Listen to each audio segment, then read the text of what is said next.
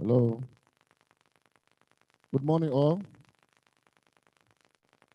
You are welcome to the program, and I believe that all of us have a copy of the event agenda, and I know that we are all settled as well too. To minimize time, I will plead that to do self-introduction. So I'll be starting with the giving the mic to the Director of Gender Affairs, Federal Minister of Women Affairs, to lead on the self-introduction. Thank you. Thank you very much. Good morning, all. My name is Priya Kimdebulu. I'm the Director of Gender Affairs, Federal Ministry of Women Affairs. I welcome you all to this auspicious event, and I wish every one of us a fruitful deliberation. Thank you very much.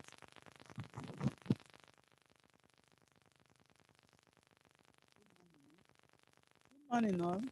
I'm Mrs. Ibi Namaslena, the Director of Women Affairs, Ministry of Women Affairs and Social Development, Ebonyi State. You're welcome. Good morning, all. I'm Mrs. Ajala Adenike from Ministry of Women Affairs, Ogo State. Please, let's be welcoming them, please. Good morning, all. I'm Ucha Neke from Ministry of Gender Affairs and Social Development. I'm representing my HOD, Mrs. Mba Esther.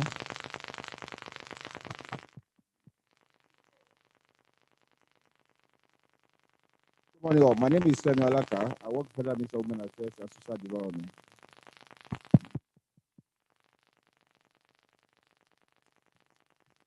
Good morning, all. I'm Mrs. Esu Alao, Director of Social Welfare, Kwara State Ministry of Women Affairs and Social Development.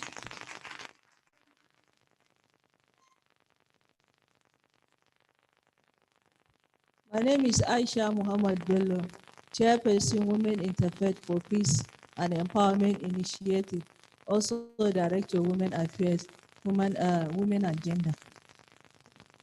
Please, let's appreciate her, please. Taraba State, sorry. Good morning, all. My name is Zainab Isha Kusok, presently Education Secretary, Just South Local Government in Plateau, Peace Ambassador from Plateau. Good morning, all. I'm Hadiza Balafagi, Chairperson, Women, Peace and Security Network, Kano, and also a Peace Ambassador. Good morning, ladies and gentlemen. My name is Bilkis Shafi Ujibur. I'm the Director of Women Affairs from Kano State Ministry of Women Affairs and Youth Development. Good morning, all. I'm Gladys from Global Rescue Mission. Good morning, all. Charity Amike from Global Rescue Mission. Good morning, all. I'm Choma Wabera from Global Rescue Mission.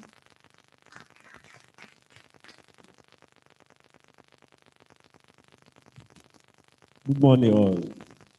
I'm Mr. Innocent Okpanachi from Global Rescue Mission. Good morning, all. I'm Mr. Francis Emeka Olise from Global Rescue Mission. Good morning, all. I'm Suleiman Destiny from Global Rescue Mission. Good morning, everyone. I am Dr. Blessing Azubike, and I am the Director of Women Affairs Department, Imo State Ministry of Women Affairs and Gender. Good morning, all. My name is Hawa Musa. I'm a member of Women, Peace and Security Network and Peace Ambassador, Gombe State. Good morning, all. I am Comrade Lillian Cosmos from Global Development Center for Rescue Mission in Nigeria. Thank you. Good morning, everyone. I'm Hope Oscar from Women Peace Initiative, FCT.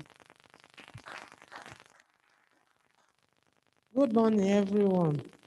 I am Mrs. Magdalene Ando from Benue State, representing the Director of Women. I'm the Deputy Director. Thank you.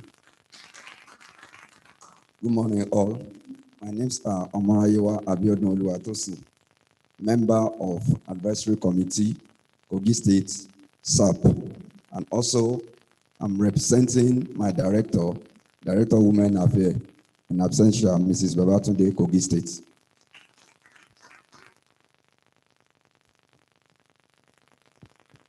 Let me stand on all existing protocol. Mrs. Eitemi Oli, Director, Women Affairs, Niger State.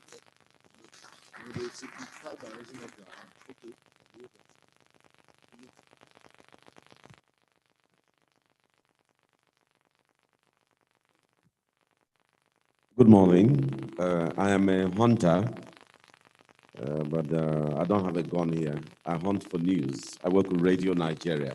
My name is Tese Nzuga. Thank you. My name is Alex Dickes, ASO Radio and Television.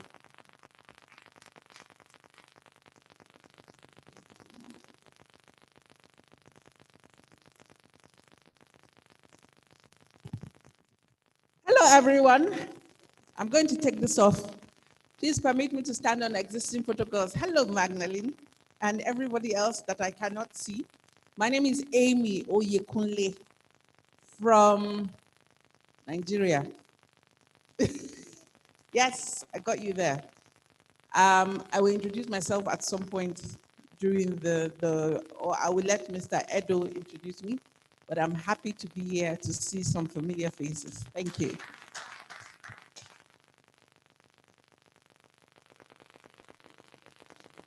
Hey, good morning. My name is Omobolale Shudia for Federal Ministry of Women Affairs.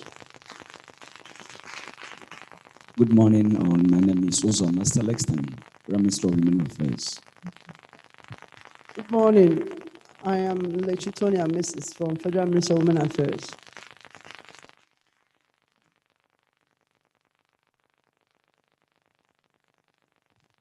Good morning, everyone. My name is Nkechi Iluchi Omekedo. I work with ActionAid Nigeria. Thank you.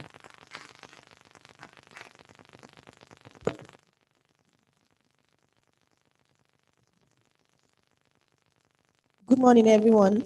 My name is Niri Goit. I work with ActionAid as project coordinator, not for the WVL project. Good morning, everyone. My name is Adepo Igi Adeyinka from ActionAid Nigeria. Good morning, everyone. My name is Anastasia Duru, ActionAid Nigeria.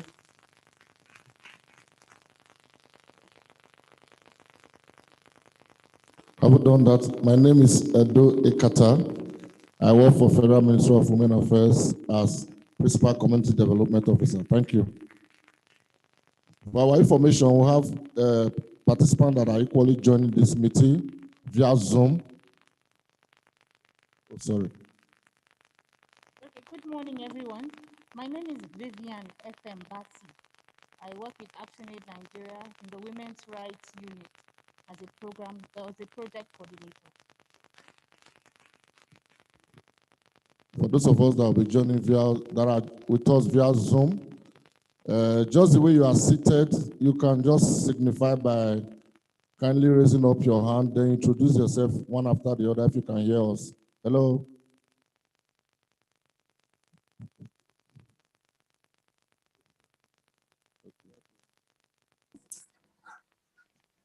Hello. This is by introducing yourself.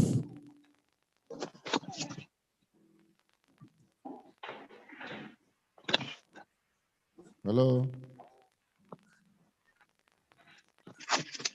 Can you hear us, please? Okay, while we are trying to sort out the connectivity via Zoom, I think if we looked at our agenda, Havu Don's introduction is going to be a welcome address by the Permanent Secretary, Federal Ministry of Women Affairs. It will be represented by the Director of Gender Affairs to kindly come to deliver our speech. Thank you.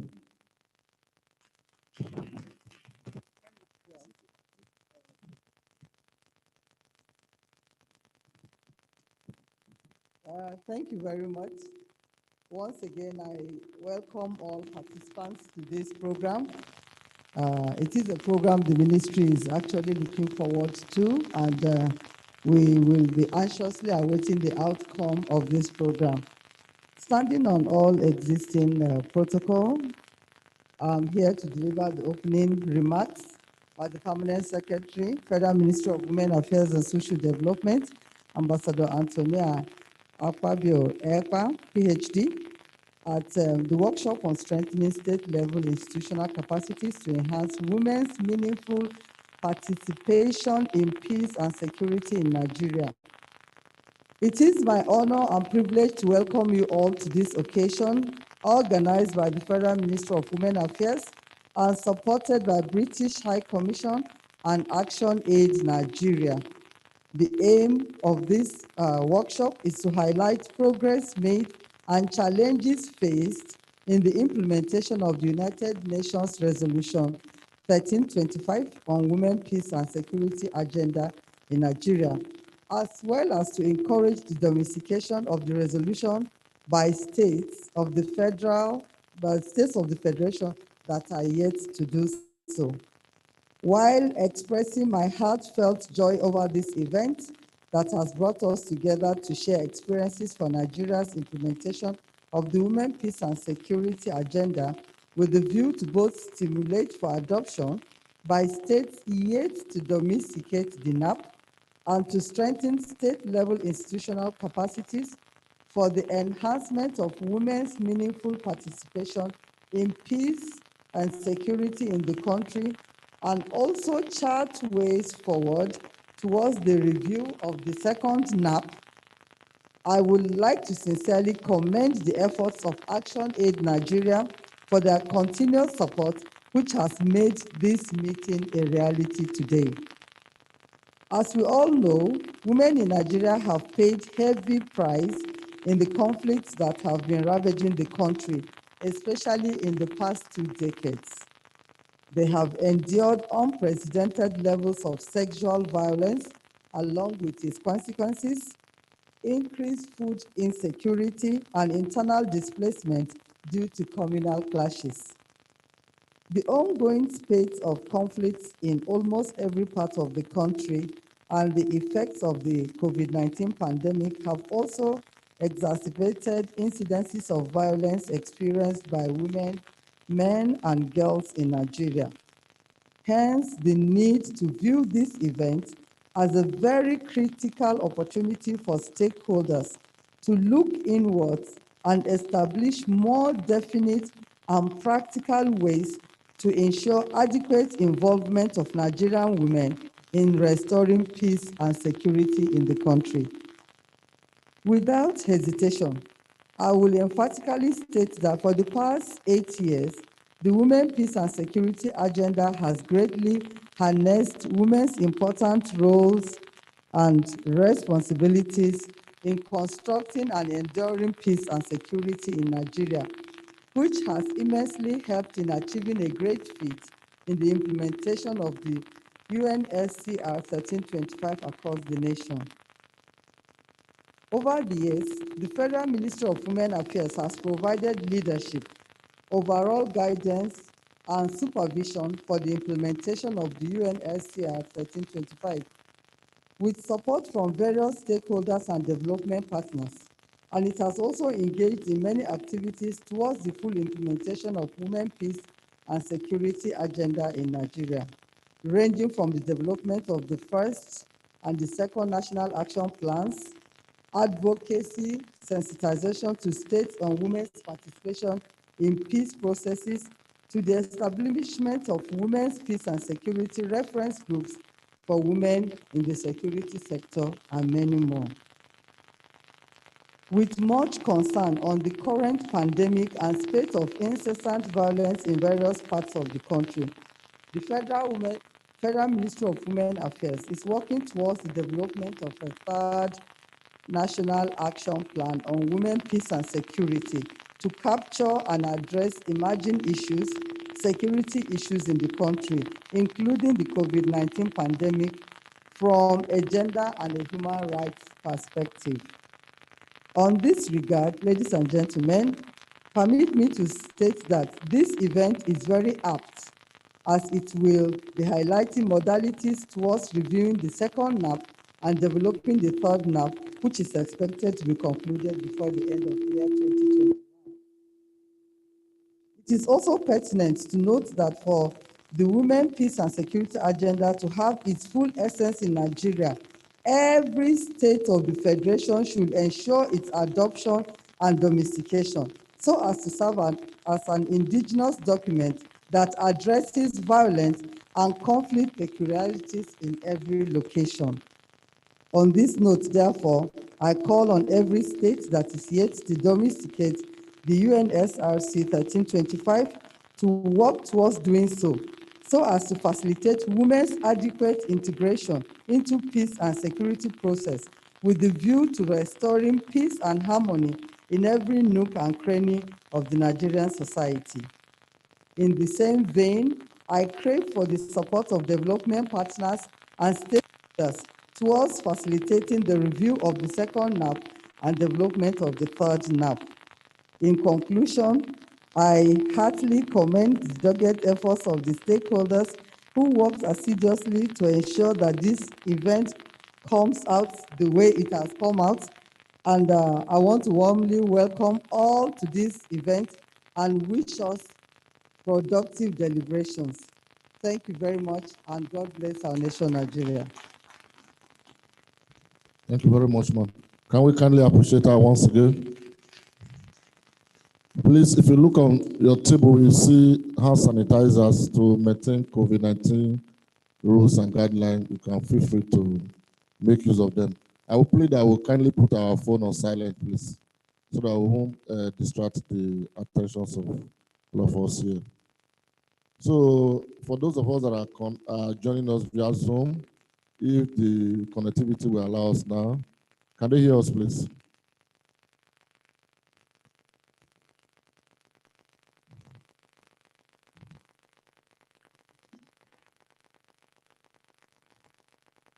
If you can hear us via Zoom,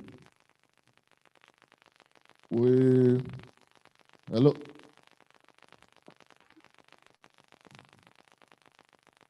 Oh, somebody said, please let's start the self-introduction, please. Just one after the other as you are seated, as you are being connected to the Zoom.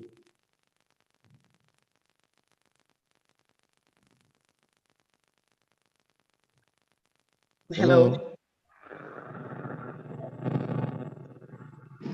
Hello, good morning, everyone. Good morning. My name is Sueba Yakubu Jibrin, Director of Programs, ActionAid Nigeria. Good morning, all. You're welcome, man. Thank you, man. Please, let's appreciate her. Hello. Okay, please go on. Hello, good morning. Good morning. My name is Kalista Onibo, Program Officer, Knowledge and Care Providers, Akure. Hello, can everyone hear me? Very well, we can hear you loud. Okay, thank you. You're welcome. Thank you, ma'am. Please, let's appreciate her. Mrs. Felicia, kindly introduce yourself, please. So my name is Felicia Meriga. I work with FHI 360. I'm a gender advisor. Thank you. Thank you. You're welcome. Hello, Mrs. Maya Esther, if you can hear us, kindly introduce yourself.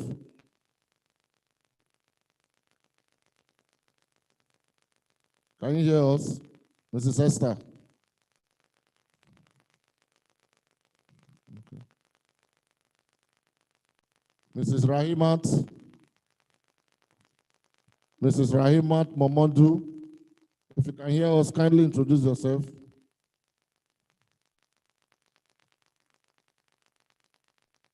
Hello. Oh, good morning, everyone. My name is Can you hear me? Very well, loud and clear, man. Okay, my name is Rahimat Mamadou. I work with the ECOWAS Commission. You're welcome, man. Let's appreciate her, please.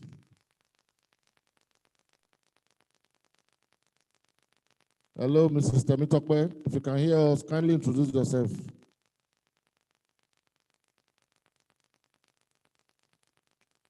Mrs. Tokwe Olanoye. If you can hear us. Everyone. Good morning, everyone. Good morning. My name is Dr. Olani from Olive Community Development Initiative in Ilorin. I'm the program officer. Good morning. Sit them, please.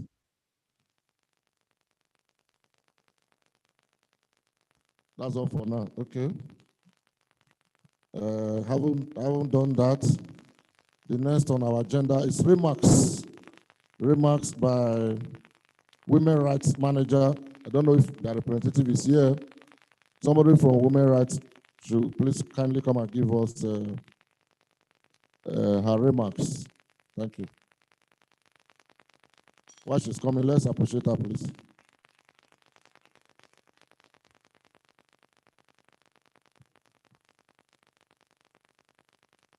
Good morning, everyone. My name is Nkechi Ilochi Omekedo. I manage the Women's Rights Program in ActionAid Nigeria. And it's indeed a pleasure to be here with all of you. Not just a pleasure, I think it's an honor to be amongst all of you. When I see my seniors seated in here, it's a pleasure, really. My country director is on her way, and she's going to speak to you as well when she comes in. But before she comes on, I just want to say thank you to every one of you for coming to today's meeting. It's indeed a privilege and an honor to have you. But basically, in terms of the importance of this meeting, because we have looked at the work that we have done on Women, Peace and Security Program, and we know that the starting point for this is to have a critical conversation on how we will deal with the issues on our hands. The way conflict is expanding in Nigeria is bringing us to know that we need to sit up, right? So conflict is no longer seated, or insecurity is no longer in one place, like we know in the Northeast alone. So it's expanding to other states. So we need to begin to think for states that have not adopted the action plan or developed the action plan or domesticate the action plan on 1325, that we need to take action on that. At the national level, we have implemented the first and second NAP, and it's an opportunity for us to review that and get into the development of the third NAP. And we cannot do that if we do not know where we are, what results we have achieved in the implementation of the ones we've developed. And therefore, knowing where we are, like they will say, if you do not know where the rain starts beating you, you wouldn't know where the rain stopped, right? So this meeting is a reflection meeting for all of us. It's about us thinking through of how we have been able to implement the National Action Plan on the 1325, as well as how do we move on from that space to the next level. We do have sisters, especially Ami Oyekunle, who is here with us, who has extensive experience in working with you, even at the national level on this. So she's going to guide us on this process. Thank you so much, Emmy, for coming into this space. We know it's not easy for you to just dump what you are doing and coming in here to our proper payment. Thank you so much. We also have our colleagues who are here, who joined us from the Women's Rights team of ActionAid Nigeria. Thank you so much, Niri, Anastasia, and Adeyinka. And of course, Vivian, who sort of conceptualized this idea. We thank you so much, everyone, as you come into this space. We know that this is an opportunity for us to have that critical reflection and coming up with a much more stronger answers to the solutions, to the problems that we are facing. I also would want to say thank you to FCDO, who provided this opportunity for us. FCDO is the Foreign, Commonwealth and Development Office of the UK government. For those of us who know them as DFID, right? We just want to say thank you to that unit for providing us the resources.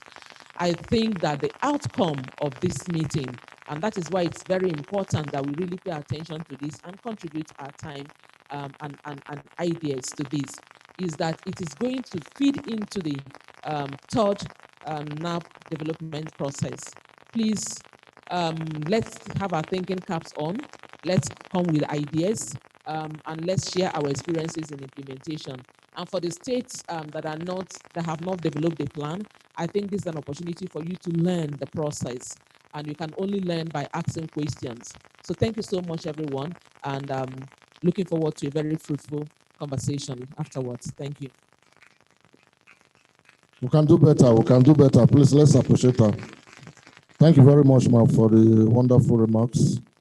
Next on the agenda, we'll be calling on Action Aids to equally give us their remarks. Thank you. Thank you, Diego. It's actually not a remark. We want to quickly share who we are with you and what we do, and then let you know the purpose, the official purpose of this gathering and the expected outputs. I don't know, some of you may have heard of ActionAid before. Some of you may have worked with us in some states. We'll be finding out today some of the states where we currently work in and as it relates to you. So quick introduction. Who are we? Who we are in ActionAid? A man called Cecil Jackson Cole founded ActionAid in 1972 as a child sponsorship charity. He found 88 people that were willing to sponsor children to school in India and Kenya. So ActionAid actually started with the focus of providing children with an education. Moving on. Right now, our General Secretary is called Julia Sanchez, and she has been the General Secretary since January 2020. Our headquarters is located in South Africa. Right now, ActionAid works in 45 countries all over the world. You see them in Asia, Africa, Europe, Americas. Okay, now back to Nigeria. That was just global. Now, here in Nigeria, we started operation in 1999 as a program, as a country program of ActionAid International. We have since transformed. We are now autonomous and we have a national recognition. We are registered with the Nigerian Corporate Affairs Commission. So over the years, we have worked in over 30 states, including Lagos, FCT, and northeastern states. We have two program strands. There's the one we call the Local Rights Program. It is long-term, where we go into partnership with civil society organizations for 5 years, for 10 years, and they work across various thematic areas, that are development thematic areas. Currently, we are in 12 states in Nigeria, working with 12 partners. Then we have the donor-funded programs, where international donor agencies fund us based on proposals written or call for interest. Right now, as of January 2020, we have 15 running donor-funded projects, though some are currently on the verge of closing out. We have offices in the FCT, offices in Lagos, and another office in Borno. We work with CBOs, NGOs, CBOs, FBOs, and ministries and agencies. We have a strong national governance structure, a board and a general assembly consisting of reputable Nigerians that provide strategic oversight. Our board chairperson is Dr. Umar Ajidola, and Ms. Enobi is our secretary to the board and the country director. You'll be meeting her in a few minutes. Moving on. Well, our vision in ActionAid is a just, equitable, and sustainable world where every person enjoys the right to life of dignity, freedom from poverty, and all forms of oppression. Here you can see how our vision aligns with the current activity that's taking place today. So to contribute towards achieving this vision, we intend to achieve social justice, gender equality, and poverty eradication by working with people living in poverty and exclusion, their communities, people organizations, activists, social movements, and support. We also have a list of values. We have what we call our mission objectives. There are 4 of them, but this activity feeds into objective 2, which is to work to protect women and girls from violence, create opportunities for economic independence and decision making.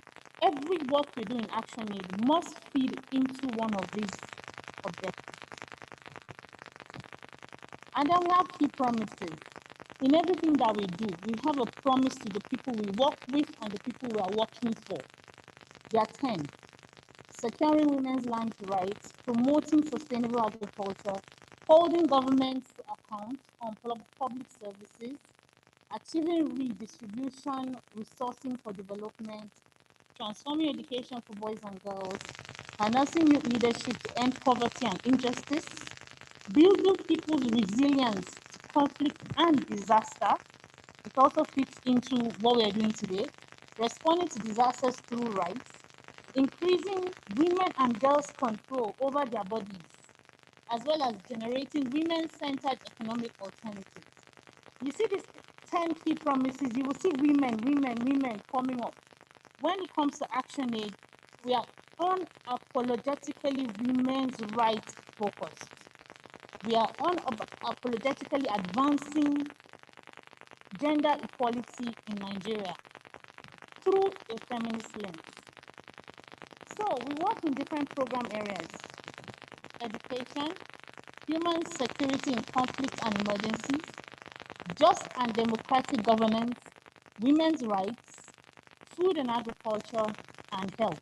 So all the work that we do fall into this program area. Now, you've heard, if you notice, almost everybody that introduced themselves today from ActionAid said they were from Women's Rights Program.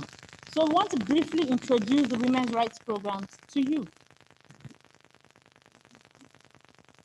So what do we do in the Women's Rights Program in ActionAid Nigeria?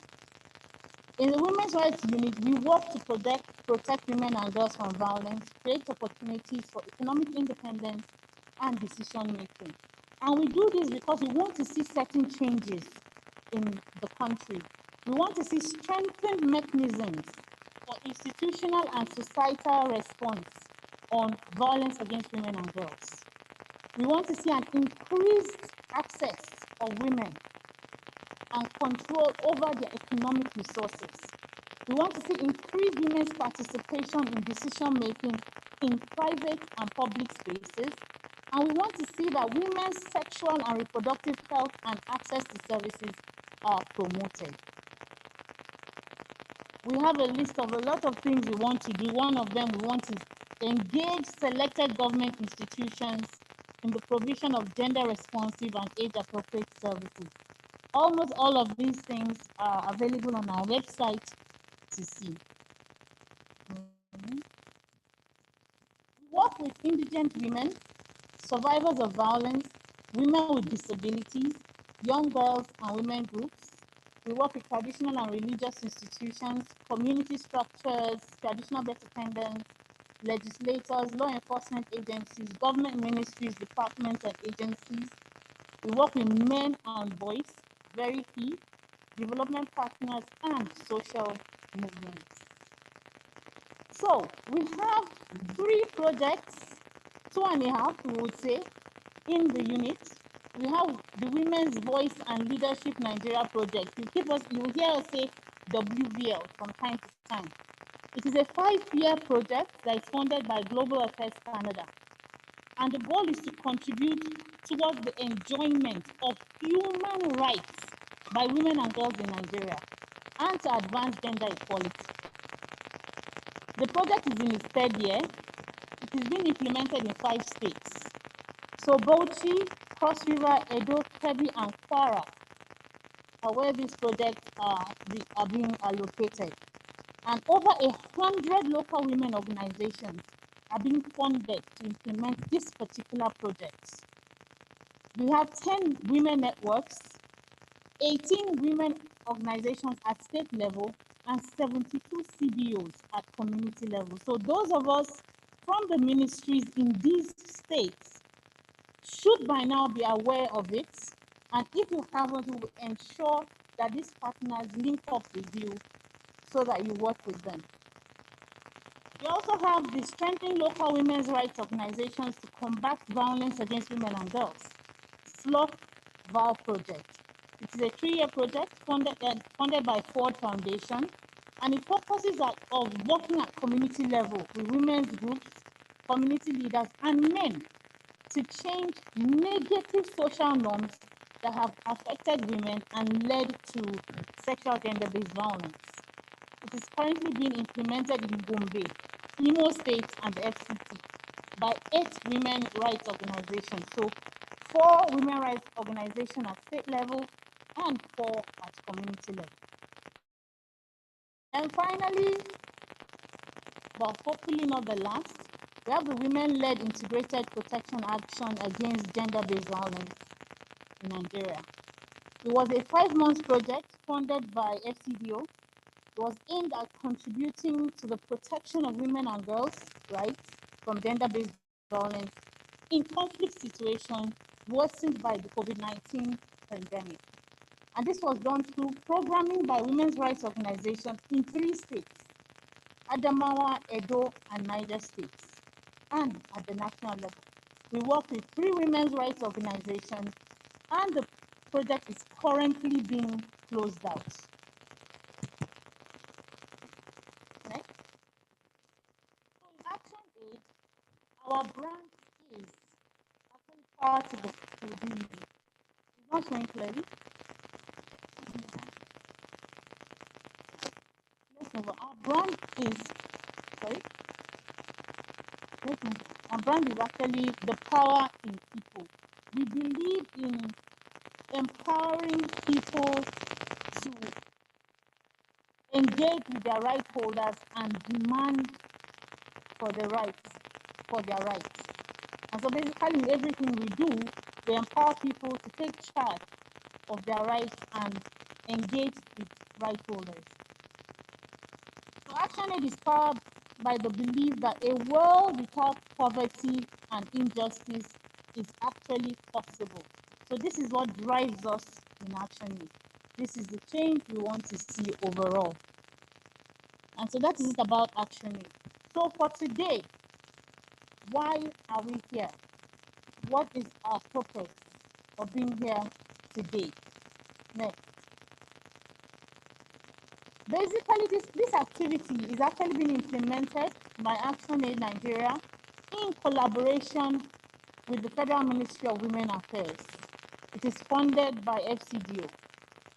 The purpose is that this one-day activity will further strengthen the capacities of coordinating state-level institutions and relevant engaging actors responsible for the coordination of the national and state-level action plan on the UNSCR 1325 and related resolutions on women, peace, and security in Nigeria. And we are hoping this will be done through we are hoping that this will be done through a knowledge exchange. So that's why we have a mixture of states that have SAP and states that don't have. So there will be a cross-learning amongst those that have and have implemented amongst themselves, and those that don't have will learn from the experiences of those that have. So basically, we want to see knowledge exchange and experience sharing to enhance women's meaningful participation in the COVID-19 response while addressing GBV and promoting women's role in formal and informal peace dialogue and mediation processes. So that's the overall purpose of why we are here. So at the end of this activity, what is the immediate output? Basically, we want to see an improved knowledge of all of us here, state-level institutions, on coordinating women, peace, and security interventions through cross-learning. We want strategies to be explored and outlined for the inclusion of COVID-19 pandemic and women's meaningful participation in its response now and beyond as an integral component in the third NAP. So we want to ensure that women's participation in the COVID-19 response now and beyond is captured in the third NAP. We also want to see that ways that the third NAP will further promote women's role in formal and informal peace dialogue and mediation processes are explored here and outlined. And all this we will take forward with us during the development of the third NAP. Thank you very much for listening.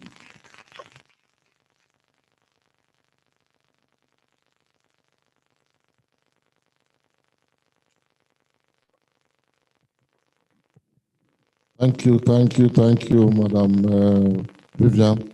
Can we kindly appreciate her once again? At least this has given us an eye-opener to know background of Action 8 and what they are really doing and making us to understand the mandate as well too.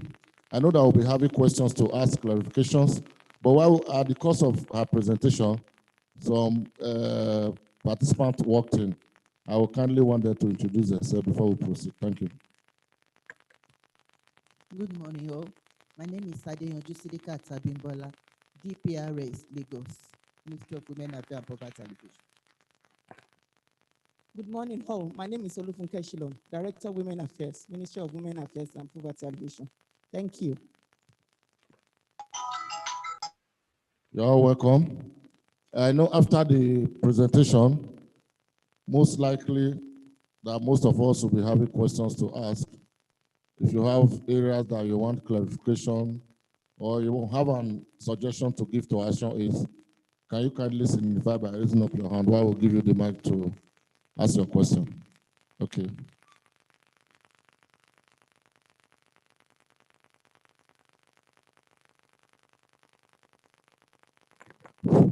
Thank you very much for that wonderful and rich presentation from Action 8. I just wanted to find out, even despite the fact you've said, I'm Hadiza Balafagi, Women, Peace and Security Network, Kano, and also the Peace Ambassador and the National Coordinator. I just wanted to find out, even despite the fact during your presentation you said you want states that have not domesticated the action plan to learn from states that have done that. Please, it seems Action 8 is only working in the, I think, is it the Northeast or North Central? Because during the presentation, I didn't see any states from the Northwest. Please, what was the criteria of selection? Thank you. Thank you very much, ma'am. Ma'am, with your permission, would you take all the questions before, let's take all the questions before you respond. Okay. Any other question? Any other question, comments, clarification, suggestions? Just feel free to ask them questions. This is an opportunity for us to know much of what they are doing. And if they are not covering our state, it's equally an avenue for us to let them know so that they put it into consideration. Thank you. Thank you very much. I'm still Mrs. Sibina, the Director of Women Affairs, Ebonyi State. Just in addendum to what my colleague just asked, I kept listening and I was hearing most of the states from the north. Only Imo was mentioned from the northeast. Only Imo was mentioned in the southeast. I want to know if there are, specific criteria, that prompt the selection of states they work in, and do they actually have plans for a scale up to states that have not been reached? Thank you. Thank you, ma'am. Any other question? Okay. Sorry. Let me start on all the existing protocol. I would like to know the state that are participated so that at least we're able to learn from them something. Okay, let me, in the cost of,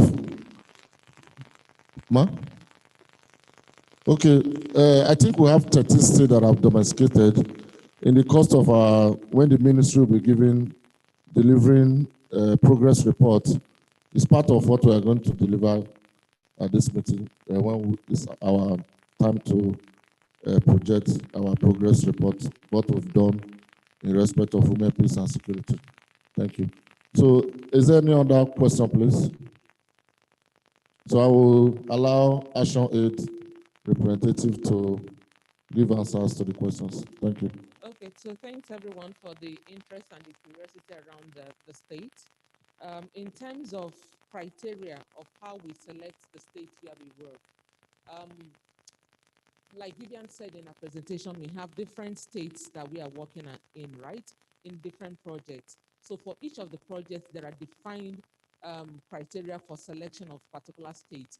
And one of the criteria that we use is how progressive a state is in terms of response, right? How supportive is a state is. Another one is around the issues, the number of incidents of violence in the state, right? So for instance, in WVL project, we have states that have high incidences of GBV or SGBV, as the case may be. And then there is also the criteria of the number of women's rights organizations, because if you listen to the three strategies of the project that we are implementing in the three states or in the three different projects, it's about giving resources to local women's rights organizations to be able to implement interventions on women's rights program. So we cannot go to a state where you don't have an active women's rights movement in that state. So it's one criteria. So it's not a clear-cut criteria. We mix a lot of issues. There's another criteria around rural versus urban states. So you have states that are can be classified as an urban state. Lagos, for instance, is a cosmopolitan state. So if you compare that with a state like Kwara, with all due respect, so we use a lot of combinations of issues to be able to arrive at different state selection. On SLOC project, which is funded by Ford Foundation, we basically use the Nigerian Health and Demographic Health Survey report to select states, because that one is focusing on also capacitating local women's rights organizations to be able to navigate gender-based issues in the respective states. So what we did is to pick the NANS and look at states that has high incidences of specific GBV and states that are also progressive in terms of, because you don't want to put our resources in a state where you have to go over and over and over in terms of getting even the state actors to agree to pushing actions. There is a particular state in one of our current states under one of the projects that we are having issues. They have made a lot of progress, and a new set of government officials come on board and are pushing, the state is even here, is pushing back all the effort that we have made. So you don't want to go to a state where you put in these ideas and they say, no, we don't want this project. So these are some of the criteria that we use in selecting states where we work in. There is no donor interference. We use evidence. We use the statistics that we saw on ground to be able to implement, to be able to define the state that we work in. Now, if you recall, when I was making my opening remarks, I said that violence and insecurity has expanded and is escalating. It's no longer situated in the Northeast. By the way, we don't work in Northeast solely, right? Under the Women's Rights Program. But our Action Aid program, we have what they call the Local Women's Rights Program, the Local Rights Program, the LRP. In the LRP project, we work in almost 36 states of the Federation. And in different projects, there is no state in Nigeria that we have not had intervention in. So this is the way Action Aid works. So we expand.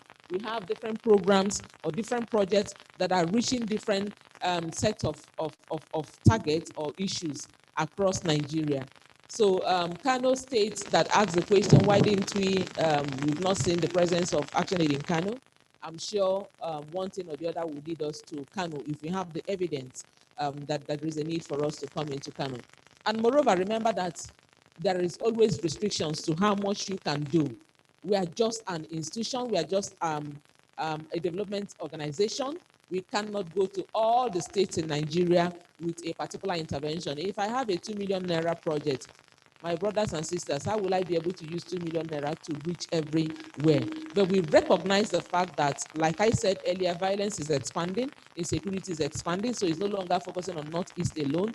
The interest, one of the interest states for us now is the region is this, the Northwest, where Kaduna, Kano, and a whole other states are part of. So we are hoping that if we get more resources, we'll be able to expand to those states. And to say that this meeting, as a final response, that this meeting is providing us the opportunity of working with all of you through the Federal Ministry of Women Affairs, right?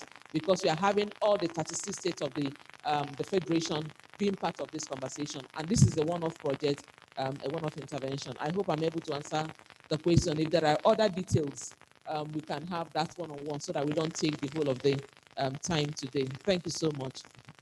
Thank you very much, man. Let's appreciate our police. I don't know, those people, the participants that are joining us via Zoom, I don't know if they'll be having any questions to ask too. If you can hear us, kindly signify by raising up your hand so that we can take your questions as well too. Hello? Can you hear us via Zoom? Any question? Hello? Hello, none for now. Good morning, everybody. Okay, thank you. Have a look at the agenda very well. I think the next on the agenda is ordinarily to have understanding of NAP and SAP. That is going to be moderated by Madam Amy. So I don't know, with your permission, I don't know whether we should go for tea break before we take that, or we should proceed with that before the tea break, because they are ready. The tea break is ready. I think we should go for the tea break. Before the tea break, now that we are still very fresh, let us kindly do group photograph before the tea break. Thank you. Let's come to the podium while we do the group photograph before we go for the tea break. Thank you.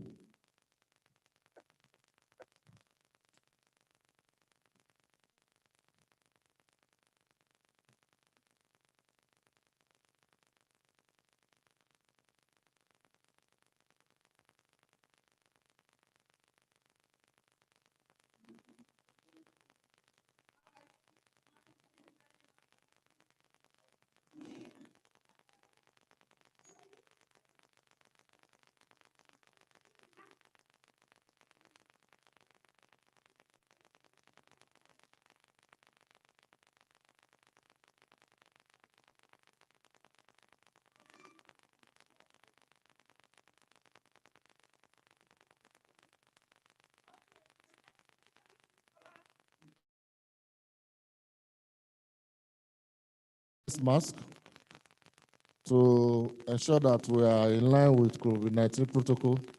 So let somebody arrange us how we are going to stand so that we can cover everybody. Can we kindly move for the photograph? Tonya, please come up.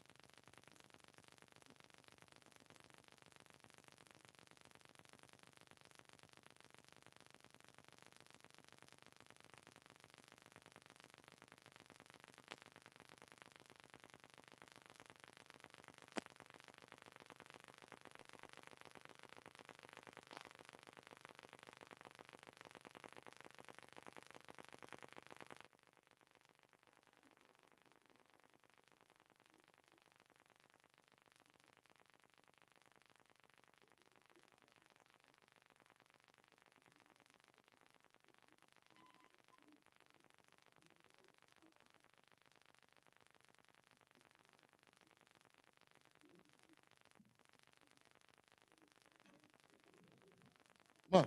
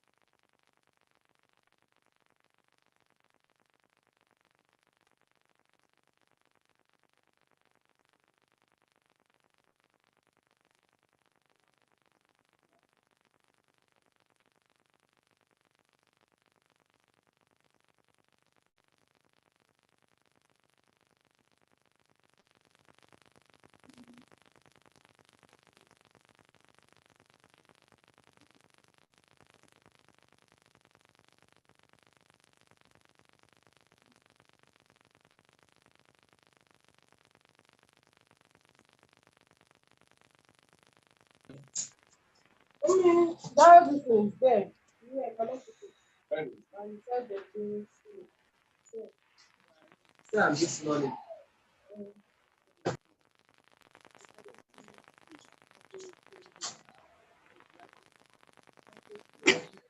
Don't worry, don't worry.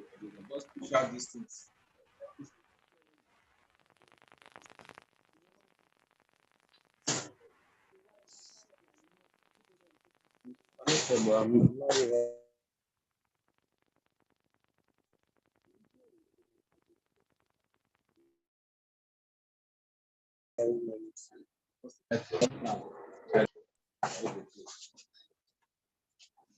This time you see I carry the separate than no rice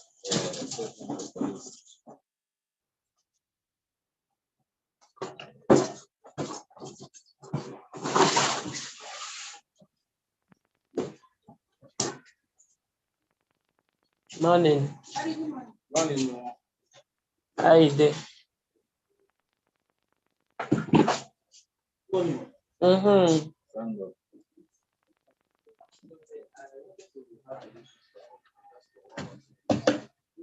Who are you? Okay.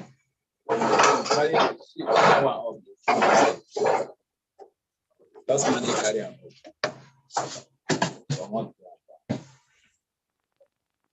This one self no dey, don't dey shake.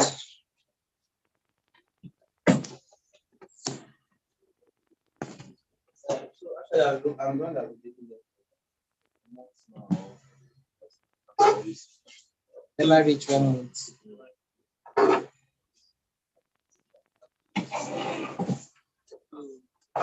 don't know. Actually, some of them, the number I came to this thing, I don't know what kind of them doing. And it's not really helping.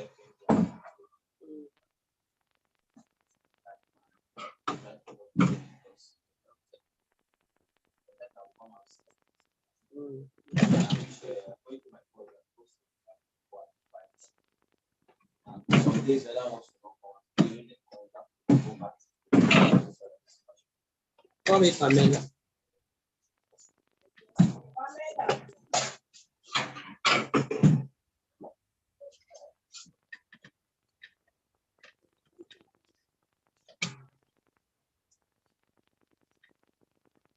This shape now.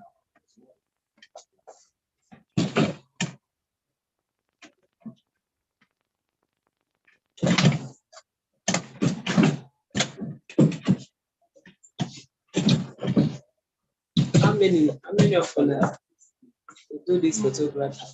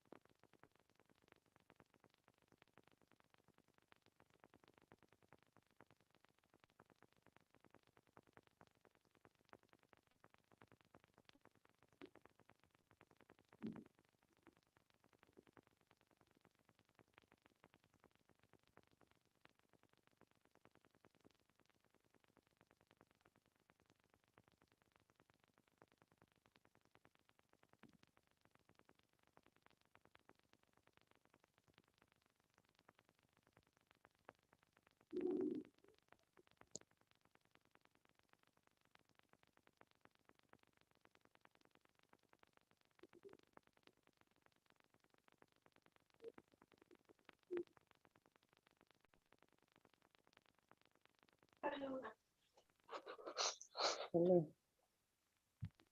is Jigawa State.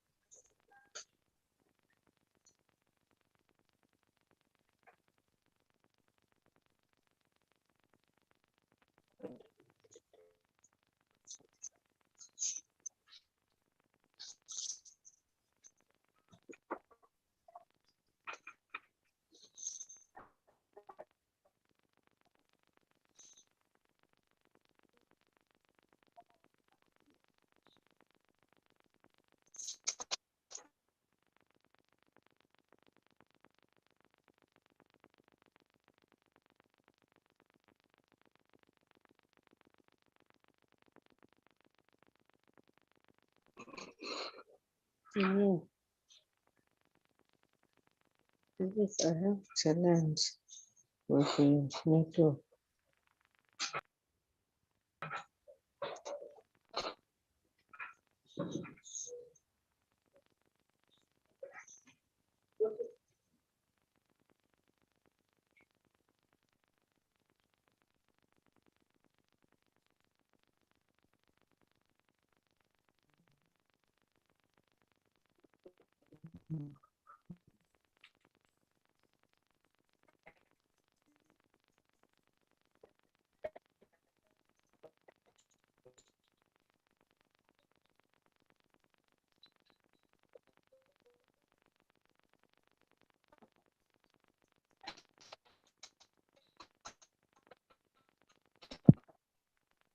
Hello?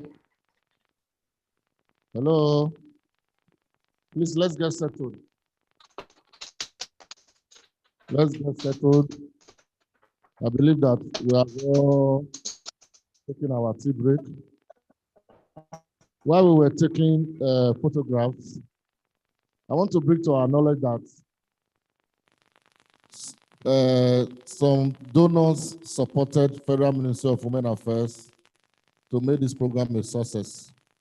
FCDO and Action Aid Nigeria supported the Federal Ministry of Women Affairs to ensure that this program is successful. Can we kindly give them a big round of applause? Thank you very much. So while we're taking photographs, the big masquerade came in. Country Director, Action Aid. She came in while we were taking photographs. I noticed that because most of us have not really met her before, we couldn't know that such personality was in our midst. So I will plead, I will get settled to listen to words from her. Thank you.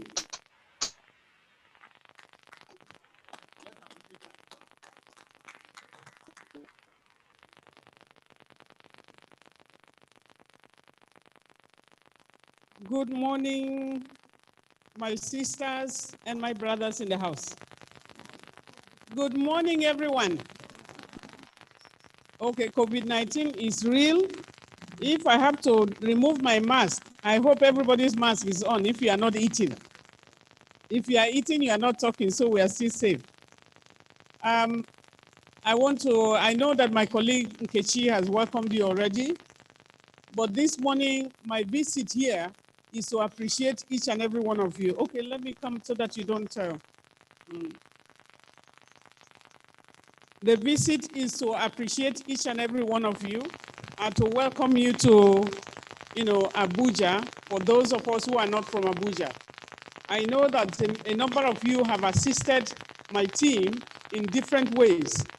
But the work that we are doing, if you are doing something on women's issues and you are not liaising with the Ministry of Women Affairs, then where do we go from there?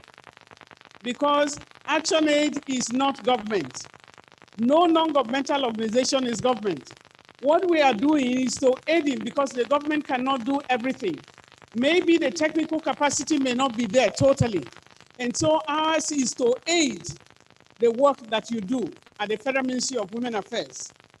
And so we really value that despite your very tight schedule, at the moment that all of you are able to make it to this meeting. ActionAid, as you know, we work on social justice. Our core, in terms of target is women and children, women and girls, the young people, and people living with disabilities, because we work with the most vulnerable group.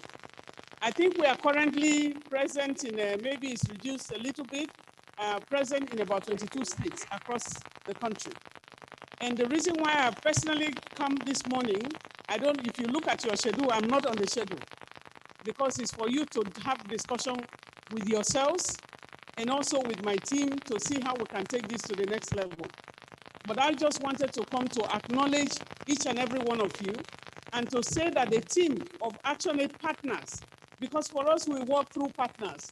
We have about 100, I lead about 100 staff, very dynamic staff, in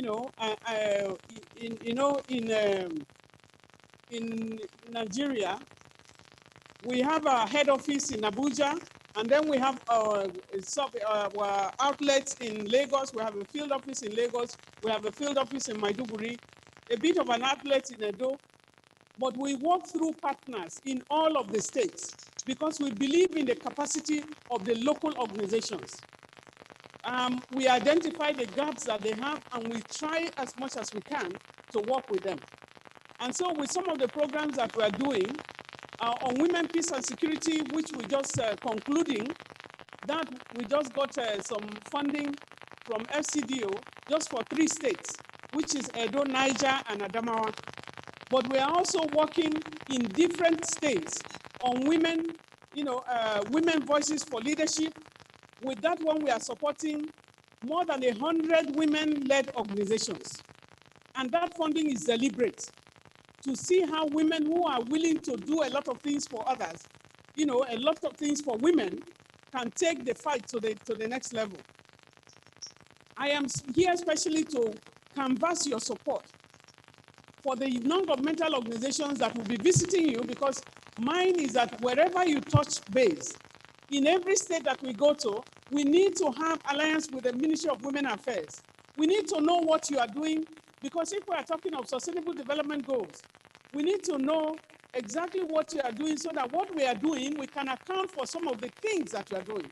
And if you support that, you'll be able to get some results from that as well. And so, another is that the states where you work, we need to mobilize women. We need women networking with each other. But the mobilization will start from all of you that are seated here. How are you networking with each other? How do you support other women? The women that are in your ministries, how are you putting support for them? I always say that women have no tribe. You don't have a tribe. Because you can get up from Adamawa, you find yourself married in Edo. You can get up from Sokoto and you find yourself, you are now resident in Lagos because your husband is from Lagos. Like some of us who have crossed the terrain to other places. Some of your children will not even be married to Nigerians. Am I correct? Some, because when they go to studies, because many people are studying abroad now, maybe they will just meet somebody from Brazil, and wedding is set. And what that means is that the hub of humanity what concerns humanity, women are the hub. And so we use, in ActionAid, we use human rights-based approach to everything that we do. We believe that women are equal. Everybody is equal. Both men, women, children, and what have you, people living with disabilities, we are all equal. But to be a change agent, it needs to start from you. And I ask, if you really want to go into the work that we do, because of our values, our core values of humility, mutual respect, how do you talk to other women around you? I'm talking directly to the women here now. How do you talk to the other women around you? When a younger woman is coming on board, he looks at you as a hero, but you look back at her and say, look at this idiot. Look at what she's wearing. So you use your tongue to fire her down. You use your tongue to shred somebody totally. And this is not what we're looking for. You need to let your tongue be positive. Let it give confidence to other people. And so the networking that we are talking about, we are looking at 2023 is here, isn't it? What is the level of women representation? If we are more than 50% of the population, why can't we provide the president? After all, the statistics show that most voters, the voters in Nigeria, women are more in terms of voting. So why can't we vote a woman as a president? So what is your quarrel with it? So 2023 is here. Any woman who is bold enough to step out, vote for her. Let her go and make her mistakes. But it's not only the presidency we have to look at. We are looking at the local government. How do we mobilize women at the local government level to take council seats and be chairmen or chairs of the local government? How can we mobilize them to go to the state assemblies? We have many assemblies, many state house of assembly here with no woman as a member. What does that mean? What that means is that when it is decision making that has to do with health, our brothers are here, guys are here. How many times do they go to hospital in a year? How many times do their wives go to the hospital? So how many times does a woman use the hospital? So when we say equality, equality does not mean the same thing. Equality will let you see the kind of differential, the interventions that you need to do to lead to the equality we're talking about. If women are the ones that are hoping that is the hub of production of humans for the workforce, they are the ones that are producing human beings, isn't it? And so if you don't have a hospital where you have an environment where they can do their production to continue the human race, who are you cheating? And so when we are looking at that, and that is why today Nigeria, when women are pregnant, they are on the maternity death road. And it doesn't seclude anybody unless you go abroad. Whether you are educated or you are not educated, the hospitals that handle you, they see whether you are alive or you are not alive. And so that means that if we don't stand up to speak on behalf of women, and if we don't stand up to speak for ourselves, nobody is going to speak for us. Because Nigeria is losing women daily, to maternal mortality as no other country in the world. I think we are one of the last now. We used to be in the last 5, but I think it's narrowed down again. And we say we are not at war. We have conflict in the Northeast, but nobody has declared war. Nobody has declared war in the insurgents. So we are not at war, isn't it? If we are not at war, why are people dying as if we are at war? And so the issue of security, again, I will come down to it. Gender-based violence is happening all the time. I think one of the studies that they showed is that 1 in every 5 women, in our area, has suffered the kind of insecurity and violence that we have been talking about. You are seeing the cases from your own, departments. You are seeing the cases, but you can do nothing about it. Why would the perpetrators, why would rape happen in the locality, but you must go and report the case at the state level? And being a woman I know is special. I want to be a woman. I don't want to be a man. I am a woman, and I'm happy to be a woman. And so you need to acknowledge your womanhood itself. But when a case of rape happens, one of the worst experiences for those who are raped is now to go and open up yourself to be examined so that they can prove that rape happened. If you don't do that, you have no case. Are we together? And so what they do is that you have to go to a hospital that is acknowledged, as you all know, by the government, that this is where they can accept the reports from. We have a recent case where a mother took a child to the hospital. And then that hospital said, unless you go and bring the person who raped you, we cannot take you. And so the parents have to treat the child, and so they take the child to the private hospital. That's the latest case we have gotten in last week. And in that case, they went to the private hospital. Somebody took evidence, took some snapshots, so that he will have something. The community went and gathered around him and said, unless you delete it, you will not leave this place. So even the community that you trust to make justice for you have left you behind. Who considers the child that has been raped? Who considers how people survive? Supposing it were your child that was raped. You know, we like data a lot. We said 10 women were raped, 100 women, 50 women were raped, as long as it doesn't touch your family members. But if it is a member of your family, if it's your sister or your daughter that has been raped,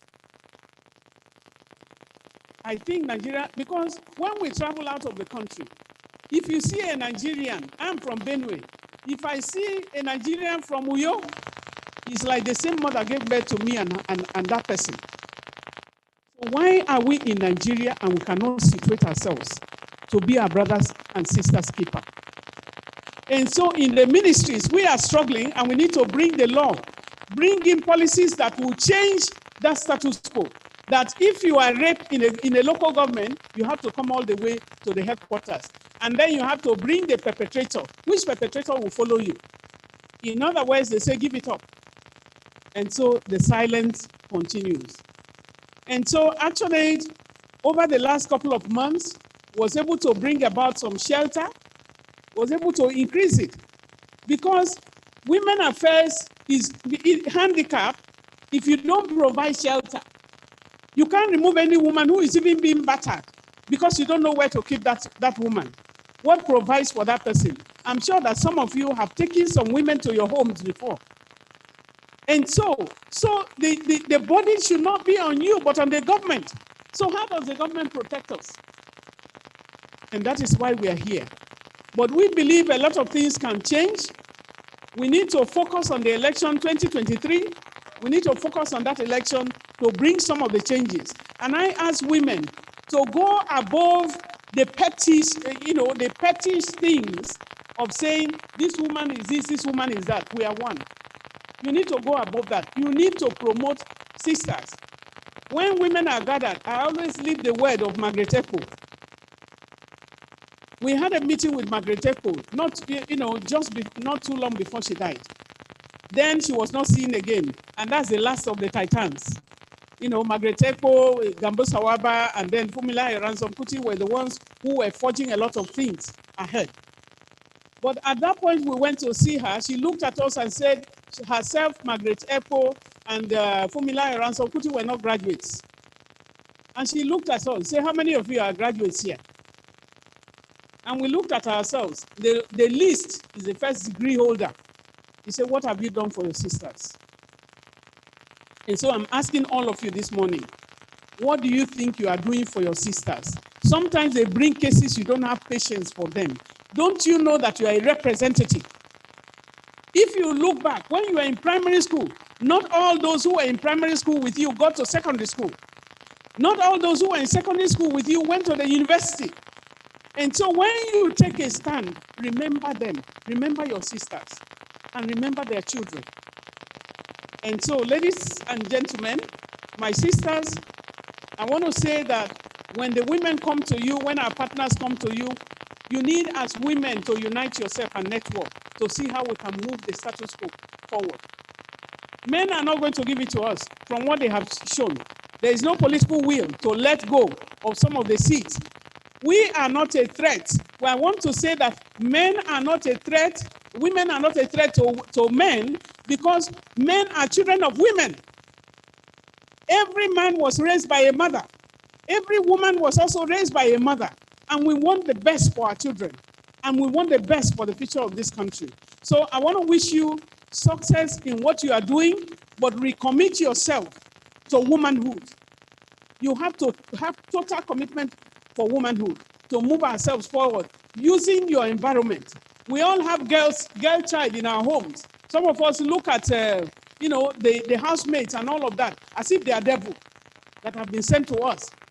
You are only lucky to have housemaid, because in civilized world, nobody has that kind of housemaid anymore. If you have a housemaid, you pay graduates to be your housemates, but you must pay for it. So when we are, bringing in girls to take care of our children, you are only lucky to have them because they don't have advantage for education. They don't have advantage to be brought up just like your children. You need to treat them with the spirit of oneness and one humanity. I want to thank you very much. Thank you.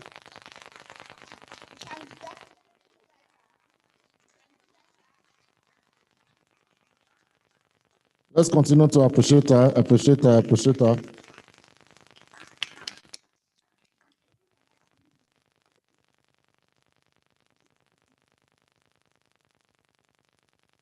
Thank you very much, man. Thank you very much, man. I believe with these lectures, our bags are full with what we never expected that we are going to know today when it comes to promotion of gender equality and women empowerment in Nigeria. Once again, we really appreciate you, man. Thank you very much, man. So the next on our agenda is the understanding of the National Action Plan and the State Action Plan as well, too. So I'll plead with us to kindly get attentive. This is the presentation we're about to take now is very, very key. I will need to ensure that we listen attentively and ask relevant questions, because this is a very good opportunity for you to know and the best strategy that you can adopt to ensure that the NAP is domesticated in your state. So our facilitator is no other person than Madam Amy. She will be moderating this session. Thank you very much, ma'am. If you want to clap, clap. If you don't want to clap, don't clap. It's okay. Good morning. So how do you feel after that very call to action speech?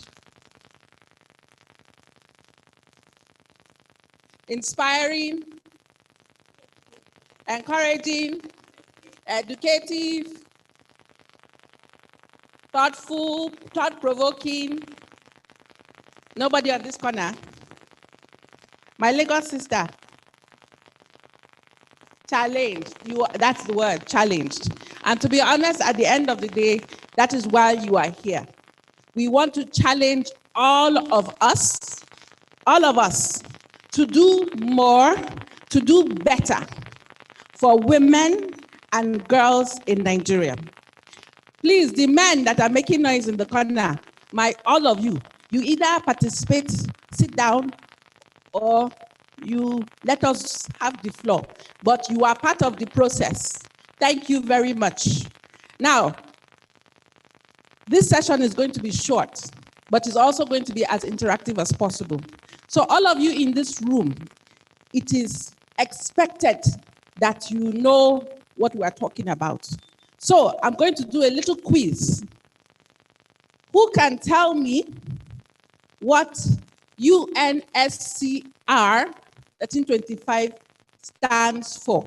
What it means? It's an acronym at the moment. Who can tell me what it means?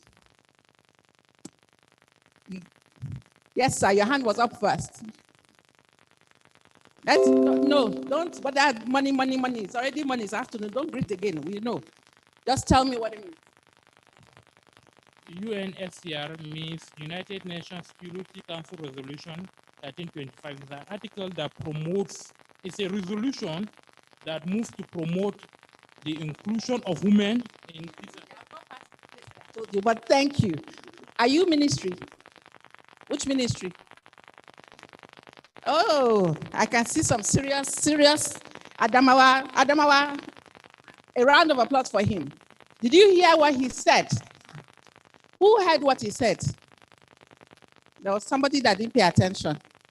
What did he say? What did he say it was? He didn't get you clearly. Now, you see, here's the thing. When I'm facilitating, you have to pay attention. Can you repeat it again, Mr. Adamawa? Project.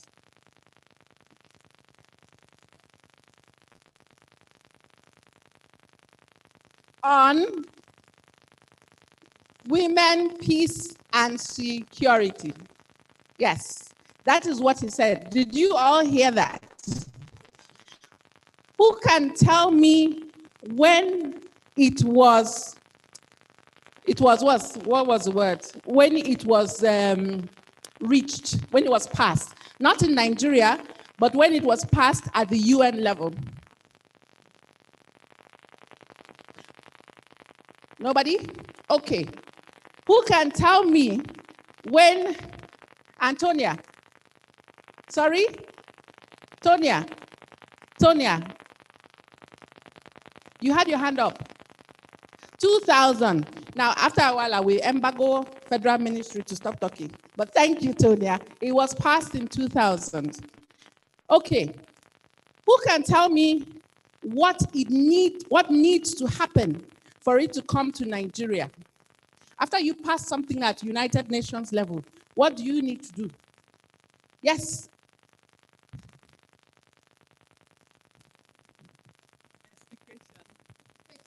I said it's domestication. We need to domesticate. You adopt the resolutions that is, you adopt what the provisions of the resolution and adapt it to the country, the Federal Republic of Nigeria, and adapt it to our environmental. Thank you very much. As ministry people or civil society in this room, you need to learn, or you need to be more conversant. So yes, we domesticate it, but finish it. UN Council resolution on what? Finish it. You need to own that narrative. Otherwise, domesticate by who? Is it community people? And so on and so forth. It doesn't make sense. Okay, one more question. Who can tell us when Nigeria domesticated the United Nations Security Council Resolution 1325? Yes. Sorry?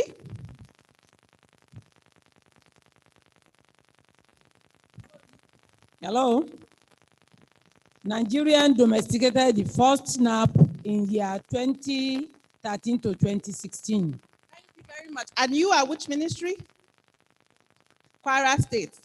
Thank you. So Nigeria domesticated the first SNAP or adapted the first SNAP in 2013. Are we clear? Are we all on the same page? I seem to have lost my clicker. Okay, here it is. Okay. How many of you have seen the current National Action Plan? Show of hands in the room. Current. Well, it's expired. Yes, ma'am. Let me come closer to you. So the first NAP was 2013 to 2016. When was the second NAP? Actually, we've seen the second NAP. Yes, the current, not the third NAP. We have the first, we have the second, but we are planning to have the third one. Yes. So the current NAP or the expired NAP is was expired in 2020. Okay, we are going somewhere. So I said, how many of you have seen it? I really need to see your hands if you have seen it. Show of hands. Let me speak another language. Motiri I have seen it. Motiri. I didn't say Motika. Motiri. Only 2 people in the room. Honestly, 3 people in the room. From the other ministries, you haven't seen it? Okay. Now, for those of you who have seen it, how many of you, Hadia, how many of you have read it?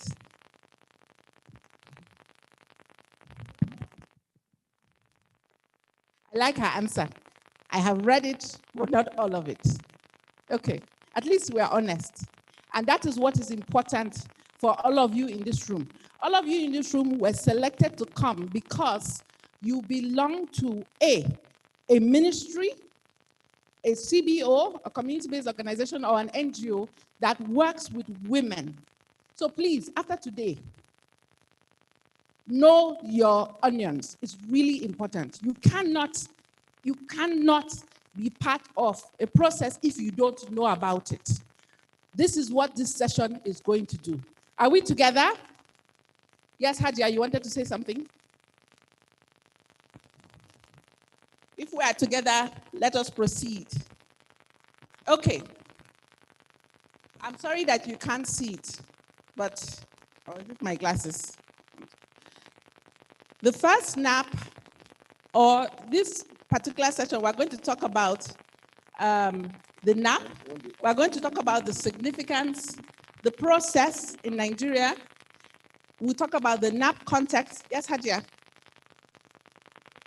Let me come to you. You are going to give me exercise today, but it's okay. Yes, thank you very much. Thank you very much for giving me the opportunity. The second NAP, we actually did not see it only like this, but we were part of the review. We reviewed it according to zone.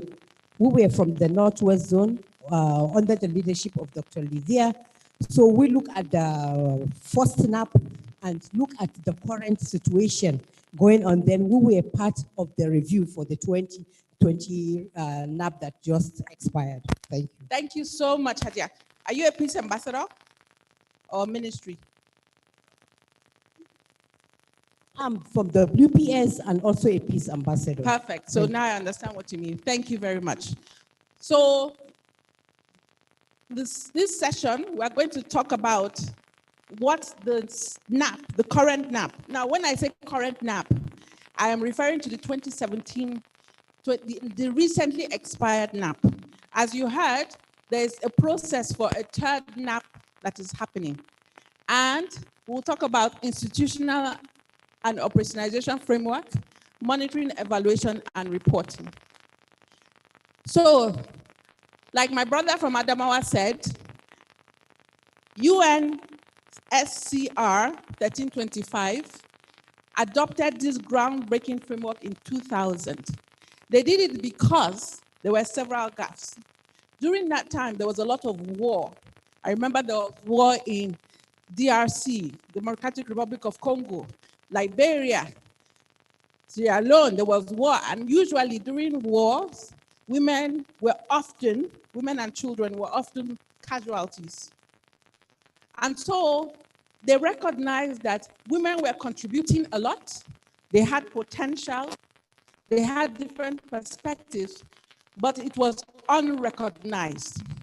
It was unrecognized in peace and security. So even though women were affected, men were affected, boys were affected, girls were affected, they recognized that women suffered differently. Conflict affects everybody differently. No be so. Am I correct or am I not correct? But women and girls were always almost negatively affected. They were raped. They were taken as child brides. They were taken into forced marriages. Their bodies were used as torture chambers. So many things happened to women that were not accounted for.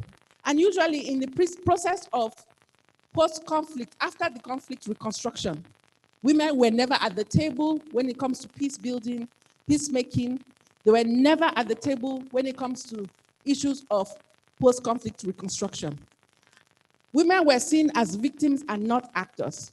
But in the last how many years, we've seen research and data has shown that women are not only victims, they too are actors. They too commit violence. They too perpetuate violence. And they are peace mediators. They are nurses, healthcare workers. They are mothers, they are wives in issues of violence. So women have a multitude of roles that they play. We noticed this particular UN resolution noticed that gender equality was at the heart of conflict. There were different issues that caused conflict, but most times it was gender equality. And when they developed this particular resolution, they had a record number of 180 countries sign to say, oh, we are going to adopt it, like my sister said. We are going to adopt it, and when we adopt it, we'll come back to Nigeria and we will domesticate it. And what that means is that when we take it from UN, we bring it to federal, we domesticate it at the federal level, and at the federal level, the states are supposed to go and domesticate it at the state level. It is a must. It's not an option. Why do you think it's an option? That is what is supposed to happen. And so that they know that they are keeping track of this resolution, the country, Nigeria, Federal Ministry of Women Affairs, the president is supposed to report on women, peace, and security. That is what we signed. Did it happen like that? I don't know. Now, the process in Nigeria, when we wanted to adopt for the second SAP, for the second NAP. Now, what I have to point out is that NAP is renewed every 3 years. It is supposed to last for 3 years, not 4, 3. So the first was 2013 and ended at 2016, but there was a delay in getting to the second. The second was launched in 2017 and it ended in 2020. Of course, there is still a delay in getting to the third, but it will be done by this year, by the grace of God. Say amen, all of you. But it is supposed to be done every 2 years. Now, when that is done, there is a process. And the process for the second NAP was to look at, like Haji has mentioned, to look at what were the issues with the first NAP, or what were the issues with the previous NAP? What are the emerging issues? What are the challenges? How do we make it better to work for women and girls? And so in that process, there was a steering committee meeting in Abuja, pretty much like this one, but much bigger. There was a commemoration of the 15-year anniversary where they had well over 400 participants attend. There was capacity training. In the first NAP, they noticed that it was developed, and while we were happy that we have a NAP, it sat on the shelf, which is pretty much what we all do, isn't it? We will do something, we'll tick the box, and it will go and sit on the shelf. So it sat on the shelf for 3 years, and then when it was time, we started running around for another one. Security officials were not present or were not part of the first NAP. So there was a process of capacity building for ministries and for security officials. There was a process of consultations at the different zonal levels. Like Hajia mentioned, there was a consultation for the Northwest, the Northeast. I handled the Southwest, and some of my colleagues handled the different other zones. After that, there was a national validation when the SAP was developed, the NAP was developed, and there was a launch in 2017. Now, the difference with the second NAP from the first NAP was they recognized that it needed to be disseminated widely, far and wide. So for the second NAP, all of your ministries, if your ministry didn't get, please, show of hands, but all of your ministries received copies of the National Action Plan, which is why when I asked you, have you seen it? I was expecting all of you to raise your hands. I can't say that I'm happy that you didn't, but it was disseminated to your ministries. You got copies. If you go back now to your state ministries, go and check your cupboard. It's there, I'm sure. At least there's a copy. But that is not what it's supposed to be about. It is supposed to be about you taking that document, going back to your state, your peace and security setup in your state, going back to your governor, going back to your commissioner, going back and saying, we need our own state action plan. That is what we are supposed to do. Working with other CSOs, working with NGOs, working with Ministry of Health, working with police commissioners. That is what you are supposed to do. If you haven't done it, then you are derelict in your mandate as ministries. I'm sorry, I don't belong to a ministry, but I will tell you how it is. Afterwards, there was an inauguration of a national technical working group in Abuja. The technical working group involved all representation from all states. It involved representations from select ministries, including Ministry of Defense, Ministry of Health, Ministry of Mr. Alaka, who else was in ministry? It involved all the ministries. I think it was about, how many people in that technical working committee? 66 persons. What was significant about the second NAP? When we did the review and the process review of the first NAP, we found out that in the first NAP, they did not include issues of insecurity in the Northeast. At the time, it was a problem. Many girls had been kidnapped, women had been raped, women had been killed, women were coming back with children as a result of conflict. They were being excommunicated from their communities. The conflict and the insurgency was spreading. There was insurgency and there was counter-insurgency. So not only were they affected by Boko Haram, but they were even doubly affected by camp management, by security officials. It wasn't included in the first NAP. There was issue of farmer header crisis. It had always been there, but for some reason, it wasn't included in the first NAP. There were clashes, there were local clashes.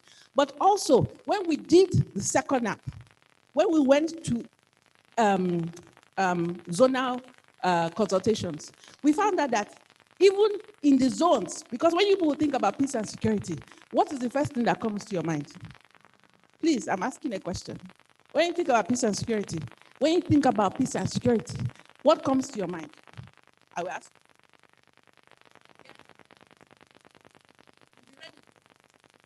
When you think about peace and security, yes, please give them yes. Safety of everybody. Yes, my Adamawa brother.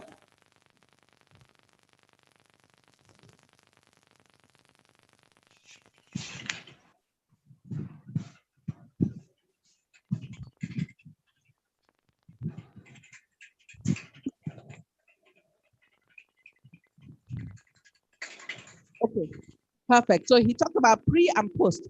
But what I want to get from you is, when you think about Nigeria, when we think about insecurity, peace and security, what state comes to your mind? What zone? Northeast. What other zone? North Central. So North Central. Thank you. I'm sorry, people on Zoom. I apologize, but thank you. Yes, North Central. So you don't think that my sister from Southwest has conflict, right? Yes. I think it's everywhere now. It's everywhere. There's no state that is exception. You know, I'm glad that I'm getting your attention.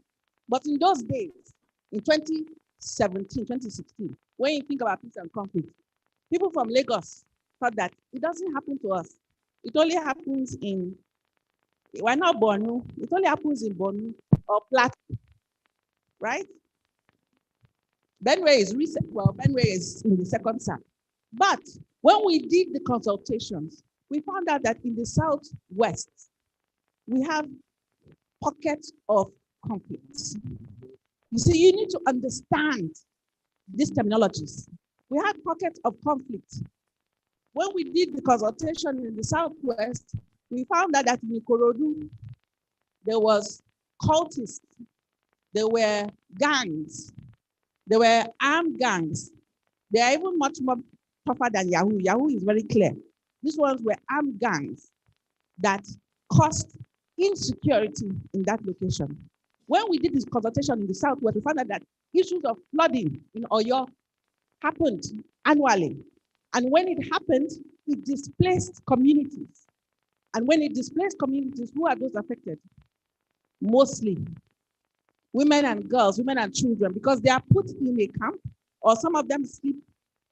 Is a terrible situation. When we did the consultations in Delta, we found out that yes, Niger Delta is very much an issue. What are they called? What are they called? Militants, militancy. We found out that even there's a situation of women themselves taking on, they were part of militants. And because during that time, they did not consider women in terms of militancy. When they were given amnesty, women did not benefit. They didn't benefit, but they were part of militancy.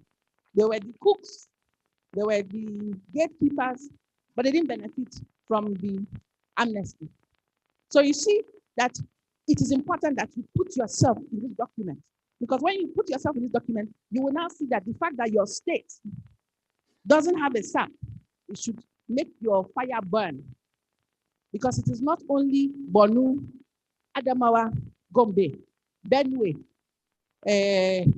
Sokoto now and Zamfara. In that time, they were not part of it. Even Niger wasn't. But now, with the recent, and this is what we call emerging issue, it is becoming a real issue. And at every time, women and girls, men and boys are adversely affected. And so I challenge all of you that your state must have a state action plan. Now, the state action plan provided priority action. We didn't choose the priority action.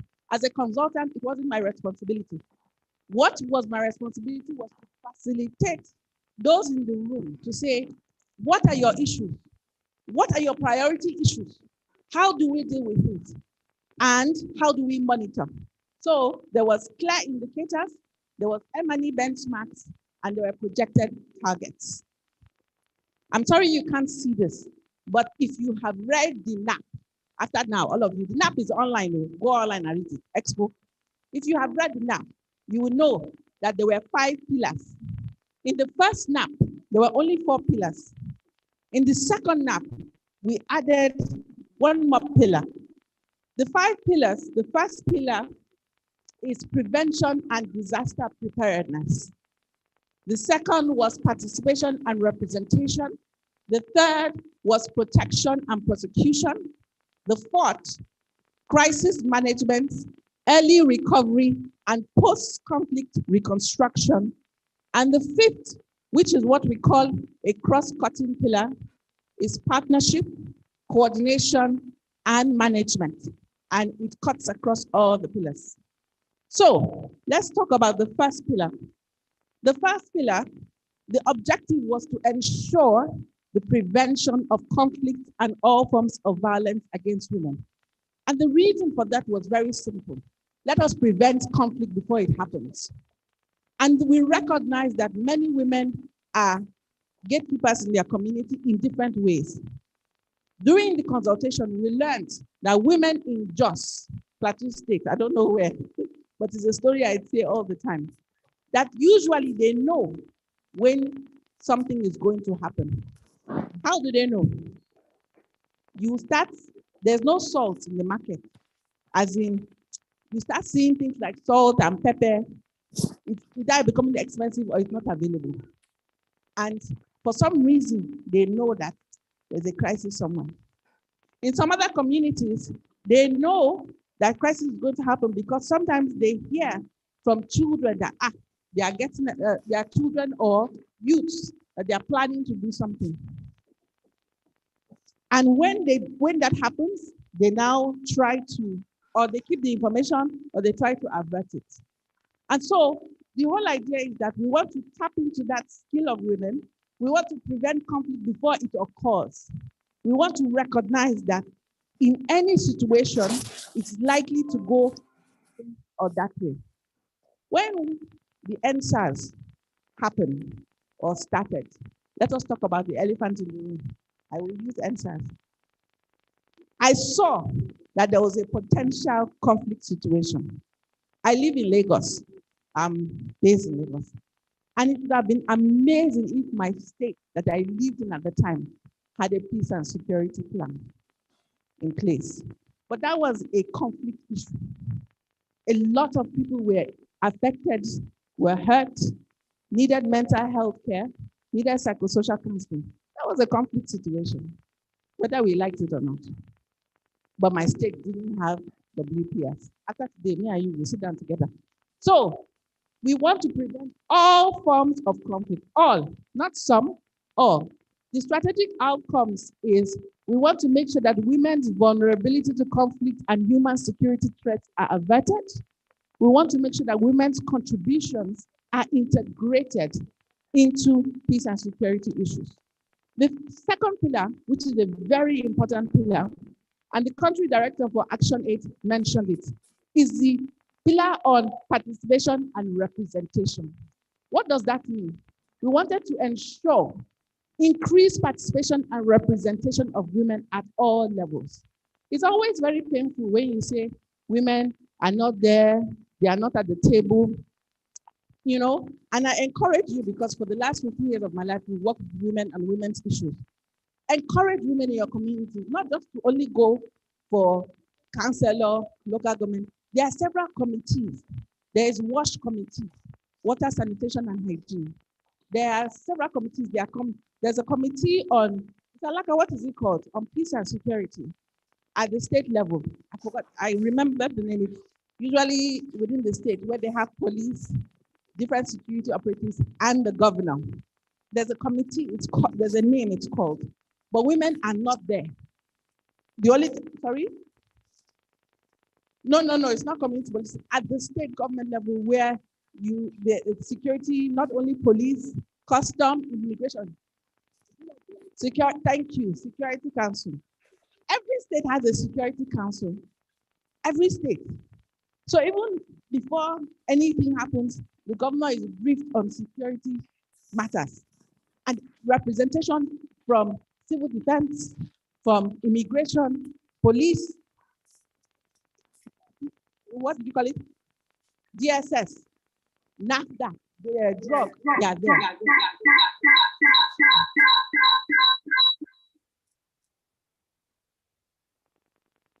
They are there. And women, every time that a woman might be at the table is if she's the head of one of these security outfits, which is usually rare. So we want you to encourage, the pillars are specifically targeting the encouragement of women to be at different levels of leadership, whether it's community or whether it is local or whether it is state. Women should occupy those positions. It should be a criteria. The idea was to increase the engagement of women and inclusion of women's interest in decision making. They are not at the table. They need to be at the table. The third pillar is protection. And that pillar, the objective was to ensure women and girls' rights and security are protected and promoted in conflict and peace. I will go back to the NSAS because it's a very recent matter for me. When we knew that they were going to be targeting people demonstrating, whether male or female, we recognized that immediately in civil society, we recognize that women will be affected, men will be affected, but women will be affected. And on one particular occasion, when they were in the streets, some girls, some women were part of the process. And even within the crowd, someone was trying to rape another woman or trying to rape a woman, even within the crowd that are protesting. And so immediately what happened was the put it on that this is what is happening. And so there was no leadership, but there was a process of alerting protesters especially if they are women, to protect yourself, to go in pairs and not to go in. There was also a time that during the NSAS, police targeted women. They targeted particular women, pulled them from the crowd, took them to the police station, under the, well, I won't say pretext, but mostly to say, and detained them and tried all sorts of things on them. So at any point in time, we need to recognize that women need to be protected, whether it is a peaceful protest or conflict, and we need to prosecute. This is the underlining word, prosecute. So tomorrow, despite how many years have we been having issues from Jos, from Kaduna, have you seen anyone being prosecuted for raping, killing women and all that? Have you heard of that? Yes? I would like to hear that story, please. Have you heard of that? Which state? In Plateau, yeah, well, Plateau is different. Plateau, sit down. I will talk about Plateau. Plateau has gone far, but I'm happy to hear that story. Please remember to share that story. But one of the things that we saw that a lot of women, particularly in the Northeast, they knew who raped them. They knew who violated them. In some communities, they are living in that community with their rapists. There's a system whereby in this by state that I won't call, when things happen like that, the community itself tries to silence it. So a lot of them are living in communities with their violators. You can imagine the kind of trauma, the mental anguish that occurs. So we wanted to make sure that prosecution, people are prosecuted for their crimes, they go to jail, and their perpetrators are deterred. Let us underline that word so that it won't happen again. Yes. Long ago. And I feel this forum is a good one to mention it. In my community, in my state, in the community I'm living, somebody raped a 7-year-old girl, and the mother took it up. As she took it up, the whole community, the whole school, that area, they are against this lady, to the point that she is hiding. Yes, this is my child. She is now looking for another house to rent and occupy. Her first challenge is the money. Secondly, whenever she's to come back to her place, she has to hide.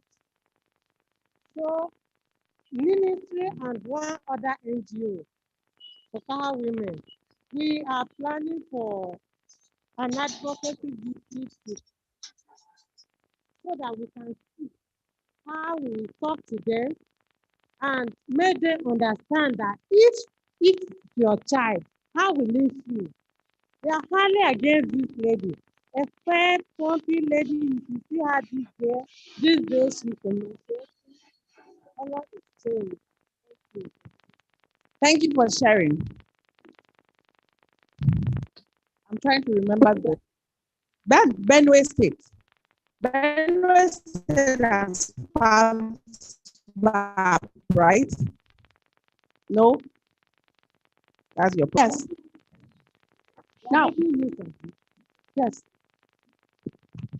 And who is a lawyer here before I go and shoot myself in the foot? Yes. Most of the problems people face in communities is because some of them don't understand English, and some governors don't break this thing down.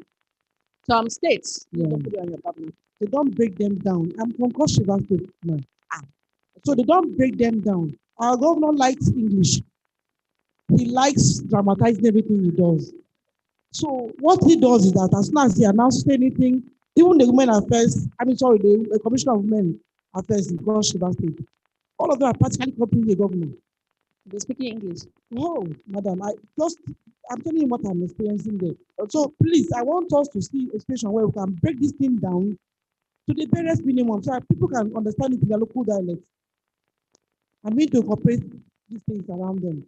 Thank you. And you see, this is what I like. I like interactive. Open up. Let's talk about it. You know, I have the floor for another 10 minutes. In benefit. Then we have said. No, concerning VAT law, we are simplifying it.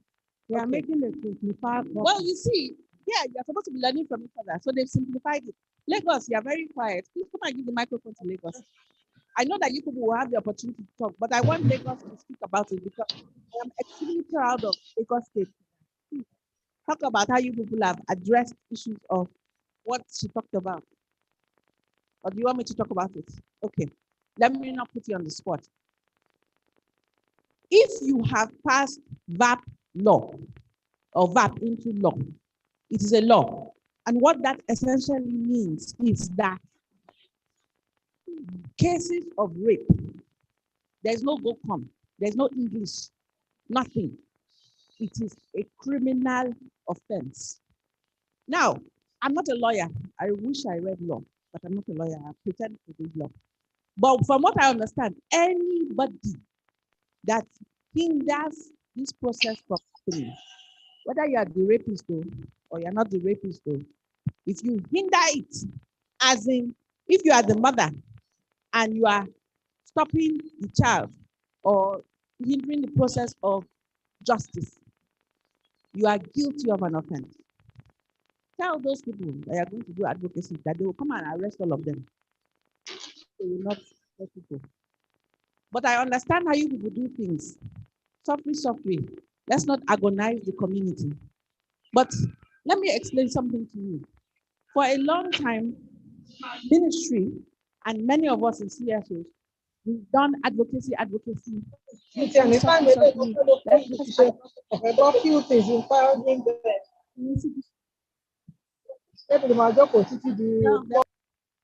But the law is behind you to propel you to do the work you need to do. Eventually, people will shape up or shape out, but you get the work done. So while you want to do advocacy, which is important, it's very important, use the angle of the law. Yes, Mr. Adamawa. Obstruction of justice is also a criminal offense because you're also liable as the person or as the perpetrator. Exactly. What do you need to know? It's a criminal offense. Yes. Auntie. Thank you, ma'am. In most of such cases, in my state, we refer to, of course, we don't handle rape cases enough. As soon as we have reports of such, we refer to FIDA. FIDA stands for Federation of Women Lawyers. They are very, very active in my state. Yeah. And also we have our police gender desk. Cases of rape like that, we refer immediately to the police. While we actually monitor and follow up to know the exactly. Yes. That's so what you have just mentioned is a multi-sectoral approach to handling issues of violence. Yes, ma'am. I can know the people who are raising their hands. I'm going to be calling people who are sleeping. I can see all of you sleeping. Don't think I can't sleep. Yes, ma'am. This is Kwara State. I love Kwara. Before the VAP law is being passed into law, we have been tentatively using child rights law.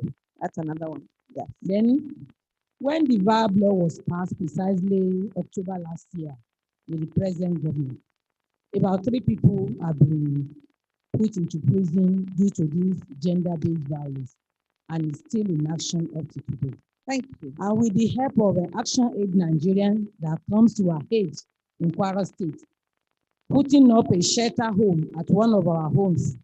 So about 100 plus since July last year have been apprehended, and the survivors, some of them have been repatriated back to their home. Even the wife of the governor empowered some of them.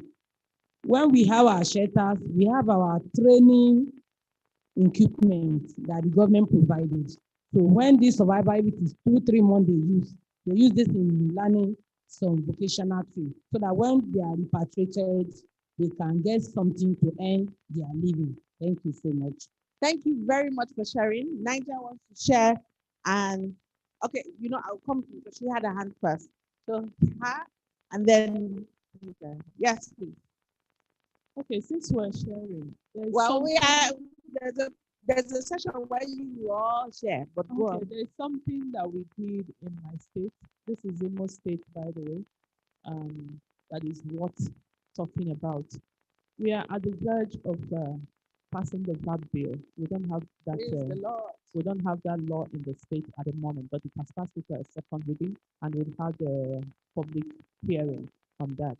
We're fighting to pass it in very soon.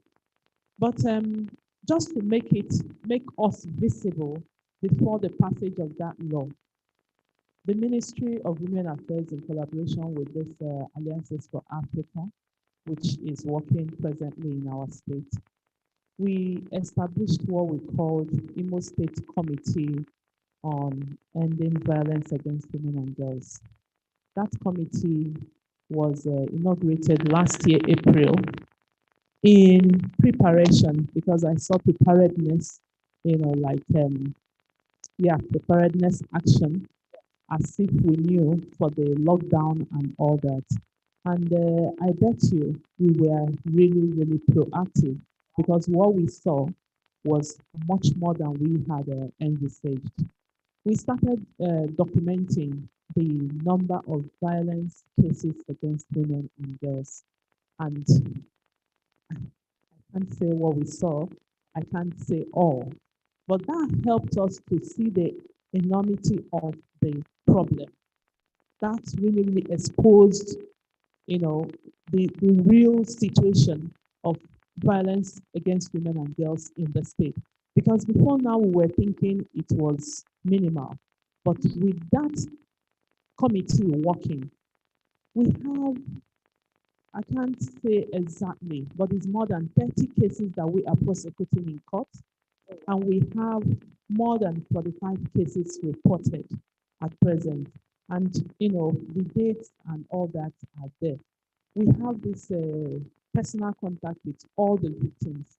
And we have intervened in some of them with the help of our First Lady, who provided the resources, for those of them that didn't have money for treatment, because one actually died. Yeah, we lost one of the girls because her pelvic was broken also when in the course of the, then one broke her leg or some, I don't know. From the rape? From rape. From the violence? Yes, from rape. So these cases, when we get them, we refer to the hospital, we refer to, some other agencies that were working with us. The committee is a multi-sectoral committee, and we have all the people, for networking, for partnership, and for referral. That makes it very effective. Thank you very much, Doctor, for sharing that. I always thought that Imo State, forgive me, but thank you for pointing that is different. Thank you. Lagos wants to share. Yes. In Niger State, we have a very large number of rape victims. Yes, rape victims and violence. We now find out that during the pandemic in 2020, the case of rape and violence against women were very high. So we at the ministry now find it due to invite all other stakeholders. We now went to about 23 LGAs out of the 25 LGA. We went to each local government to give them awareness why it is not good to violate women and also rape. How you told them they will go to jail? No, before they signed that law. This was before the VAT law was signed. We just find it deemed to go around the whole LGA and speak to the emirs and the traditional rulers there, which we did in 2020. But at 2021 also, Excellency, we have a committee of gender-based violence, which the Excellency of the state, the wife of the governor, is the chairman of it, which we are also doing some work against violence against women and rape and so forth. In February 1st, the able governor of the state inaugurates that GVB committee in the state. And on that same day, he also, the VAP law was also signed. And before then, we have the Girls Child Rights Prohibition Act on place. We have about 364 issues of rape and violence, which about 8 has been prosecuted in this state. But for this year, we have about 40-something cases on, which they are still ongoing. Thank you very much. I hope you know that you will still have a session where you will share all of this in detail. So don't think that you are going to get out of it. There's still a session that we have on the agenda. But thank you very much, Ministry of Niger, for sharing. I said Ministry of Niger, sorry, Niger State. Sorry. Yes. Okay, in Lagos State, of course, we have a multi-sectoral approach to this type of problem. We have psychosocial approach, in which in some cases, in the case of rape, we refer the cases to Minister of Justice or to Minister of Justice for effective justice over that, after maybe some test or something. Yeah. And we even take those the rapists and the victim for brain therapy approach issue, just like a way of, it's believed that it's part of brain problem anyway. And there is this system of advocacy campaign, serious one, aggressive one, to make sure that all men are to know why these are not supposed to be in place. And if there is need for you to check yourself, maybe medically, there is a reason for that, or it's just an eye of seeing a fine girl, everything has a psychological problem. And that's why we were so much particular about this psychosocial approach more in order to reduce these problems.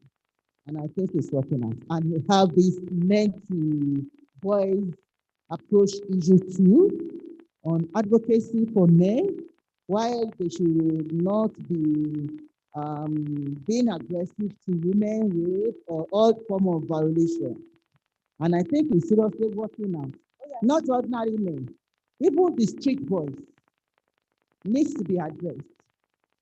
The corner boys needs to be approached to give them confidence why they need to reform themselves. And if you look at it, in some cases, the corner boys are even more protective at times than the normal educated people. They protect the women and girls in their community. Yes, within the community too. So in this way, Lagos has been working drastically on it. And I'm sure during the pandemic period, there is a high rate of violation. I think the situation at that time led to violation. And the ministry seriously intervened into this, which should be raised. Thank you very much, Lagos State. So, Vivian, does this address your output, your point of COVID-19 and pandemic? Yes? Are they speaking to that? I will come to you in a minute, but she wanted to add something. I think I speak to them. I think it's off. Dynamic of the youth and social development and the children. And then we also have the Ministry of Women Affairs. That's the dynamic of Lagos State. Now, if it is for the children, we have the Mirabel Center. Wherein, of course, there has to be a thorough check. We have the Rivera Pathway, whereby you partner with most NGOs that are on RAP. Rivera Pathway, either from the department, can you tell me? Yes. The Rivera Pathway, because there is a lot of issues are touching the power. People won't wonder, do I go to the police station first? Do I go to the ministry first? Do I go to the community? So, there's been a series of programs, a type of training on harmonizing our thoughts. They have relevant stakeholders like the all those people that are working also. We have the SBRT, that is under justice, whereby of course the perpetrators so that it is massive. That's the truth. It's a learning session. So let me give it to Mr. Alaka first, because there's something that we are doing here that I want him to clarify. Thank you very much. I think we need to draw a distinction between the main gender-based violence and peace and security, because I can see that what Niger State has said and Lagos State and even Cross River, they are gender-based violence issues. They are not particularly in tandem with peace and women peace and security. When we are talking about women peace and security, yes, we know that when conflict occurs, we will get gender-based violence. It's part of it. But now, what we are talking about is how we can strengthen the women peace and security architecture in our various states. How do we try to integrate what is needed to be done in terms of improving the participation of women in peace and security? Yes, we know VAP Act actually is an holistic and comprehensive legal instrument that protects women and children in all its ramifications. But what we are here today to do is particularly how do we strengthen peace and security architecture in our various states. Underline that word, women, peace, and security. I know you have questions. Give it to Mr. Adamawa, and then I want to wrap up this, and Nigel will speak. One minute, so that we can move on. Mr. Adamawa. Morning all. I'm going in the same line with Mr. Alaka, but one of our own, this thing, we're having like 3 sacks in Adamawa. 3 sacks, yes. One by the British Council, yes. One by the Nigerian Female Medical Doctors, and one by one INC. Okay. So let us not digress. Okay. Perfect. Niger, you have and I'll close this particular question. I just want to say something. Like there is an adage that said is one thing that leads the other. Yes. I think it was what we were asked that we answer for. Oh, no. You were perfect. You were fine. You were fine. 2 of them. Yeah. Thank you very much. But, Lagos, you want to say what Niger said? Go on. What I'm just trying to say is that, concerning what you have said now, I said something. I said there is a strong advocacy on boys to men campaign or advocacy campaign. That one is working directly towards the peace and security of women in the state, even of the state generally. Then psychosocial. So what you are saying is that it's part of it. Let me attempt to explain. But before I do that, people online have questions. I apologize for neglecting you. So who is going to speak? Who is speaking? I can't, to be honest, I can't. Hawa? Yes, it's my name. First of How all, are you? I appreciate. Yes, I appreciate the presentation. But the challenge is we are not hearing very well. We are not hearing very well. So it's a challenge. Okay. Hawa will, Hello. as much as Hello. Yes, will be Director Women Affairs with our state. everyone. Your network might be a problem, but the video. Yes, yes, we are not hearing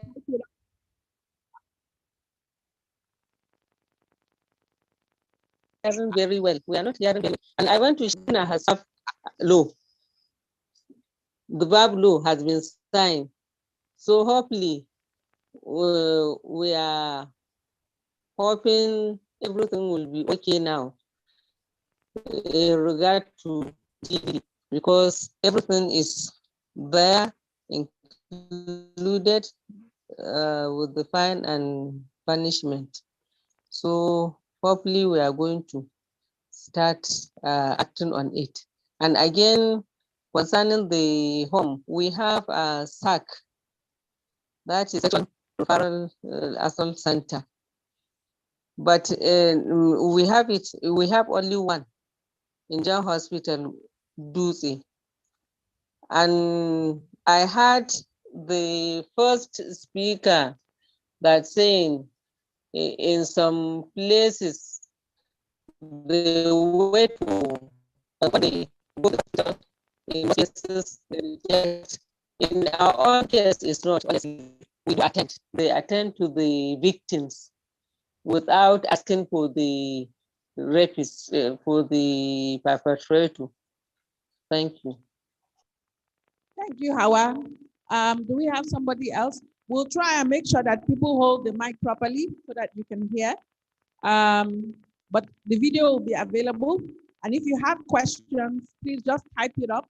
Somebody will read it out and ask if your video is a challenge. Do we have somebody else online who would love to make a comment or question? Okay, all right. So you people, I need to close this session. But before you close it, before I allow you to speak from Imo State, I want to explain the difference between gender-based violence that is attributed to women, peace, and security, and gender-based violence that is normal. Well, there's nothing normal about gender-based violence. There's nothing normal about it. So abnormal gender-based violence. Exactly. So please let us know what activities that are inclusive in the peace and security for women, because we need to have this clear-cut distinction between violence against women and children and peace and security matters. And then what other programs are we talking about so that we will not confuse it with, Okay, for those who didn't hear, the question was differentiate the violence against women and girls from violence against women and girls in women, peace, and security. And what other activities, what are the activities they can do to differentiate it? Violence against women occurs with impunity in our society. Do we all agree? Yes? That is violence against women. Violence against women in a peace and security context. Underline the word peace and security context. It is the context that makes the difference. So, in the Northeast, insecurity, conflict is an issue. Yes, am I correct? It is, well, let me differentiate it. In the Northeast. In North Central, we have pockets of conflict, particularly around farmer header crisis, community clashes, and so on. Violence against women that occurs within that context is the context that is reported under women, peace, and security. Now, in a normal day-to-day where violence against women occurs, we still record it, we still collect it, but it is termed as violence against women, not in a peace and security context. Now, the context of NSAS. When NSAS happened, the violence that was perpetuated during that time can be reported under where? Peace and security. The violence that happened during COVID-19 lockdown can be reported where? Because it is included in that. That's violence, disaster preparedness. Many people think about disaster preparedness as, oh, when we have flood, when we have farmer header crisis. But COVID-19 or any pandemic for that matter is also considered under peace and security. Climate change, which is why flooding and co is under peace and security. These are drivers of conflict. These are drivers of violence. And that is why they are recorded there. Let me explain that it is up to the ministry to make that distinction. It is, no, you have to know so that when you are reporting, you are not reporting violence that happens under peace and security. You are the numbers, you need to disaggregate the numbers. It's very important. But you will not be able to do that if you do not know the WPS context. Are we together? Are we clear? Your SAC, your shelter, your psychosocial counseling, all apply to peace and security because you won't create a separate SAC for peace and security. They all apply. But you need to know the difference so that you at your desk, when a case comes in and they say this lady was walking on the street or this girl and she was raped, you will not accrue that to peace and security. Are we clear? There are two, it's still violence, but it is the data and the reporting that is critical. Can I move on? Is anybody needing clarification? Peace and security context. It is important that you understand that. Now, we talked about, I'm going to finish up the pillars, crisis management and early recovery and post-reconstruction. We are in the phase of post-COVID-19. Well, COVID-19 is still here, but we are in the phase of post-COVID-19, aren't we? It falls under that post-conflict, post-crisis management, early recovery. And what we wanted under these particular pillars was to ensure women and girls' specific relief and recovery needs are met. Their capacities as agents reinforced in crisis, recovery, and post-conflict situation. Why is this important for you to understand? During the COVID-19 pandemic, how many women were involved? Not at handing up and palliative, but how many women were involved at the decision-making table? Honestly, if your state had over 50% women, please show me your hands. If your state had 40%, show me your hand. If your state had 35%, which is mandated by SEDO, show me your hands. I'm not going to national. National is too much for me. I will deal with national later. If your state had 20% of women in the committee, please show your hands. Lagos said they had more than 30%. Kwara, I didn't say women in Kwara. I said part of the committee, part of the COVID-19. You see, you need to understand. You see, there's nothing to be proud about to say, oh, we are 69%. And when they are making decisions, when they are taking decisions, you are not there. There is nothing to be proud about. What is the use? You have your hand up, my sister. What state is that? Plateau State. Somebody needs to give her a mic, please. Okay, I was in the state committee, the 17-man committee, but in every local government. 17-man committee, 27-man committee. Yes, yes. And then the state woman leader and other women groups were part of it. Then in every local government, every woman leader to the ward level was part of the committee for distribution. Perfect. You know, I'm very proud of Plateau. Yes. Please give them a round of applause. They need that. And you know why I'm proud of Plateau? Plateau is on their second SAP, correct? And they are one of the states that are trying to implement the SAP to the letter. They make mistakes once in a while, and they go to sleep, but at least they are trying. So it's good to hear. That 27-man committee, how many were women? Only you. Not me, not only me. Me, I was part from the NGO, then the NCWS was part of it. And then from other groups, I think about 5 to 6 women were part of the 27. So thank you very much, Plateau, for sharing. But do you see under participation and representation, Ministry of Women Affairs, you should capture that data because that shows that something is happening.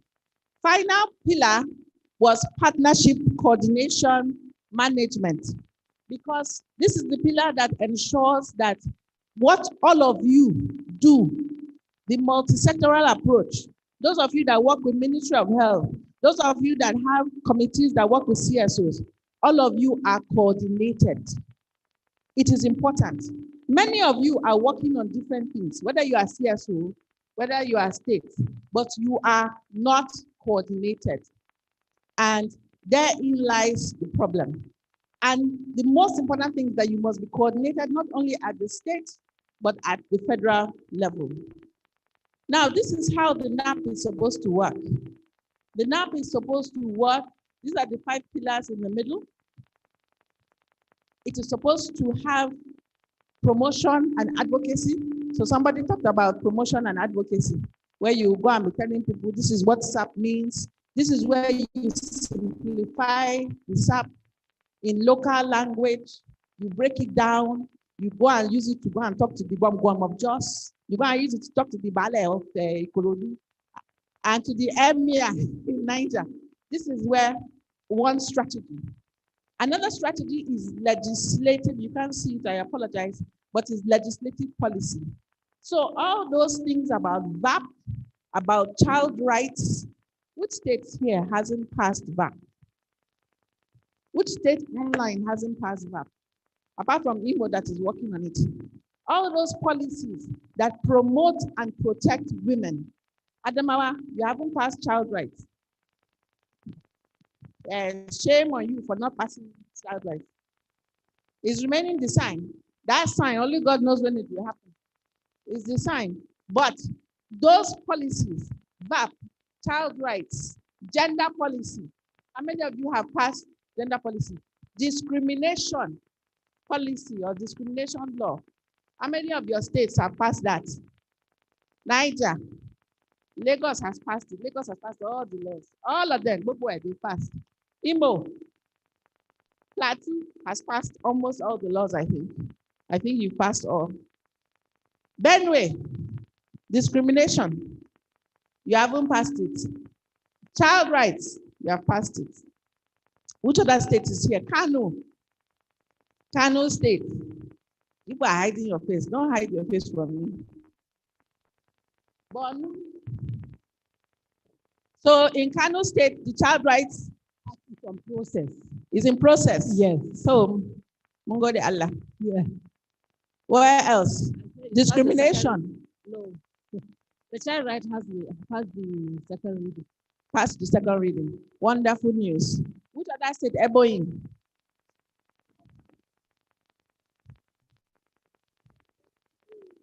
The child right in 2010. I am very happy. The VAP law is in place and is being fully implemented. Excellent news. Wonderful. But which other state? Cross River. Cross Abia. Have you passed VAP? You've passed child rights. You've passed discrimination. Yes. You see, it's wonderful that you know the legal framework. The CSOs that are represented here, which What have they passed? What haven't they passed in your state? What is the name of your CSO? Which law is missing? Niger. They have passed which one? All. Now it's one thing to pass it. It is another to implement. The passing is just one step. Implementation, adequate budget provision, monitoring, reporting is the core of the matter. And if you have passed it for years, and your state is one of the states that records the highest numbers of female genital mutilation or child marriage or whatever, then implementation is weak, is poor. Kano State, yes, you had your hand up. Is it Kano? Are you Kano? Right.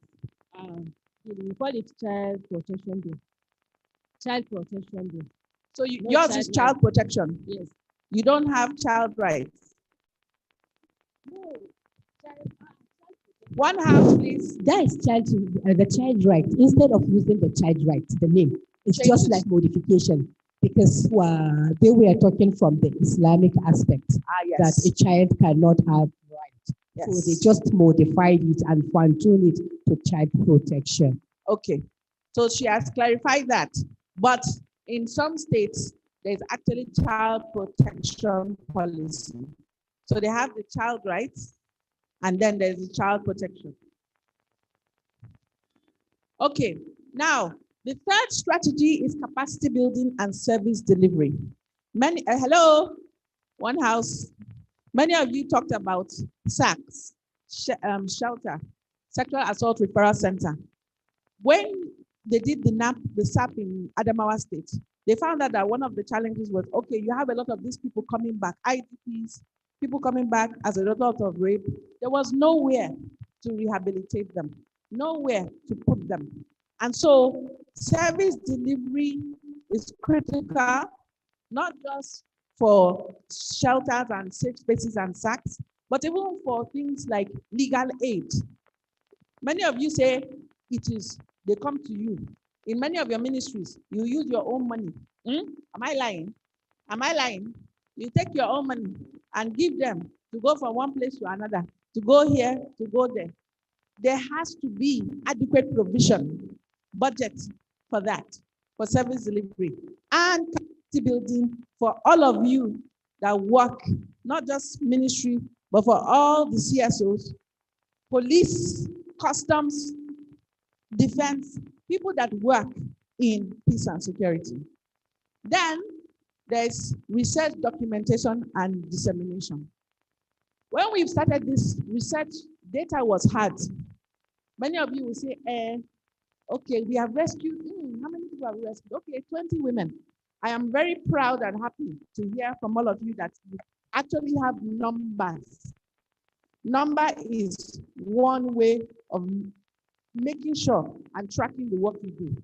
But it's not only good to have those numbers, it is to put it into research. After you have done PASVAP, we want to see what is changing. How are things changing? Last year, I was part of an online forum where your coordinator, DSVRT, talked about doing research in prisons. And that research was going into prisons to talk to people that perpetrate violence, to find out why or what were the reasons that they perpetrated this violence or they are perpetrating violence. It is from that research that I think this psychosocial counseling was made stronger, because they found out that many of the people that had perpetrated violence, they themselves were victims of violence. Hurt people hurt people.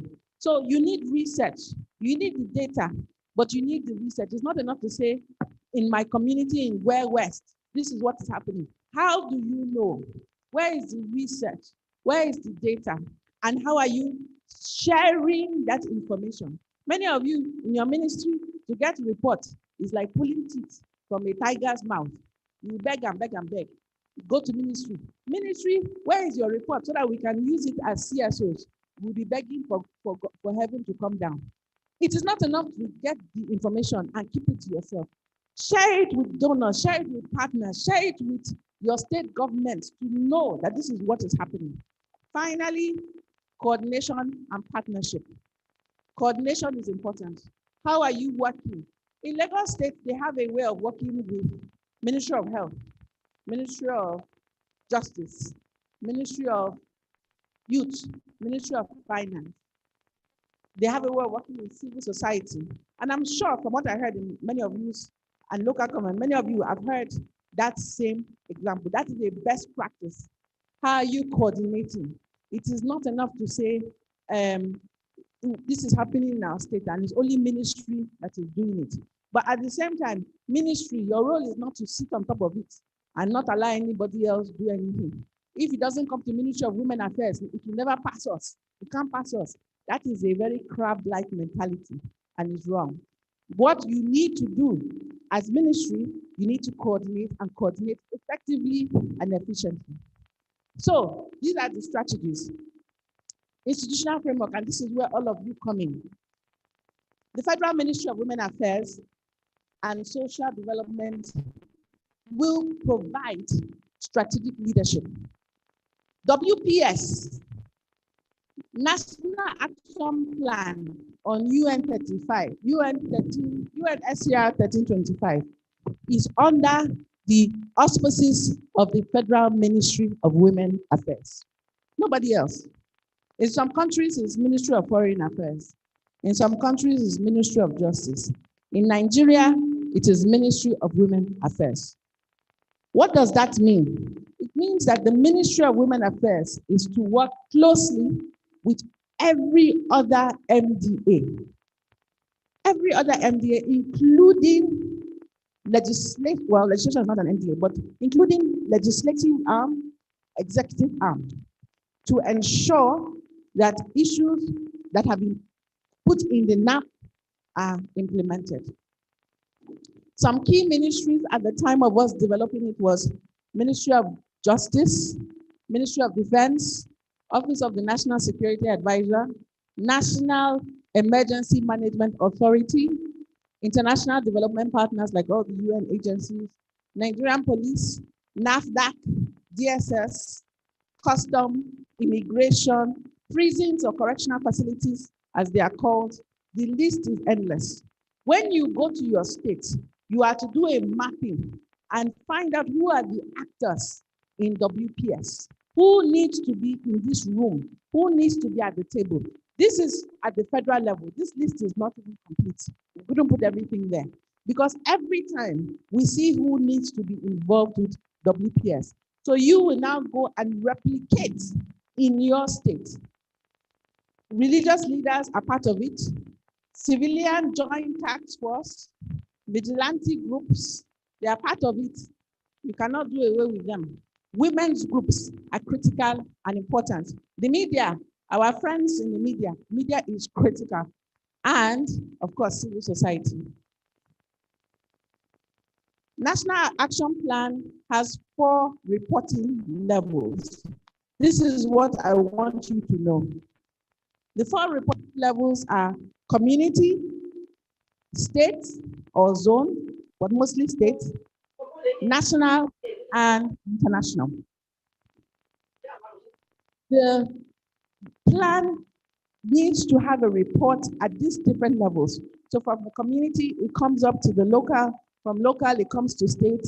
State is responsible for sending your reports to the federal.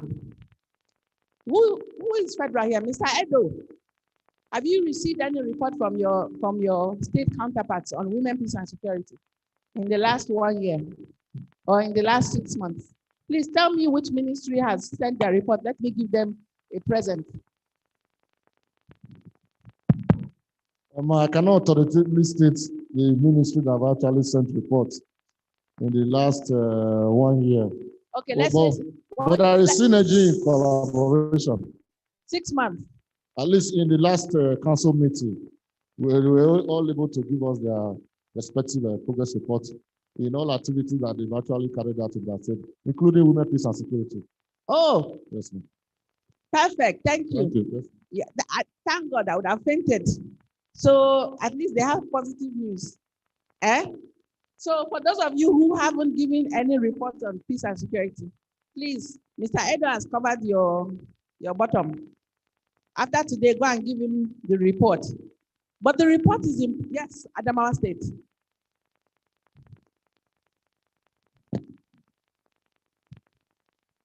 Did you give Mr. Edo your report? You see? Tonya.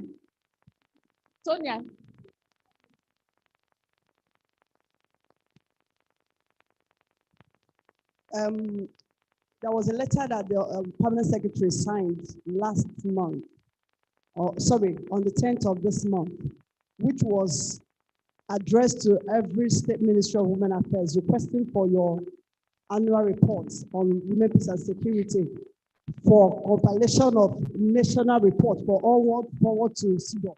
You know, every year Nigeria sends report either to AU or to CEDAW. So this month, Mrs. Oladipo sent it to the WhatsApp where all the directors are members. I don't know whether you've seen it, requesting for your report, latest end of April, to enable us put up Nigeria's report on the BPS. But Mr. Edo said they sent it now. That's not what he No, said. that is, no. I said recent one we All right, requested, recent. and Okay. we're expecting, please, if you've not seen it, if you are not member of that WhatsApp, ask your commissioner. We're expecting your input later at the end of April to enable Nigeria submit an country report by August. Thank you. So I've given you an opportunity to announce, but it's wonderful that you did that. Mr. Adamawa, that should be part of what you said. But you know, let me explain why it's important. She just said that they have given you deadline.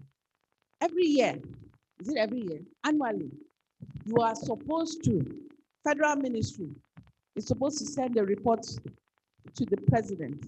Obviously, they can do it more than every year. They can do it 6 months, like you said, at the executive council. But I wonder if you don't send your report, what kind of reports they are reporting on. That's another thing. But every year, you are supposed to send the report to the president.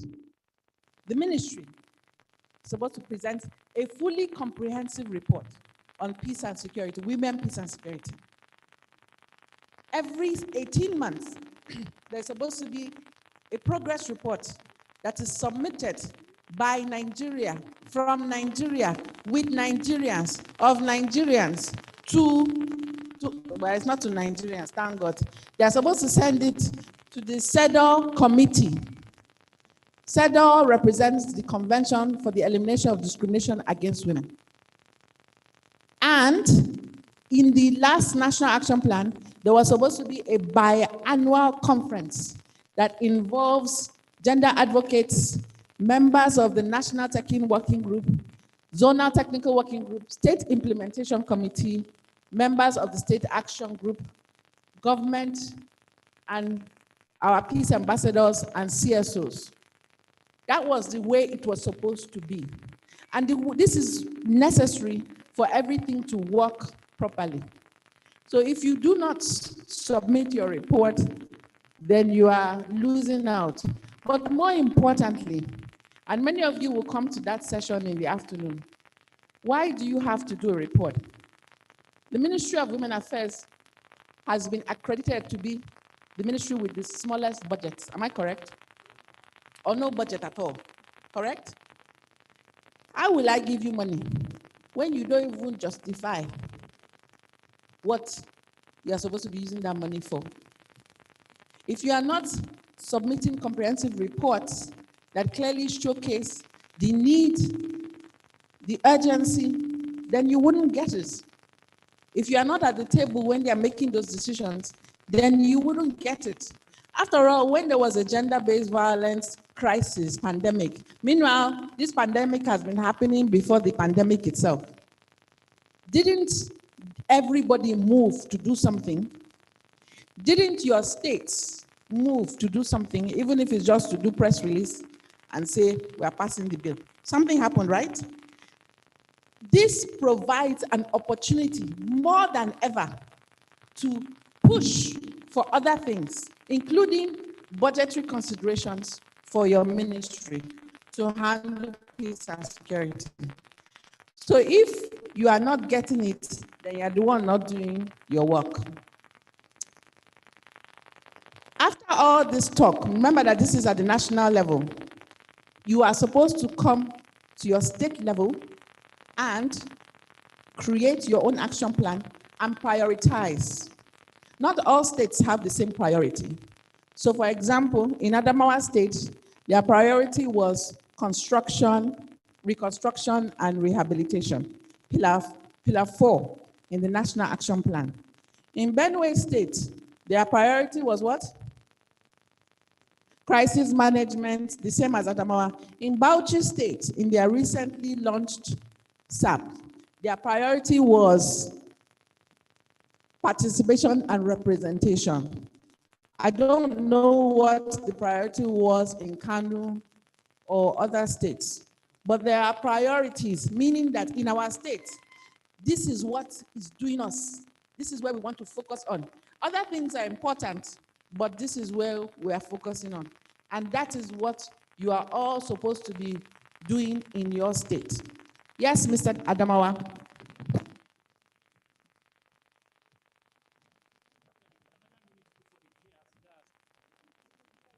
There is another this thing for reintegration.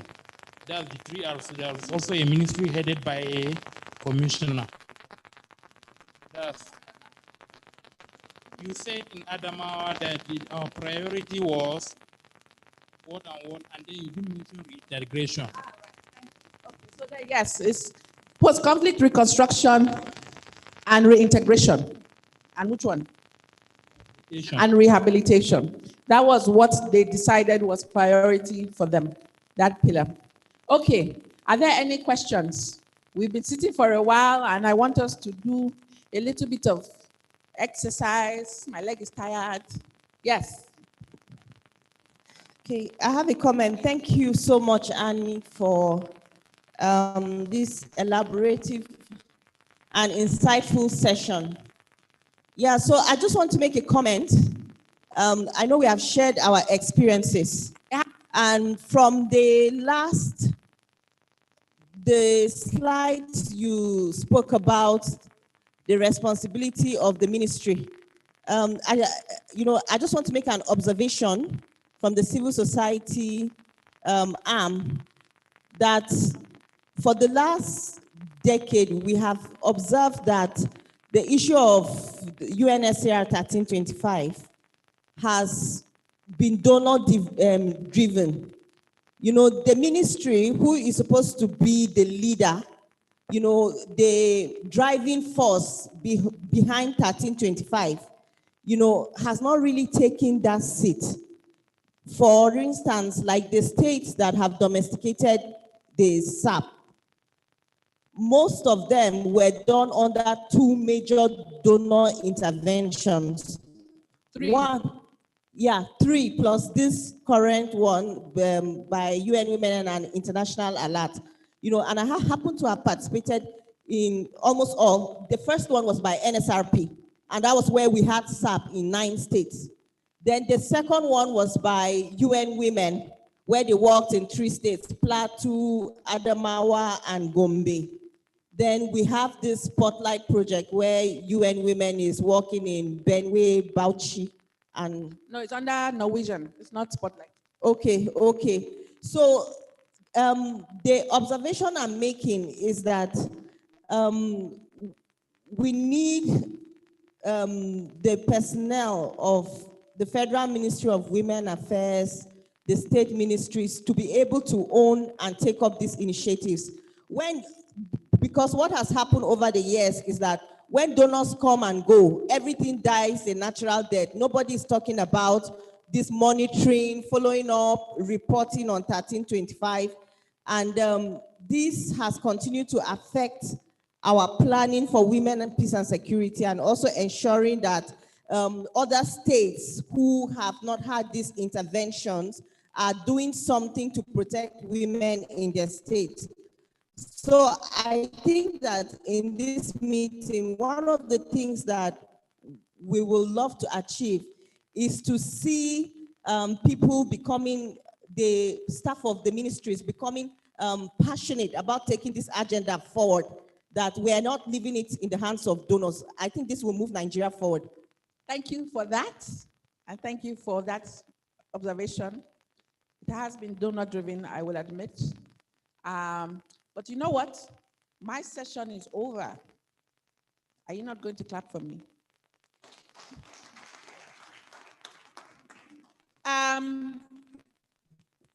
We have an opportunity to discuss that later. Please, let me encourage all of you, Masu Ministry, like I call my Bauchi ministry, that it's your mandate.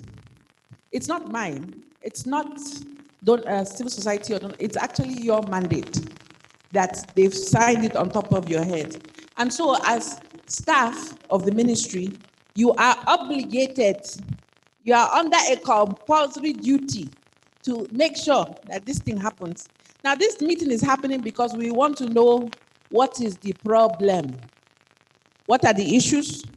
How can we address them with an aim to making sure that the third NAP gathers all of this. So if it is funding, talk. If it is your commissioner is not understanding, say it. If it is the ministry is not working, okay, don't say it, keep it. But I know. But if it is, we don't understand what SAP is or NAP, we need more capacity, say it. Whatever it is, because my people say if you don't say it and we don't have a way of sorting it out, then we'll still be doing madnesses when you do the same thing over and over and over and over again. This is the third NAP that we're thinking about, people. Yes, there has been some progress, but compared to the issues in Nigeria, compared to the emerging issues, compared to the money that has been put in by donors, EU was the one that funded the 3 states. British High Commission, FCDO, DFID, funded the other, Kanu and all the other states, 9 states. Norwegian Embassy is funding UN for Bauchi and Benue. They're tired. You don't seem to know that. I will tell you, they're tired. Because they are at the point where we're funded. You people just do this document and you just put it on a shelf. For other states that are making progress, they are not considering, they are making progress on domestic violence, on VAP, on violence, but they're not considering peace and security. And that in itself is a problem. So please, I'm using the opportunity to challenge you to say it as it is and let us fix it, or let us attempt to try. Who is my microphone person? Hadia, Berry, let me come. Don't worry, I need exercise. I'm getting my exercise. Thank you very much for that explanation. It was a detailed explanation and really needs to be put into consideration by the ministry. You see, this is why we've been advocating to the ministries.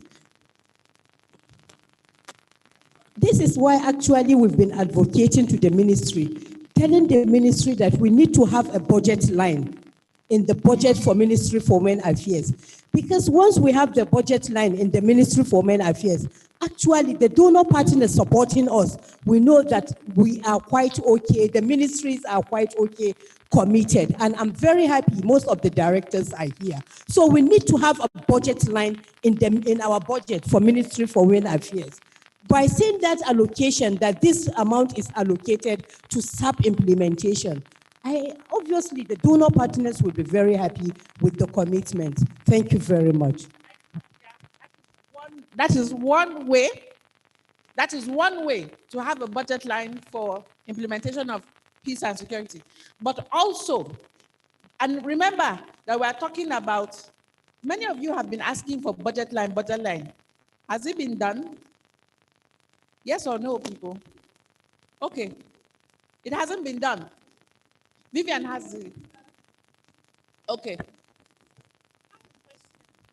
While listening to us discuss, certain thoughts have been passing through my mind.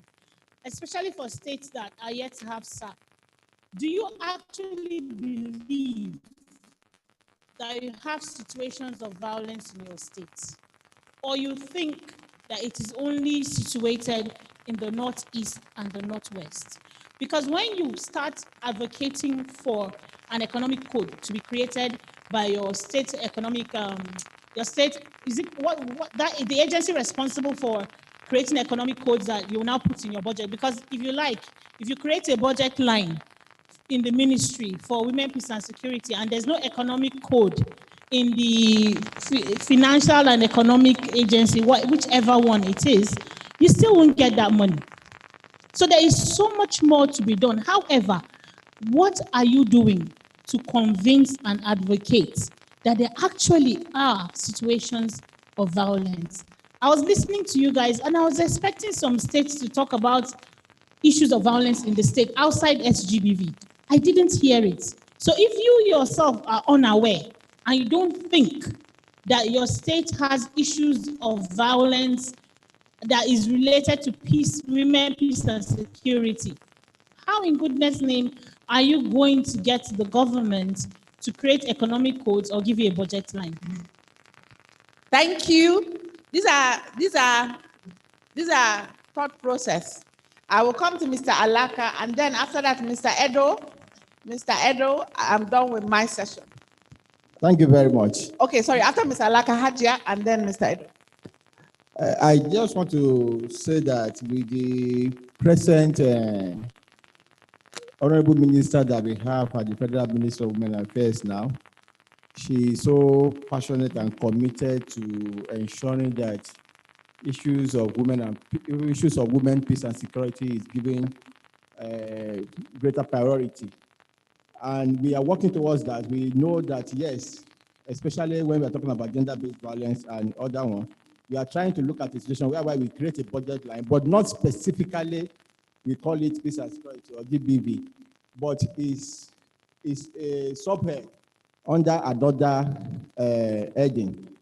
But be that as it may, like she has just said, it is better for us to identify what kind of conflict or what kind of security issues that we have in our state before we should be able to present to the Executive Council of that state. Why I'm saying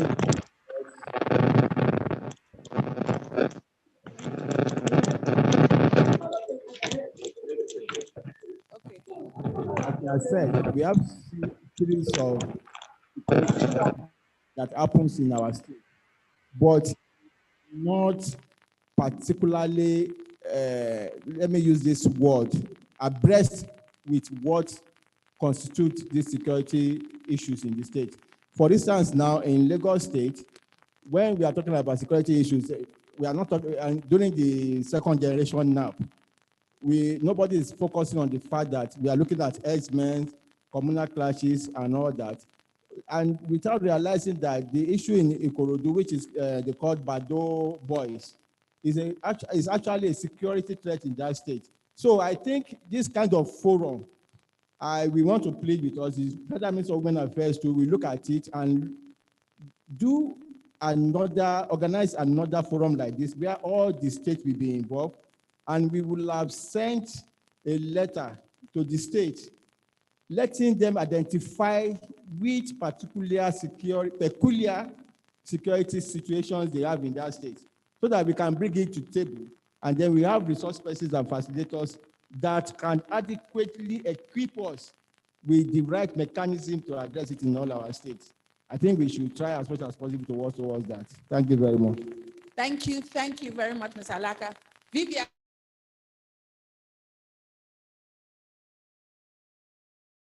Affairs responsibility to bring that forum together. And I had a question, was there a mandate that was sent out to all the states that they should develop SAPs? Because I remember when it's OVC, you understand, and at federal level, they developed the action plan for OVC and all that. There was a mandate. And every state took it almost as if it was a competition to go back and develop same at state level. Was there a donor?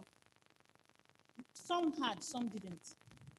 But the idea was when you come for your meetings, commissioners meeting, I'm able to say, my state now has it. My state now has child rights law.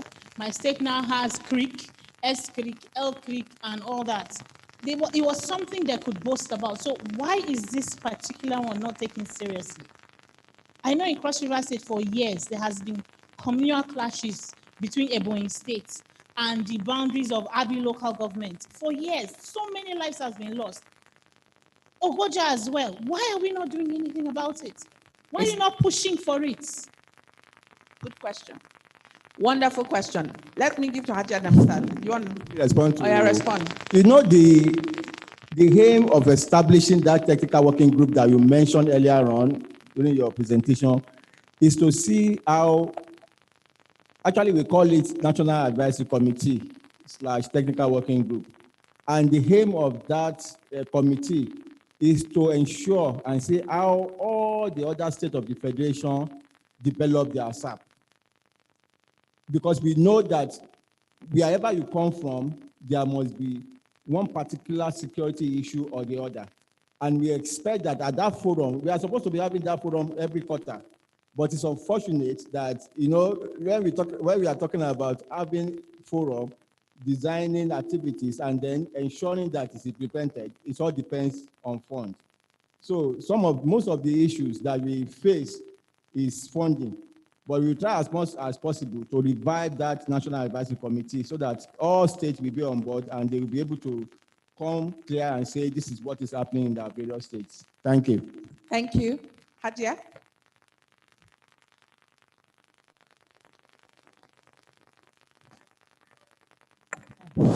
Why I was saying that we need to have a budget line, because this action plan is not being drafted by WPS or Peace Ambassador. It's been drafted under the mandate of the Ministry for Women Affairs, bringing all the stakeholders together from the executive to the grassroots, being part of the drafting of the action plan. And it's been costed. Yes. And for the fact it's been costed and Ministry for Women Affairs have a budget, they have to include SAP, State Action Plan, implementation of State Action Plan in the budget. It has to reflect on the code. And even during the drafting, they have to make sure they inform the executive that there have to be a funding for the implementation of the State Action Plan. And the State House of Assembly have to be there because they have to defend it in the State House of Assembly. So they have to be there. And if actually all these compositions are there, for them to have it, they are aware actually, and you draft the action plan according to the peculiarities you are having in your states. We were discussing about Kano. We need women participation in politics. And when you go to the database of Kano, you will see a lot of women are coming out to say we want to contest and we want to be there. It's like a challenge to the men. So for the fact all these compositions, all these relevant stakeholders are there, I don't think there is any something for it to reflect in the code of the Ministry for Women Affairs. Yes. They have the budgets, they have their state budget. So let them include it. Yes. I think that I will pack this. We'll pack this because there's a session that is we're going to discuss. I would say that there has to be a way that you are innovative about budget. There are some things that when you say budget, so for example, in Lagos State, they have violence. They now have your own commission, DSVRT, where everything under violence, including any violence that occurs in a conflict situation, is put under. They have, what other things? Advocacy, different components. That is why this is multi-sectorial. Because yes, you have to develop a costed state action plan. Your state action plan, the previous state action plans were faulty because they did not have costs elements to them. The second national action plan had costing, but that was where it stopped. What else did the state action plan lack? It didn't look at what can Ministry of Health do, what can Ministry of Agri do that goes in their own budget, but is still attributed to peace and security. That's why this is complicated, but it's not complicated. It is actually sitting down and saying, ministry, what do we need to do? So convert the stakeholders in your state. You don't need a donor for that. I'm sorry. I have to say it. I am in Kaduna State. Precious. Inclusive. Golden Let me chicken. see Can how tell it you works. something. You want, can you mute that? You want to do you want to know what are the issues of conflict in my state. So must I go and be looking for Action Aid to come and fund that? Is it not information that you people should have at your fingertips? I'm sorry, you are the state. Is it not because of your mandate as ministry, you will know that, in this locality or in this local government, in this area, these are the issues. What I think you need funding for is capacity building and other things, but must it be a donor that will come and tell you, you people gather your civil society. After all, you work with civil society, they are all seated in the room. Is it something that you need funding for all the time? Sometimes we just have to think outside the box or think like there's no box. Because believe it or not, the donors are getting donor fatigue. FCDO, they cut their funding. They cut it. A lot of organizations, because of Brexit and because of COVID, they are cutting funding. They are funding other areas. The onus is on you to find out how can you be innovative about it. I'm not saying that there shouldn't be funding. There should be for research and dissemination, which will impute into your own state action plan, but it's not always wait. Nowadays, we are using Zoom for meeting. We are using different channels. Be creative about how you gather information. But then again, I don't work in ministry. You people work in a different climate. But having said that, I would really like you people to hear from your state counterparts to see how did they focus on something and get results. For Lagos State to get a commission, it's a commission, isn't it? On violence, DSVRT, they now have their own funding. Is that what it means? But basically, they now have their own funding that is included in the budget. There must be something they did. Do it. Get best practices. They will tell you, so during their session, sit on them and find out what it was that they did. But there was something they did. I will tell you in that session. I'm going to close this particular session now. What we tried to do was give you a refresher course for those of you who know about NAP. For those of you who don't know, it was to open your eyes for you to know, but don't end here. Go online, get the National Action Plan, read it, prepare for the third one. I'm going to hand over to Mr. Edo. Thank you very much for listening.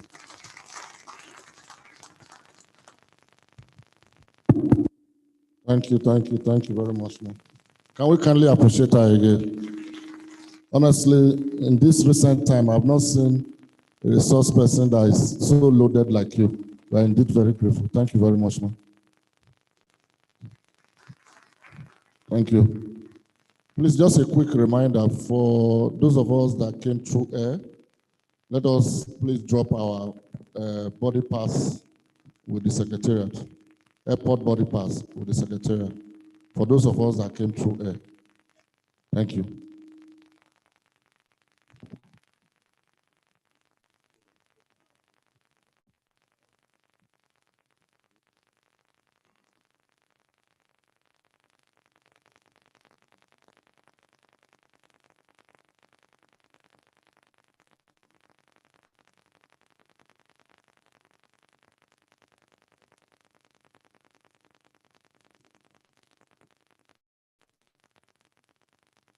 Can I pray that we'll just stand up and do little exercise? Let us please stand up and shake our body.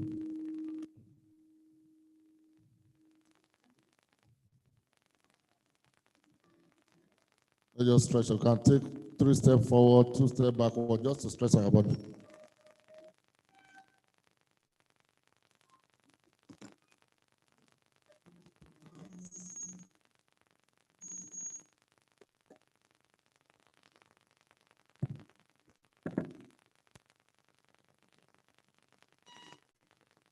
has happened? I wanted you to go.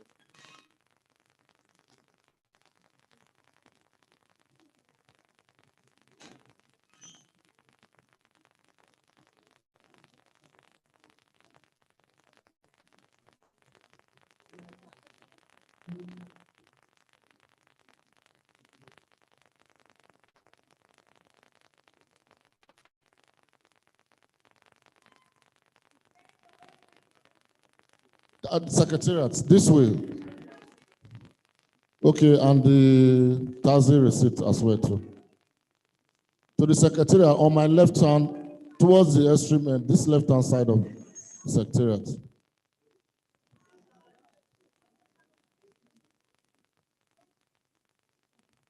You said?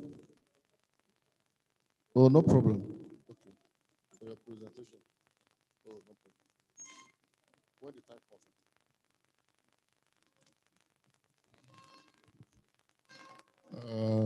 Let us just give us 2 to 3 minutes to do that submission while we get settled to listen to our progress report. Let's take 2 minutes to do that submission to the secretariat of the airport body pass. 2 to 3 minutes. We are done with that. Thank you.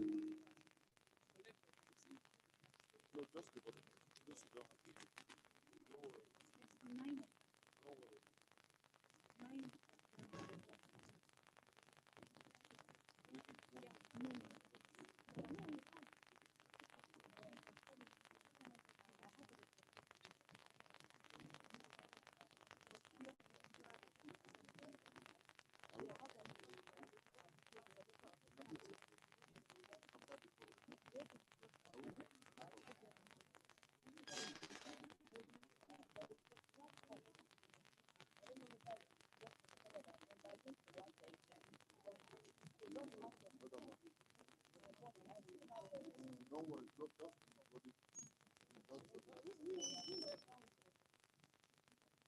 there's a form that you fill. Has it not been filled?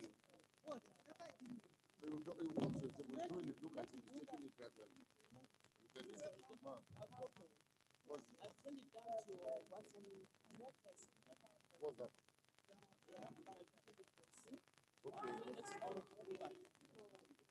Your reference, you have not seen it. No, I've sent it down to the WhatsApp. It's okay, but you can kindly drop the body pass. Body pass. It's when you're entering the church, you give body pass. Yes. What about the one you came with? The one is the one you came with. Asking. You know, you have not gone back.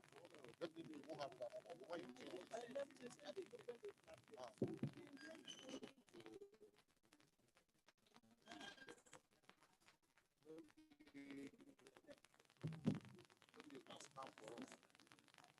Scan for us. Since you are not having it physically. What if you can scan for us as well? What if the one I sent you on WhatsApp? No, they don't need that. They need it back. They need the app. No, don't worry. When you scan it for us, I will send to the put out. Yes. This is not here with you. Thank you, man. Please, they're asking me for this taxi card. No, I will sort it out now. Okay. Because Charles will produce them. Can we settle down so that we'll listen to the ministry's progress report? Hello? One house, please. One house. Can we get settled down, please? Hello, let's settle down, please. We want people to bring to your knowledge what the ministry have done in women, peace, and security from 2013 to date. So while I read it out, the entire team working on women, peace, and security are here.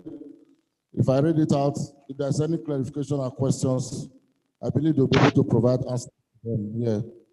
So please, progress report on implementation of United Nations Security Council Resolution 1325 in Nigeria. The ministry, in collaboration with other stakeholders, will be able to carry out these activities that I'm about reading out to us now. The coordination role in the implementation of United Nations Security Council Resolution 3325 in Nigeria is being led by the Federal Ministry of Women Affairs, while the state ministries of Women Affairs coordinate the implementation at the state levels. With the support from various departments, development partners, and collaboration of stakeholders, Nigeria, under the coordination of Federal Ministry of Women Affairs, has been able to make the following progress in implementation of women, peace, and security. One, can you scroll up? Develop first and second NAP between the year 2013 and 2017. Establish the National Advisory Committee involving the states and the members with the intention of driving the implementation to the local levels. Formulation and induction of women peace ambassadors and lead mentors groups in 36 states of the Federation, including the establishment of National Action Plan Media Network. The development of a training manual in the gender-sensitive early warning and response strategies in the northern Nigeria in 2018. The manual seeks to strengthen the skills of community women leaders, traditional religious leaders, women peace mentors, and relevant state institutions in the peace building processes, and to enhance the space for their contributions, just a moment, please, to peace security in the affected states.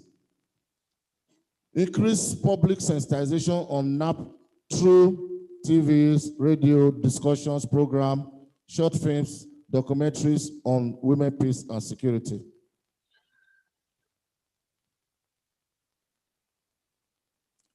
Contributed to the security sector reform in the country, some of which are adoption of gender-responsive policy by the Nigerian military, including the admission of female as regular combatant cadets into the elite Nigeria Defense Academy in 2011, and gender review of the curriculum for the Nigeria Army Peacekeeping Center.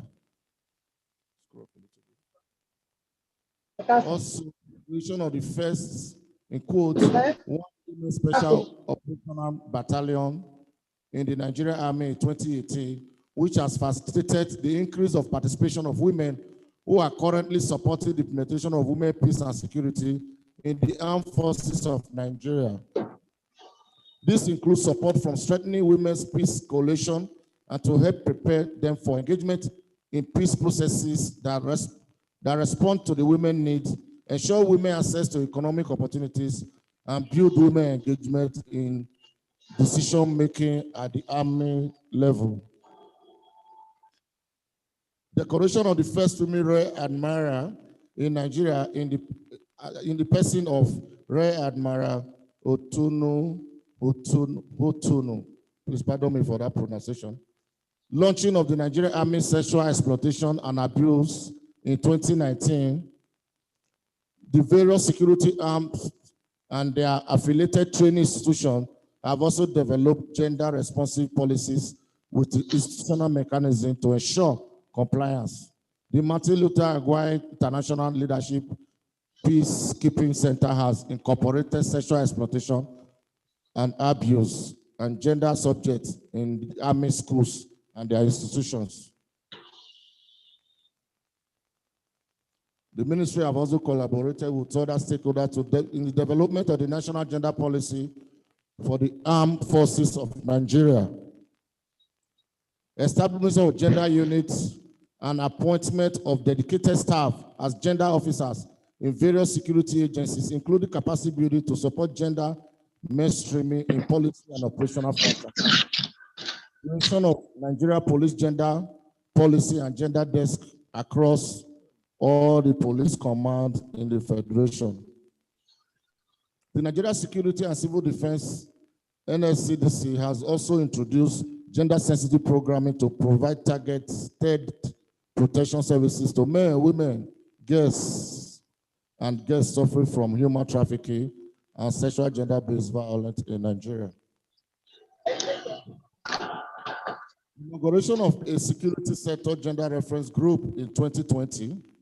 The team serves as a platform for identifying strategy, issues, and gaps with regards to gender responsive security sector in Nigeria to ensure greater collaboration and interaction between the gender-specific structures of the security actors and among others. The launch of the website for Nigeria Women, Peace and Security, which is www.wpsnigeria.net. The web serves as a collective report and community practice on the women, peace and security agenda, where we can easily get our information and data. The second NAP is also led by strengthening women voices and structural evidence by the frequency with which gender concerns are integrated in public policy tests and discussions. National advocacy to states through the Ministry of Women Affairs in adoption of the VAP Out and other women, peace and security related policy and legislation is presently ongoing. As Mr. Laka have told the meeting that the Honorable Minister is so passionate about driving women, peace and security. So she's taking this advocacy to all the state governors and the other stakeholders that need to support the implementation processes. The Federal Ministry of Women Affairs have also trained mentors to track progress of women, peace and security nationwide. Development of the monitoring and evaluation framework to enhance tracking of progresses of the NAP implementations. Adoption of gender responsive policy by the Nigerian Army, including the admission of females as regular combatant cadets into the elite Nigeria Defense Academy, and the gender review of the curriculum for the Nigeria Army peacekeeping. Translated the National Action Plan into Nigeria local languages. We have equally done that. Domesticated the NAP in the following 13 states. Please pardon us in that bracket, it's showing 11, but actually 13 states of the Federation. These have been domesticated in 13 states in Nigeria, which are Adamawa State, Bayelsa State, Borno State, Delta State, Gombe, Kaduna, Kogi, Kano, Kogi, Plateau, Rivers, Bauchi, and Yobe State. If there's any omission, you can let the Secretariat know so that we can update our record. Hosting of the first annual conference of women in security sector forum in November 2020 to commemorate in commemoration of the UNSCR 3325 20th anniversary program. This was done by the ministry as well too. Nigeria joined the ECOWAS network on women, peace and security, an initiative for the promotion of women participation in peace building and conflict resolution. This was carried out in February 2021. Thank you. Thank you. This is what the ministry have done so far. Thank you for your attention.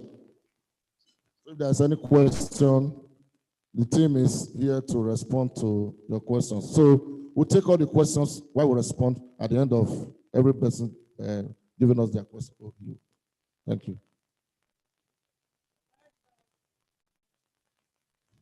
Anything, suggestions, complaint, addition, recommendations, it will be welcome. Thank you.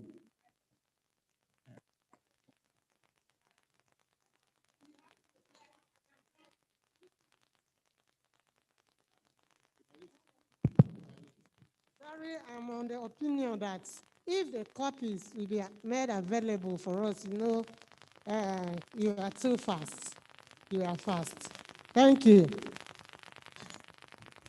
Oh, definitely, we'll share soft copy. We'll share copy with the registration to all the email address provided. We'll do it right here before the end of the program. To your email. Thank you.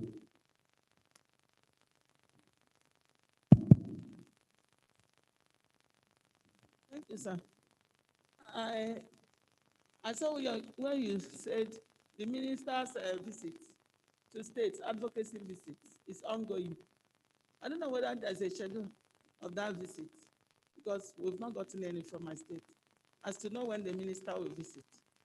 I'm saying that because it will be a very important one because of the issues we're having in respect of our WPS. It's not as if we don't want to, establish the SAP, but we're having a lot of issues. We've actually done the stakeholder mapping, and we've written several proposals, but our major issue lies on, resources, finances, and I was looking at it as something that has serious, unlike what the presenter said. I was thinking it's something that should be very technical. It's not just a thing of stakeholders coming together and, identifying problems. It's more than that, because it has to have serious technical touch by way of, even using a consultant to ensure that we do a good job. Advocacies are going on locally we've even gone to Minister of Finance, because the issue of coding the budget is actually a constraint. It's a serious challenge to us. When you input something in the budget, they will say it doesn't have a code. It doesn't agree to any code. Based on that, the ministry have even carried advocacy to Minister of Finance, to the permanent secretary, who promised to do something. Then again, we are talking of budget. It is for us there that is on ground that will tell you what is happening. Sometimes your budget is approved, but approval is different from assessing. Assessing what you have inputted in the budget is really a very challenging issue. So I think we need that high-level advocacy, very, very seriously, to assist us in what we are doing in the states. Thank you. Thank you very much. Please, I quickly want to respond to what the director from Ebonyi State has just said. I want to plead with us that the ongoing high-level advocacy by the Honorable Minister is very, very good, and I will like all this to be strategic about it. Why I said this is because in Ebonyi, I could remember the Honorable Minister in September 2020. And what I mean by being strategic is that if you know that the Honorable Minister is coming to your state, I am very sure you will have given a week notice to the executive government of that state. It is now the responsibility of Federal Minister of Women Affairs, State Minister of Women Affairs there, to ensure that their own burning issues are actually passed to the Honorable Minister to mention to the governor. This is what is lacking, because I know we just left and the Honorable Minister said she's going back to Ebonyi, and that our visit is high-level visit. But it is for you at the Ministry of Women Affairs to let the minister know that this is what you are passing through. Please mention it in the presence of the executive governor. So we have to be very strategic when we talk about this high-level advocacy. Please. Thank you very much, sir. As the facilitator told us earlier, during the breakout session, challenges that you are facing in your respective states will be captured in the communique. Automatically, the reports will definitely get to the Honorable Minister. The outcome of this forum will get to the Honorable Minister, and we're sure that we highlight those challenges so that she too can put those challenges to consideration to ensure the domestication of NAP in your state as well too. Thank you. I think it's the same thing almost all the whole state, but let me speak specifically of my own state, Niger State. Just as she has said, at times you write a proposal and it will be approved and there is no funding. So I think it's the same thing everywhere. So we'll be very happy if the minister will come to each state. At least at that time, we'll be able to write out all our challenges in all over the whole state. Thank you very much. I believe Oga was able to provide an answer to the question you just raised. Thank you. Sorry, just to add, you said if any state was left out, I don't know if you included Nasarawa and Kogi. ActionAid supported the development and the implementation of SAP in Nasarawa and Kogi State. Okay, thank you. Kogi State was part of what you presented But Nasarawa will put it on. Secretary, please take note, Nasarawa State to be included, and Ogun State as well too. Thank you. To be honest, I don't know whether you presented the states, but you must have added Bauchi and Benue, right? Yes. Oh, perfect. Yes. You can't forget them. Either Okay. I was listening to high-level meeting. Let me stand. High-level meeting and the importance. Mr. Alaka is very modest in when he's talking. One of the things that what about when they were doing the last SAP in Oyo? Was it SAP or VAP? Which one got passed from the visit of the former minister, VAP, of Women Affairs? She went on that visit and was able to have that meeting with the governor regarding those issues and those pressing issues. But it is the state itself, the state ministry, has to know when to articulate and how to articulate it. Otherwise, it doesn't work as well. So while high-level meeting is critical and important, and it is a strategy and an entry point, particularly for states that are having a challenge with getting their governor, their legislation, and everything to think about women, peace, and security.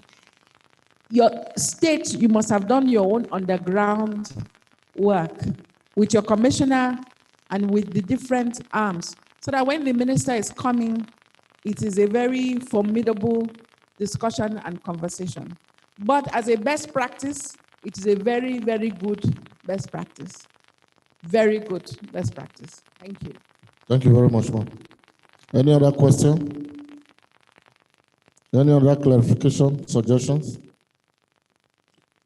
In the absence of that, now if we look to the agenda, I think the next on the agenda is for states that have developed the SAP to give us progress reports, and the states that are yet to develop as well to give us their progress report in terms of best strategy that you intend to adopt to actualize it in your state. This will be anchored by our able facilitator to come and moderate this session. Thank you very much. Well, let's appreciate her as she comes in. Let's clap for her, please.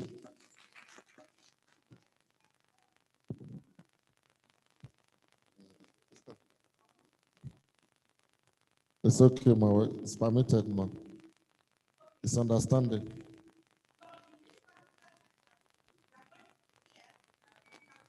We're going to hear from states. Remember that this is a learning meeting. We want to learn from each other. We want to learn with each other. So we're going to hear from states that have domesticated SAP. We call them first generation states. When SAP first started, when SAP we did NAP, there were some states with the support of NSRP that caught it and ran with it very, very quickly. You might say that they did that because they had donor funding or they had the support. It doesn't matter. At all, nothing bad pass. So they were able to do it. So we want to hear from those states. I have questions for those states that will navigate or how they will talk.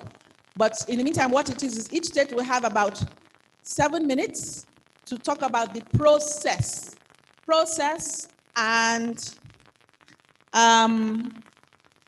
progress and implementation, but also the process. How did it start? What were the things that you did? Who did you engage? Who supported? Who did not support? What is your priority? Am I going too fast? I'm sorry, but please pay attention. What is your priority pillar? And what are some of the milestones that you have achieved so far? And what have been the challenges and emerging issues? Are we good? Okay. In no particular order, I think one of those states will be Plateau State. Give her a round. No, it has to be round. Give it round. Galit, are you clapping because it is your state? No wonder. Plateau State, you have to come here and stand beside me. I want you to move. My CSO people, I am going to call you next because you are here and you are quiet. It's supposed to be an interactive meeting. So I have questions for CSOs. Now, while she's presenting, think about CSOs' input, how CSOs can be involved. That is your question. And I'm going to call one of you next after she presents. Thank you. 7 minutes. Okay. Permit me to lean on the protocol already established. I'm Mrs. Zainab Sok. Please. Okay. Take this mic. Yeah.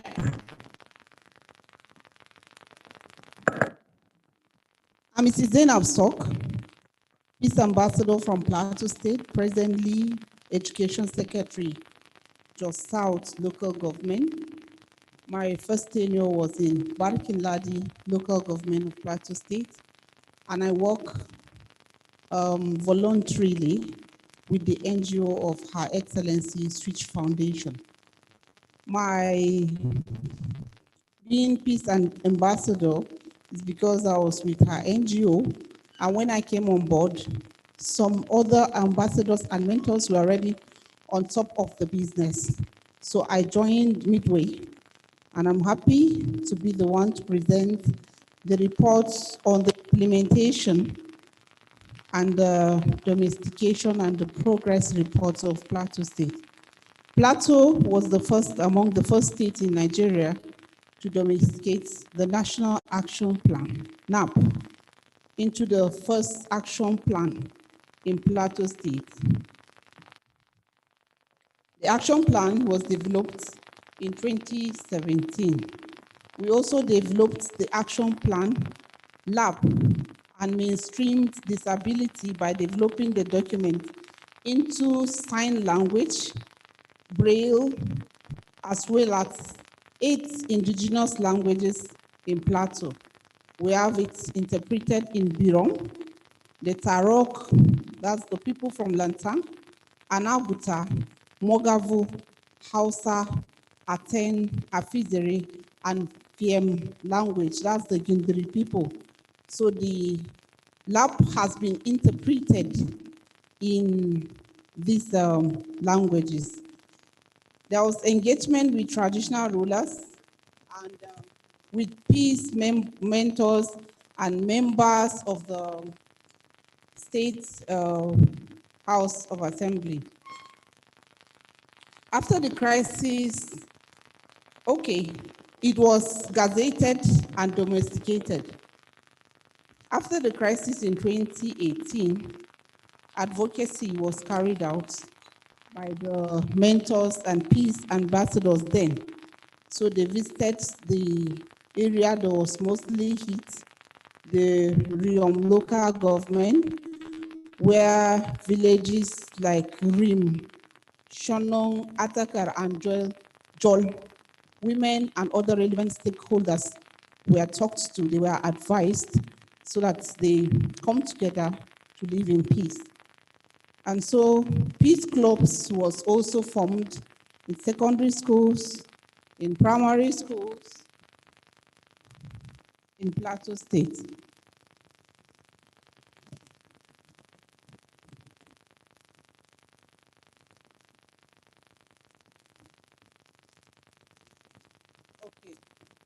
As an education secretary, when I came on board, there was crisis in Barkin Ladi Riom.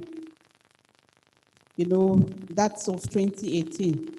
And so as an education secretary, we liaise with Plateau Subeb, and the children from the crisis areas were given tutorials and lessons to bridge the gap, because during the crisis, they were out of schools, they were in IDP camps.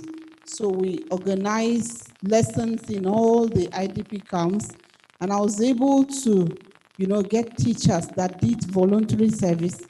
These children were being tutored, they were being mentored. It was kind of trauma healing. It was a kind of, imbibing peaceful coexistence.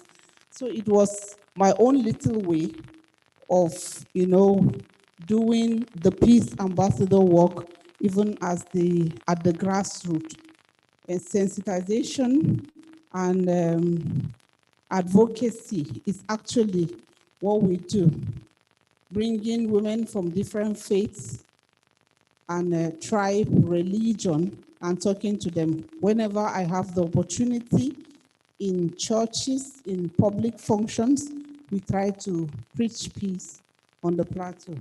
I don't know if I'll be able to do it. Where is the, okay, I don't know if I've been able to do it as you have said we should do it. Thank you very much.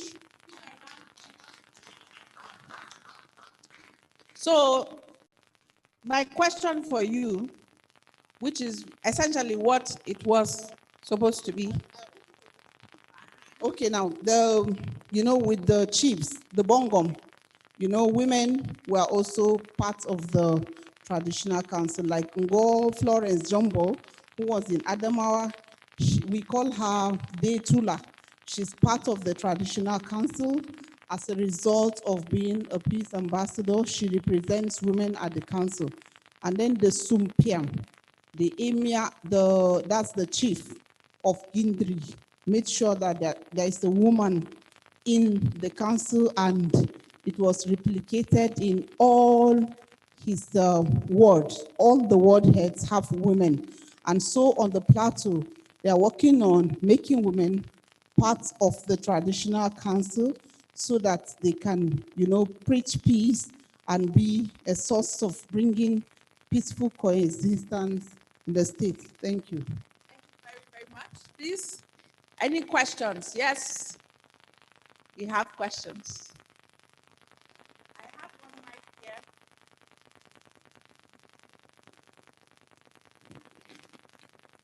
You have to have questions for Plateau State, because especially for the states who haven't done their SAP. Ask her questions. She's there. Let me put her on the hot seat. Yeah. Okay, mine is just addition to what she has said. So Plateau also developed the first SAP in 2015 and 2016 before doing the second one in 2017. Then Plateau has 4 local action plans for 4 local governments, Mongul, Riom, Just Not, and Wasi. Then as part of the Women, Peace and Security implementation, Plateau has a multi-sectoral platform where issues of violence against women and girls and those of conflict issues are being handled, called the Observatory. Yes. Then another achievement in Plateau is what she talked about, women inclusion in the community platforms, that's the traditional councils. We have like 120 women included in those local governments, and there was also training and, structure of gender responsive journalists that report issues of women, peace and security. They had a lot of training and retraining so that they are able to carry issues of women, peace and security in the news and all that. Thank you. Thank you very much. Questions for Plateau State? Someone has here. Remember that we're talking about the process of getting a SAP, whether it's your first or second. We are talking about, what it was we're talking about? We're talking about some of the results and impact that they've seen. Yeah. Thank you very much. I want to open the flash book, Blazing the Trail. I'll be trailing the blaze. Which one is it? Like she said, what we're talking about, implementation and the process. of doing it. So I want to know, in the first place, who who drives the process in your state? Who drives the process? Where is it domiciled? Like, which ministry or agency or where it is? And then how do you ensure or how do you monitor implementation of that very? For me, I noticed that in Nigeria, we are very good in making good policies, but we are always tired when it comes to implementation. Those of us that have a child rights law in our states, when you come to our states, you still see girls, children, boys carrying and hawking in the streets. So I really don't understand it because implementation is a problem in our country. I also want to know what the process looked like. Did you have to invite some other stakeholders or did you do it alone? And then finally, do you have any funders or did the state government fund the process? Thank you.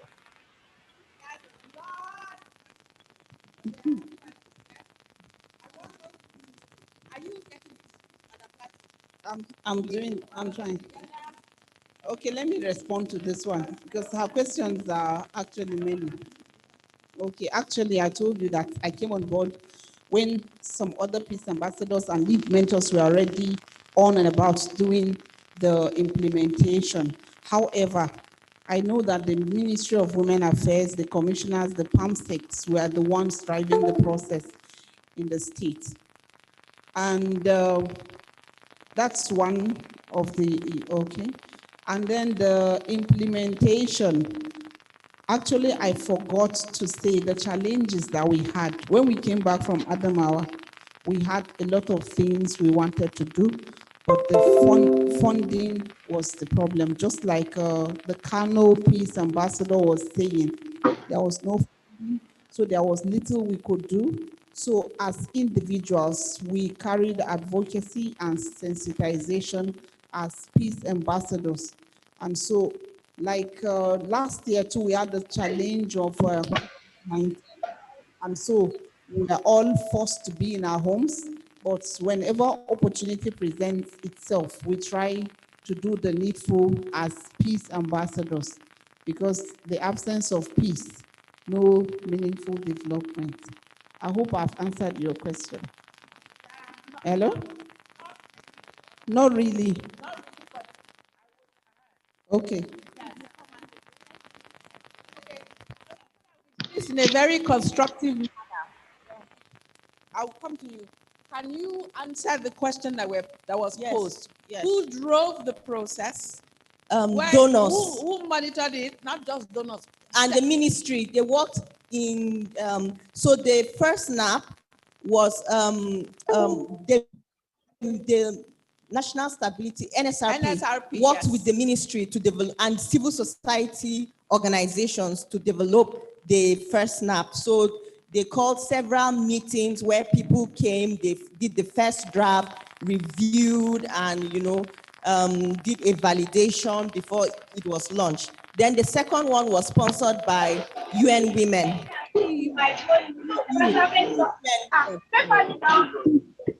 And the federal and the state Ministry of Women Affairs, they were the ones that drove the process, and the same process of involving stakeholders was, yeah. Where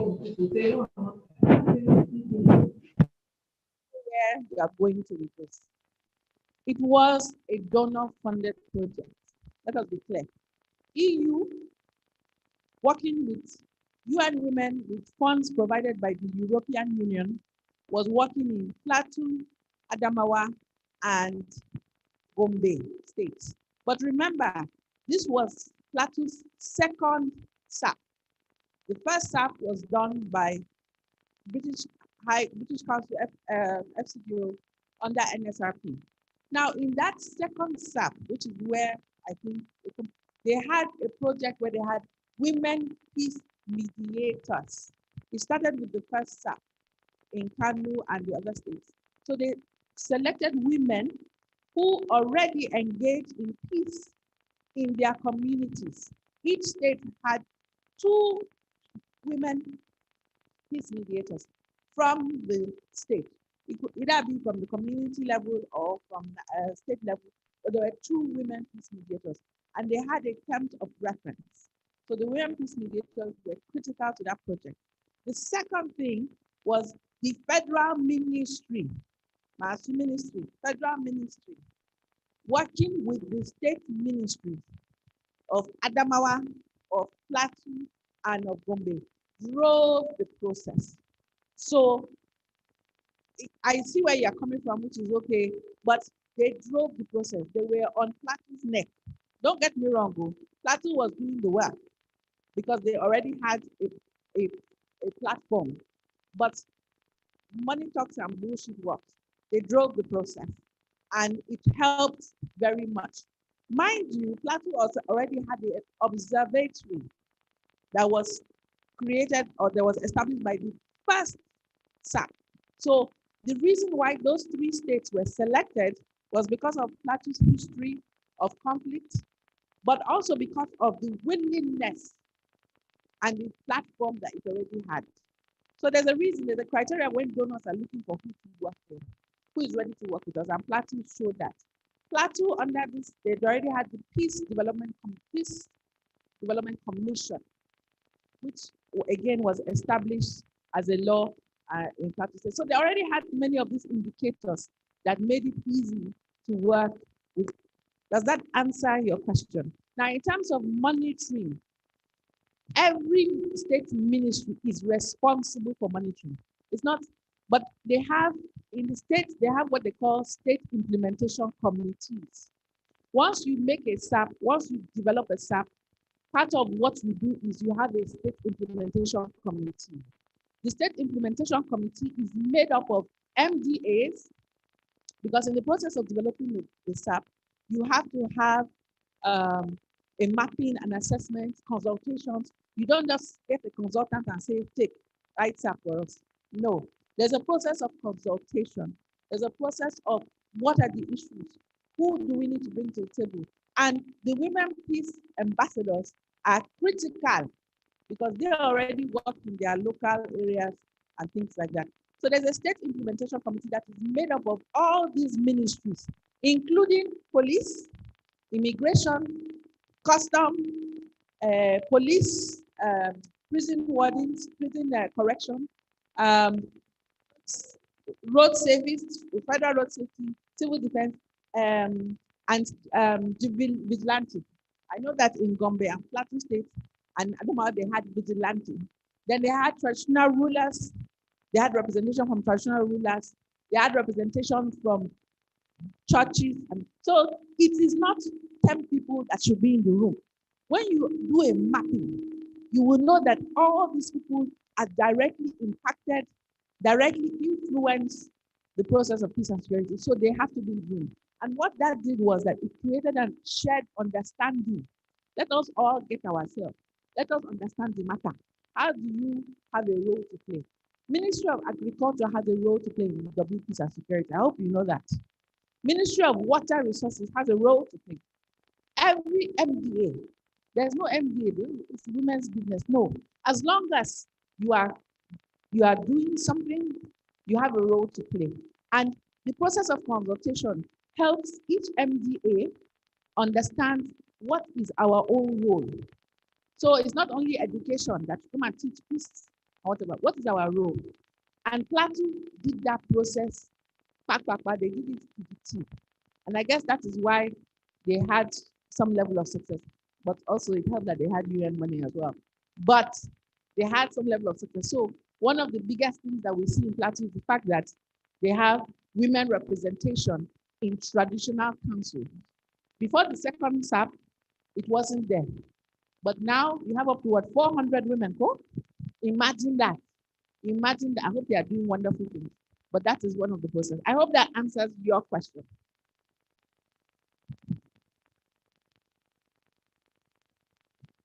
Please put the mic. I said I was confused. That was why I asked the question. She said she's the education secretary. And now we're saying that Ministry of Women Affairs is driving the process. So I got really confused. That's why. Education secretary and a peace ambassador from Plateau. No. It's my, yes, that's where I work. But I'm also a peace ambassador. Don't be confused. Tonya, you have something to say? Women Affairs, hello. Women Affairs is part of it. In every state that has domesticated, Women Affairs drives the implementation, coordinates the implementation. But in that state, we'll have at least 2 to 3 peace ambassadors. In the 13 states that have domesticated, Kano has the national president of peace ambassadors and have other peace ambassadors. That is why she can't come from the ministry. The ministry, the director is there, commissioner, whoever is already there, but another person from outside the ministry becomes the peace ambassador working with them. Just as we have somehow the peace ambassadors who look like the National Steering Committee in the federal. So in the states, we have people from other MTAs and agencies working with Women Affairs. That is how she came on board. Thank you. I hope that answers your question. But the point is that women, as women, you wear several hats. And she has been part of the process, which is why she explained. So, Ebony, you had a question? My question is partially answered because my major concern was on the technical support I kept on talking of. But it has been answered. I was trying to know the process, how they got on, that is sort of who also drove the district to assist them, give the technical, touch. It's already. That is, by way you said that UN women were involved. They are technical people. Even when we are, have been part of this, presentation on NAB, we've, had such presentation here in Abuja, and one consultant was the person that anchored it, just as you are doing today. And she did promise us that she will be coming to our states on invitation to give us technical support while we develop it. Yes, I tried on several occasions. I even called UN women on one occasion, and they promised, they are still promising, and they've not. Okay, I cannot answer that question. I cannot speak for UN. But let us explain something. Yes, there are consultants like myself and a lot of other consultants. To be honest, after all of this, Ministry of Women Affairs themselves should know technical expertise. I know that I've trained so many of them. But the issue is consultants work, the way it works is that you invite a consultant to your state. You pay for it. Now, if you are fortunate enough, and Lagos State, that is why Lagos State, I'm looking at Madam Lagos State. If you are fortunate enough to be living in the state, and the state says, we have this consultant, so let us invite and let us do it. Maybe they won't charge you, but if you have to take a consultant from Abuja, for example, to Ebonyi, but it's not peace that you used to go and come back now. Neither is in the air that you used to fly. So, which is why we say when you go back to your ministry, you make it, look, first and foremost, you submit your report and say, this is needed. Then you will look for the expertise. If you don't have the expertise internally in the state, and please look, because there are many people who have expert knowledge on WPS, but don't just look for somebody who will come and write a document for you. I beg you, for the love of God, no. It is a consultative process, interactive process. It is a process that, to be honest, you will tell me what to write. You, as the people, I don't live in Ebonyi, I don't live in a Plateau. So I guide you. And then, obviously, you have to take care of. So some of you are lucky, like Adamawa State, for example, your minister, your commissioner, or in the Senate or in House of Rep, she's very in the House of Assembly, very interested in getting the second SAP going. But if you as the ministry is not active, it will stay there now. You won't know who wants to work. So you as a ministry people, you need to be on the lookout. I want this year, who can we do?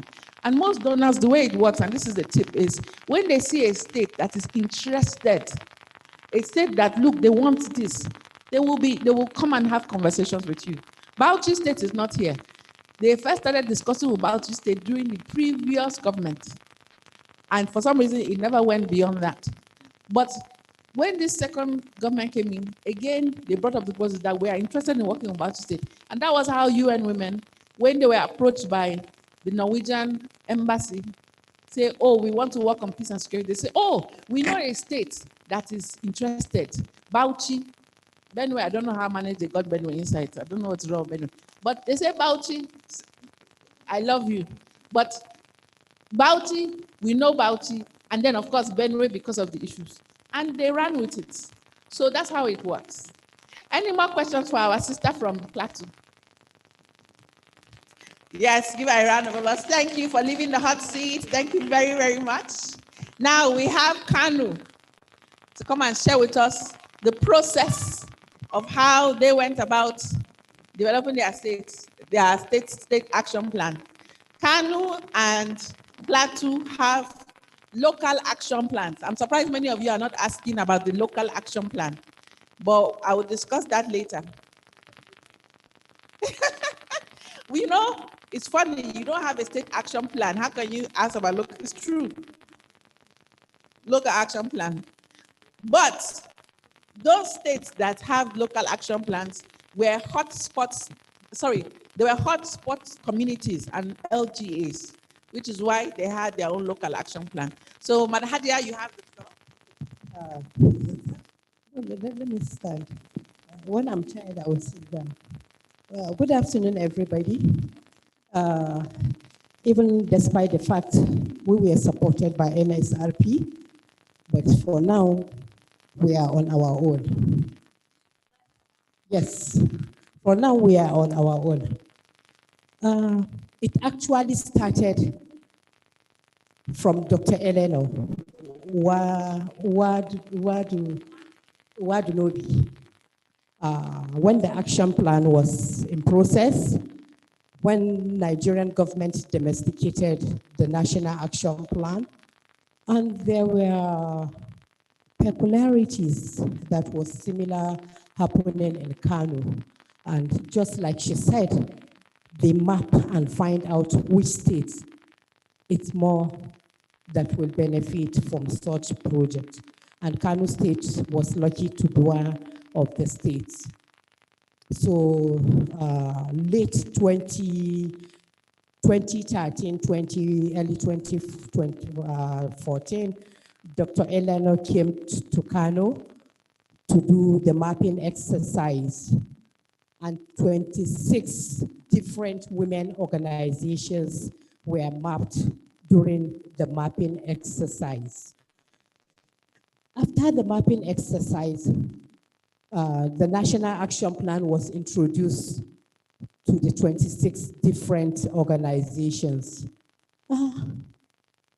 They said anything worth doing is worth doing well. But these 26 organizations don't have an idea what the National Action Plan was all about, and they don't know how to go about it. And it started from the Ministry for Women Affairs.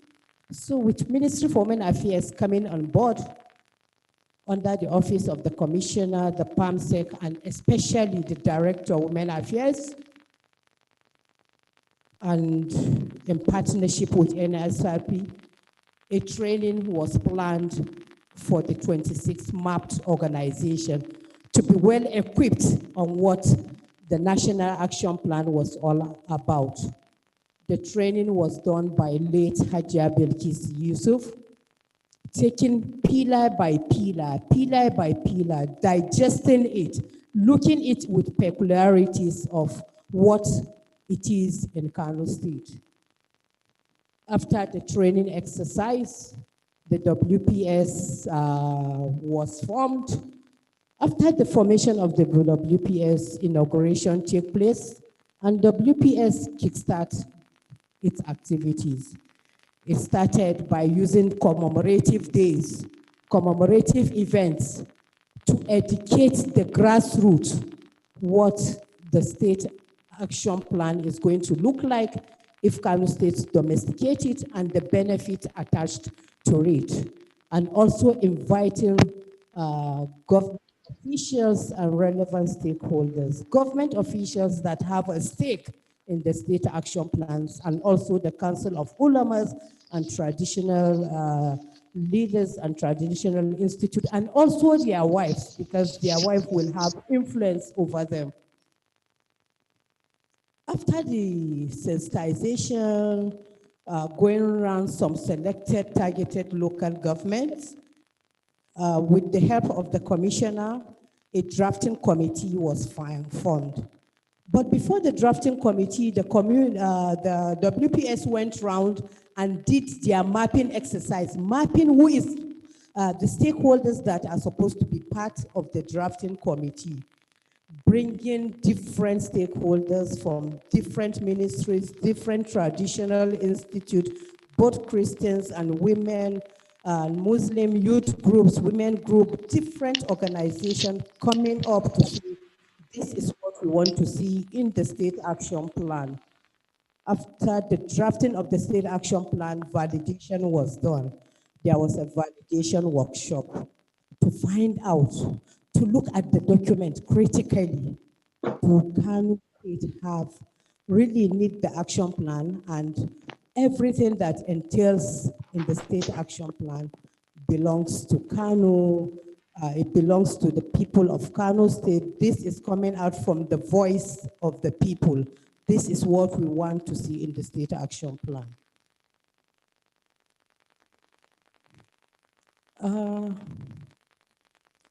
After domesticating, after the validation comes the signing.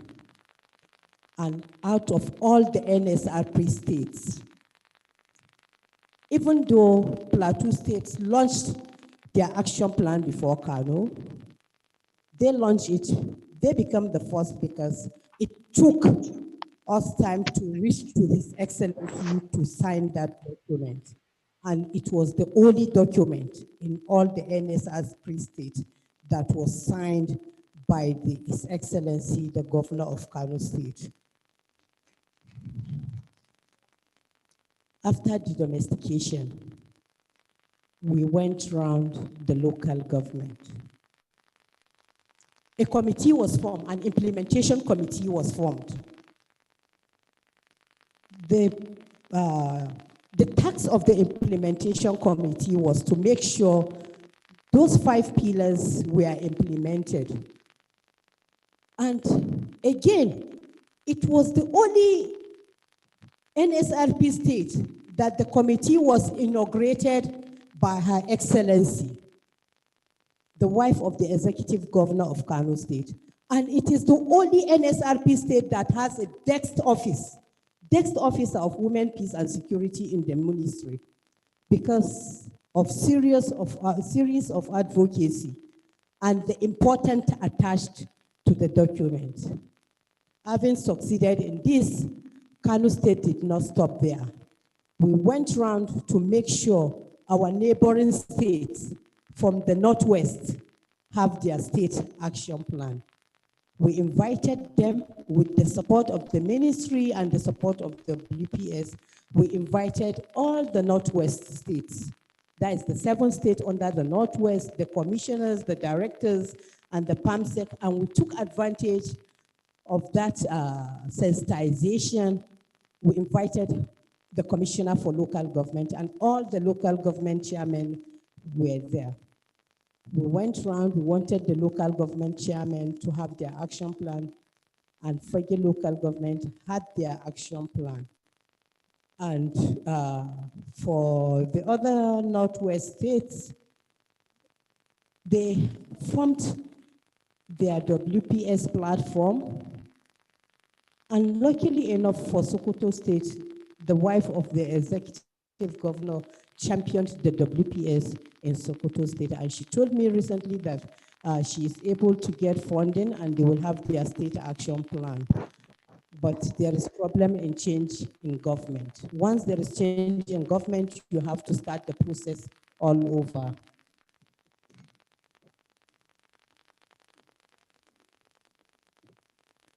we started looking at the pillar, each pillar. How do we implement it? How do we get support for it? WPS went round, partnered with United Nations Population Funds, UNFPA and PPFA, and partnered with the ministry and see how we can address. We took one of the pillars, that is prevention. How do we prevent women in terms of domestic violence, especially this during COVID-19, which is really still ongoing.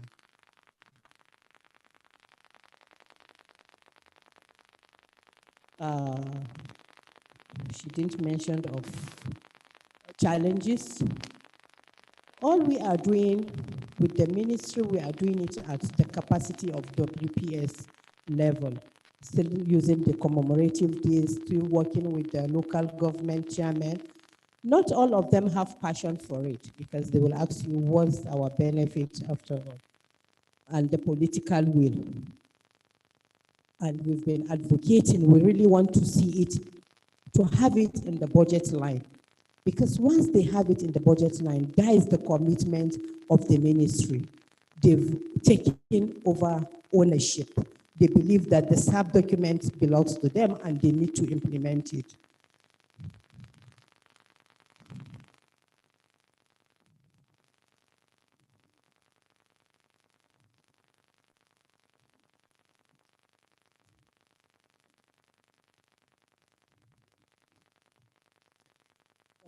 She asked the question, how do we assess level of implementation? We have a design monitoring tools. Look back to your activity. Use the monitoring tool. Track yourself, assess yourself. See the level of implementation. See the level of your performance. Are you really on track? What have you done? What have you not done? And we work with multi-sectoral platform. We have the observatory committee working with Murtala Mohammed Specialist Hospital, the Waraka Sexual Assault Referral Center. Thank you very much. Isn't that like a lecturer? Sit on the hot seat. I invite you to take a hot seat. Questions for Kanu? I have a question for you. Is this your, what number of NAP is this? When did you develop your NAP? Your SAP, sorry. Where is the mic? We developed our SAP between 2017, 2018. Yes, and we are on process to develop the second NAP because actually we were having a very great challenge, very big challenge because it has to do with political will. The then commissioner has passion for the SAP, and our picture actually appeared in the first SAP. Then the second commissioner didn't have any political will for it. Even despite the fact we were there, Excellency said, if there is any problem during the inauguration, that she wants a detailed report for WPS activity. But you need an entering point. When you go to Her Excellency, she will send you back to the commissioner, channels of communication. So there was like problems between the then commissioner and the former commissioner, which has nothing to do with WPS. And the commissioner for local government wanted the local government to have their action plan. But the commissioner for women affairs is saying, I have the mandate to do so. You can only support the process.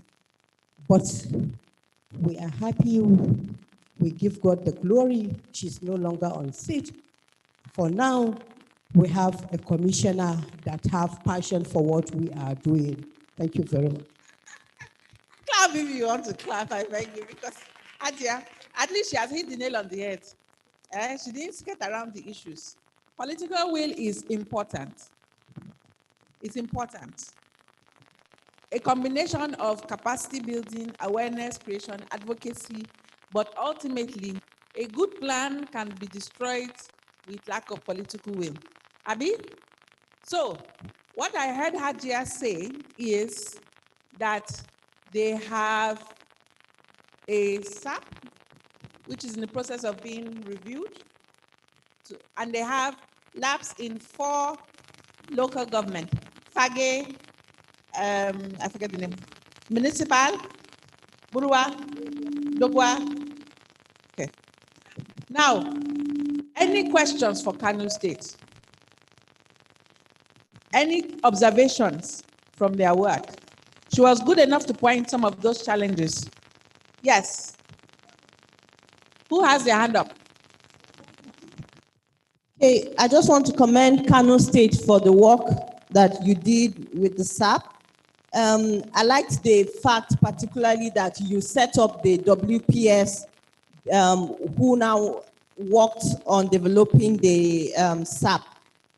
I heard you mention that you trained 7 other northwestern states, on the SAP. Did any of them end up developing the SAP as a result of the capacity transfer? Thank you very much. I just said it. I said, Her Excellency, the wife of Sokoto State Governor Hajia Mariam Waziri Tambua, just informed us some few months back that she has got funding to implement SAP. And I stand to be corrected, but all the Northwest states have women, peace, and security in their states. You can find out from them. They will tell you Hajia Hadiza Balafage and her team trained us on SAP. And I didn't mention the problem of change in government. That is the challenge we are having. Thank you very much. So Sokoto is thinking of SAP. Kaduna has a SAP. I think it's an opportunity for Action Aid to get to her. Because one time like this, we were thinking when they wanted to celebrate the, how many years? Some years of, 20 years of action plan. We advocated to her to get with Dr. Ellen or whether the state can champion and host all the 36 states or the states having WPS. So it's an opportunity for us to work with her. Thank you. So opportunities abound. When Kano developed their SAP, very few states had theirs. But now, more and more awareness is happening. A lot of people are saying they want SAP, or states are saying they want SAP. So there are opportunities here. Yes, Farah. Kano State, thank you so much. We learned a lot from your SAC implementation. Please, my own is no question, it's an observation. Yes, please. I could remember when the country director was talking to us the other time. I remember she said women should get together against coming 2023, that if any woman is for party A, vying for a position, all women should vote for her. If you could listen vividly to what this madam said now, that she's happy somebody is leaving the seat because the woman is advocating and trying to stop what she's trying to do. If such a woman should come on board, will she vote for her? Thank you. Yes, I like being very honest and realistic in whatever I'm doing. I like being frank, and I will tell you the truth. From commissioner, she's now the NGO special advisor, and I was invited to be part of the celebration of NGO Day. I have to say, in my mind, I did not participate because I said it openly that she set us back. So I have to be very honest with you, so I won't tell lies. I don't think I relate with people that don't want progress. Yes, thank you.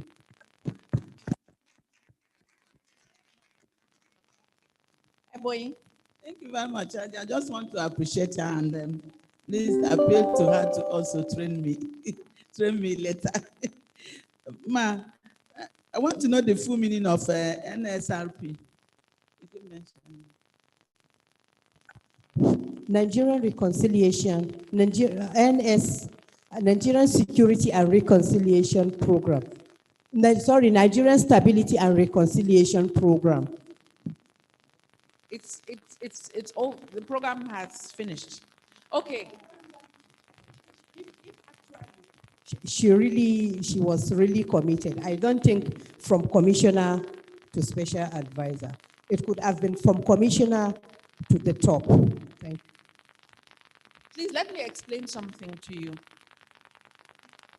Be very, very careful how we say that we support all women, and when many of those women very clearly do not understand what the issues are. Sometimes they are an impediment. Having said that, there are strategies to deal with it. We call it mitigating strategies. And some of that is a careful explanation. Some people, my people perish because of lack of wisdom. So some people don't have that understanding. And so a careful explanation of how WPS or violence against persons or child rights or OVC is critical and important to the position that they currently occupy. I'm not coming there because I like your face. I'm sorry. I'm coming there because you are in a position, or you are in the position that requires you to do this, this, and this. Now, should you choose to put politics over and beyond, or what's the word? Or you know how they say pettiness or whatever, then whether you are a man or you are a woman, it's a problem. It is a problem. And usually they tell you that when somebody shows you who they are, believe them. Because if she had opportunity to be in a much higher position, she might do worse. And again, this is the problem that we're talking about. We need people, both men and women, who will advance the agenda in a positive way, not negative. So you will find what they call, so what she experienced was what they call resistance. And in the course of your work as ministry, as women, you will experience it in different ways. One of the things that you need to learn are strategies on how to handle it, how to deal with it in a way that your work still goes forward. So please let us that's what I took away from what she said, that there will be resistance. It's not because you say you are a woman, I'm a woman like you now, answer me, I'm doing women business. No, some people are not like that. Sometimes you will even find it in men more than women. So please, let's be clear. But Hajia mentioned something that I thought was important. You see, when you are dependent on a person, then there's always a challenge. This WPS is not dependent on, yes, the ministry is the anchor, the ministry is the implementer in many ways, but it is institutional. The reason why we are going cap in hand, oh, First Lady, oh, Governor, oh, is because we haven't got, and one of the things Auntie Ene mentioned was about voice. The people that you work for, a woman in Kano who is experiencing conflict and violence and things like that, and a woman in Northeast, you as a commissioner, you as a governor, you as a CSO, you carry the man, you owe it to them to do this. Now, unfortunately in Nigeria, our people don't know, because if they know, they will come to you and demand. And that is part of what Action is trying to do. We're trying to create the demand for voices, for women's voices. If we have a lot of people demanding for what is our right, nobody will be telling you, go come, go come. It's not there. They are there for that. And if they don't do it, they are taken to account. They're accountable. So please, institutional, what's the word? You need to make it institutional, so that tomorrow, when the commissioner goes, or when the governor goes, the next governor will not say, I'm not interested in women, peace, and security. You cannot afford to say that. Haba, it's not possible. As long as we have conflict, we will continue to have conflict, God forbid. We have violence, we have all these issues. It is institutional. It should be a legislation. And you know, once something is a legislation, until it is repealed, it is there. That is what I took away from what she said. all of you need to understand that when you go back to your respective states, don't make it look as if you are begging. It's not begging. This is something that, whether it's from institutional instruments, from federal, as a state, we are supposed to do this. You cannot afford to say no. Now, if you are an impediment, too bad. Then you rally the community to understand, to demand for it. Are we seeing how we can do some of these things? Okay, Hadia, thank you very, very much. Oh, somebody, no, they have questions for you. Sorry, it's just observation. And I also want to add that we should not try to contradict ourselves. The country director said the other time that in 2023, actually I'm a man, but I work with the Ministry of Women Affairs Kogi State. So if we are anticipating, like the country director said the other time, if any woman comes up 2023, that we should rally around, or women should rally around. But with what Aja has just narrated, if that particular woman comes up, it's not likely she will support her. And there is an adage that says, there's no permanent friend. Your friend today may become your enemy tomorrow. Your enemy today might become your friend tomorrow. And so, just like our facilitator said, it depends on the way you package it. There is a particular person in the Holy Bible, Esther. When there was a challenge before the children of Israel, Mordecai went to meet Esther. He said, if you don't rise up to this issue today, don't think that you and your family will be free from it. Eventually, when she was convinced, she went. She said, I'll go and meet the king. If I perish, I perish. But it took Mordecai some time to be able to convince Esther. So, for the fact that that woman that was once the commissioner and presently is special advisor to the governor, for the fact that she restricted you then, doesn't mean that you should lose hope and be discouraged in any of our ambition, or whoever may be having any such kind of ambition tomorrow. So please, if really we want to achieve our aims, our goals, and our targets towards 2023, having women in leadership role, let's forget about segregation and other. All right. See, Hadia, we have, see, let us have her and her, and but you know what? Please speak. Speak. Hadia, speak. Hello. Yes. Please, I just want to plead with us not to misunderstand her stance. She was very clear.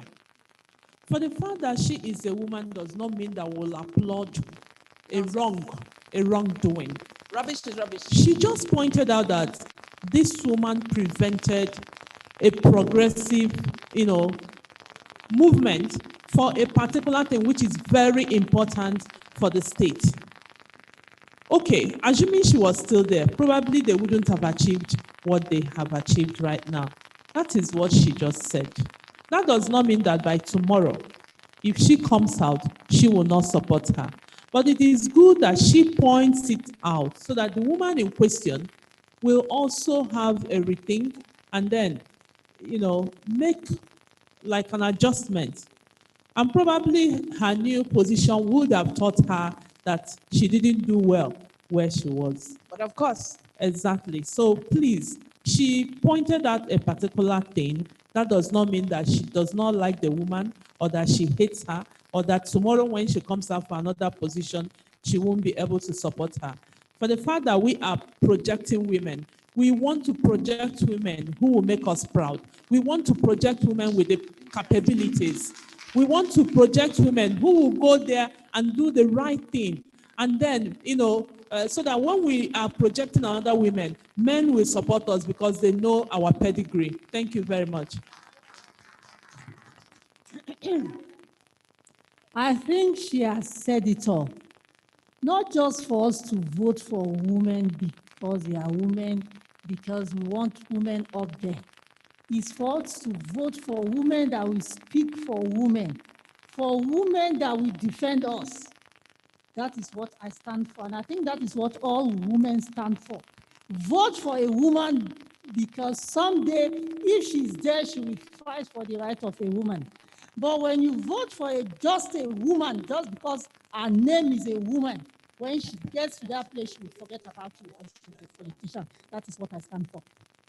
So my challenge to all of you, since that is what you all stand for, how are you educating, or let me not use the word educating, how are you, is this sensitizing?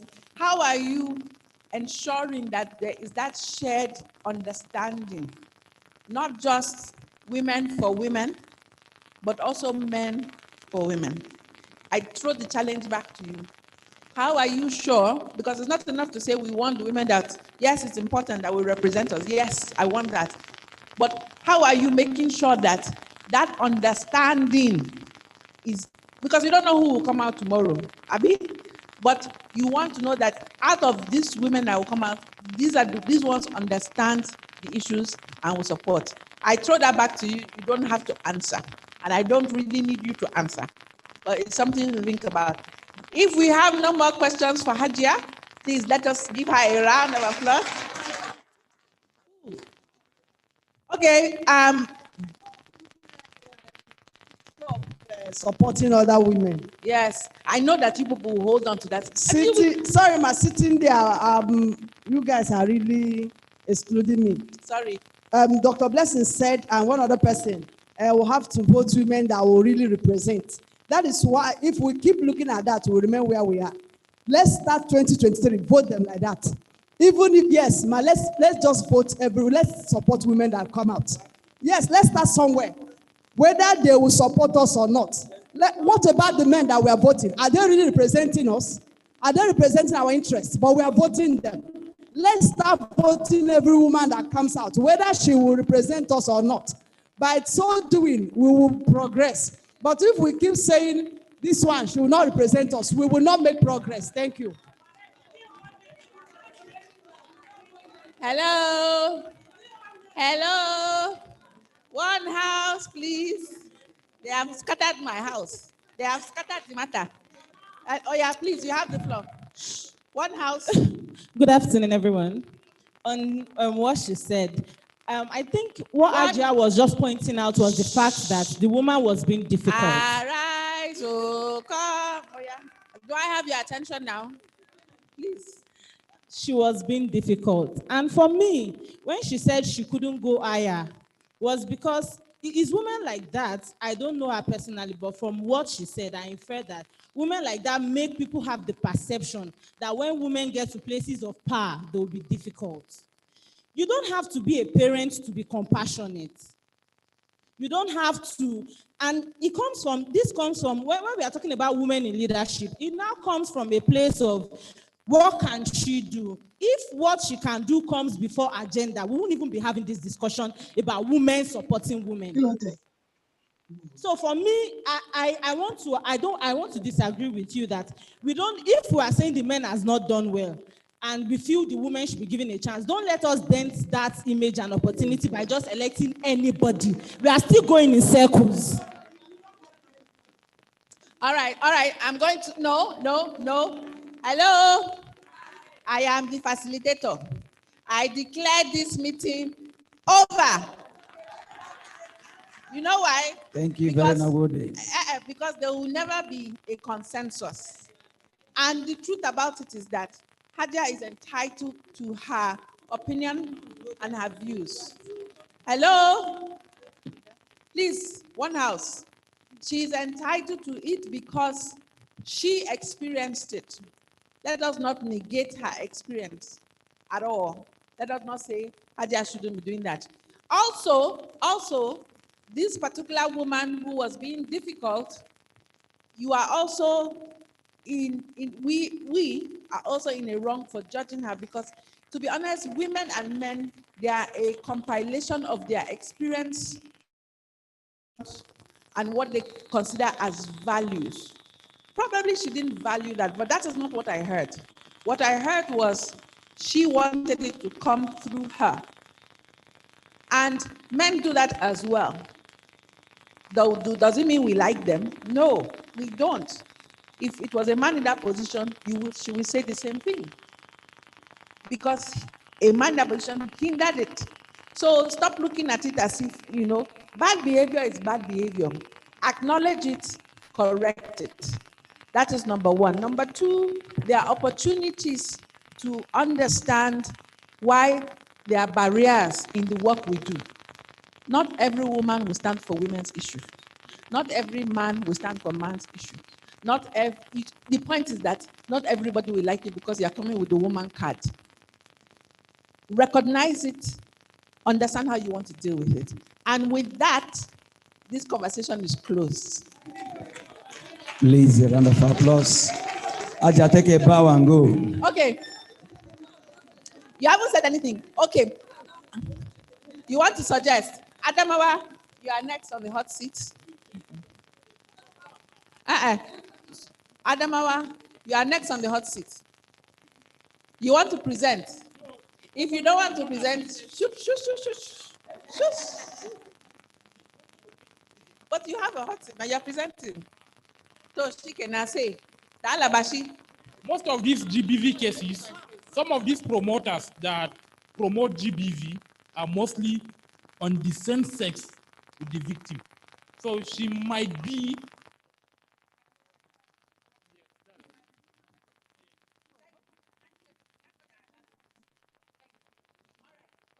Good afternoon, everyone.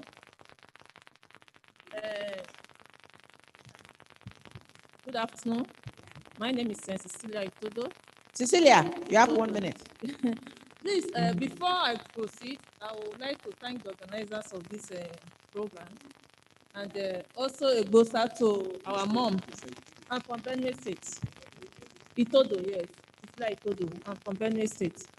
Also, a greeting to our mom that make this seminar possible for us to be here. Please we should send our greeting to her. That we also use the opportunity to this kind of program should be continued, maybe quarterly or annually. We really want to bring more women in. There are some of my colleagues, NGO colleagues, that want to be here. I told them that I think they have a budget for people they really want here today, so we can give room for other women to come in that hold an NGO. And in addition, for we loving ourselves, or how the women can be part of the society, the politics and the thing, is when we can be coming to this kind of a program, this kind of seminar once in a while.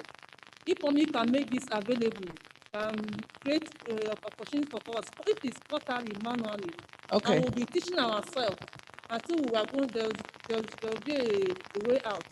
That is one thing I suggest. So I still have another issue, maybe I'll say that later. Okay, so park that. Thank you very much, Cecilia, for using the time to thank everybody in the world. But thank you. I have Adamawa and Benue next. I'm going to rush you. Please come forward and talk about the process of your SAP implementation. Afterwards, we'll have lunch, and then we'll go into our group discussion. You have to come forward. And Benue, get ready. So Adamawa was also, if you notice, the states that were called forward are states who have developed it over how many years? 3 years. Benue just recently developed theirs. That is why they are speaking last. Thank you for this wonderful opportunity. As we have all known, when the NAP was came into the country, it came to Adamawa, you understand, and then we accept. And before Tonya kills me, all of you that have presented, please put it down in bullet points, at least 5 or 6 bullet points of what you presented on. Put it in a paper and please hand it over to Tonya for her notes. So Plateau and Kanu. It came to the state and then we implemented.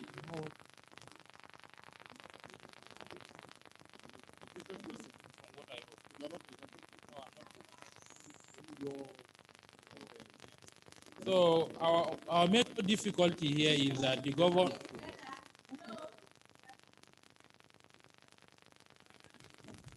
our governor is yet to ascend to the SAP. Understand? It's yet to ascend to it. But it has gone to the House of Assembly. That's what I'm trying to tell you. They have already remaining is on ascension. Remaining is on ascension, is yet to ascend to the document.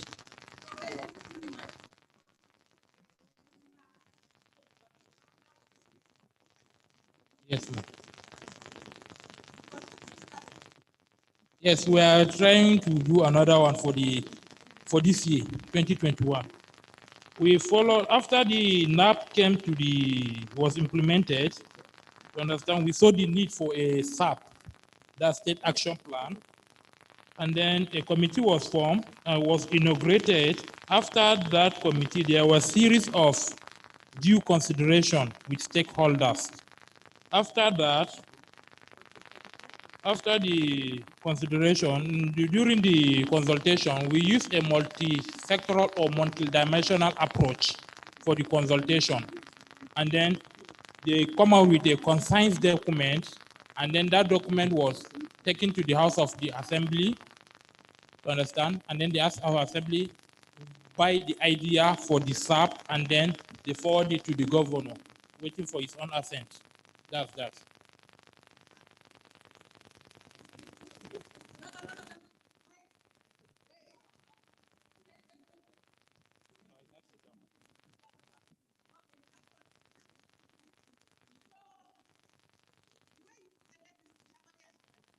Yes, now there is no magic in it.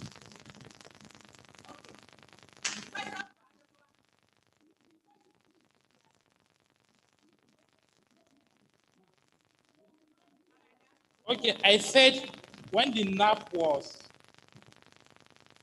came into being, a committee or a delegation came to the state, you understand?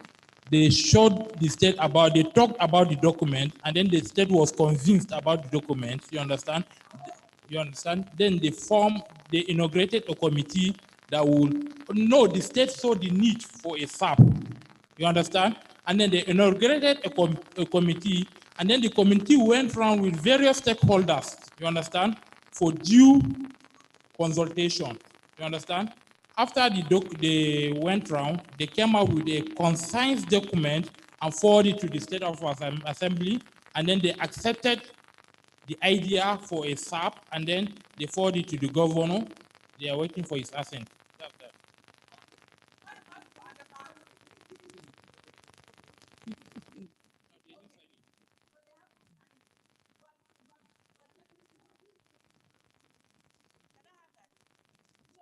In SAPs, in the previous SAPs that were done, they were done at Ma, you asked the question. They were done at the level of women's ministry. They did not involve the legislature. Yes?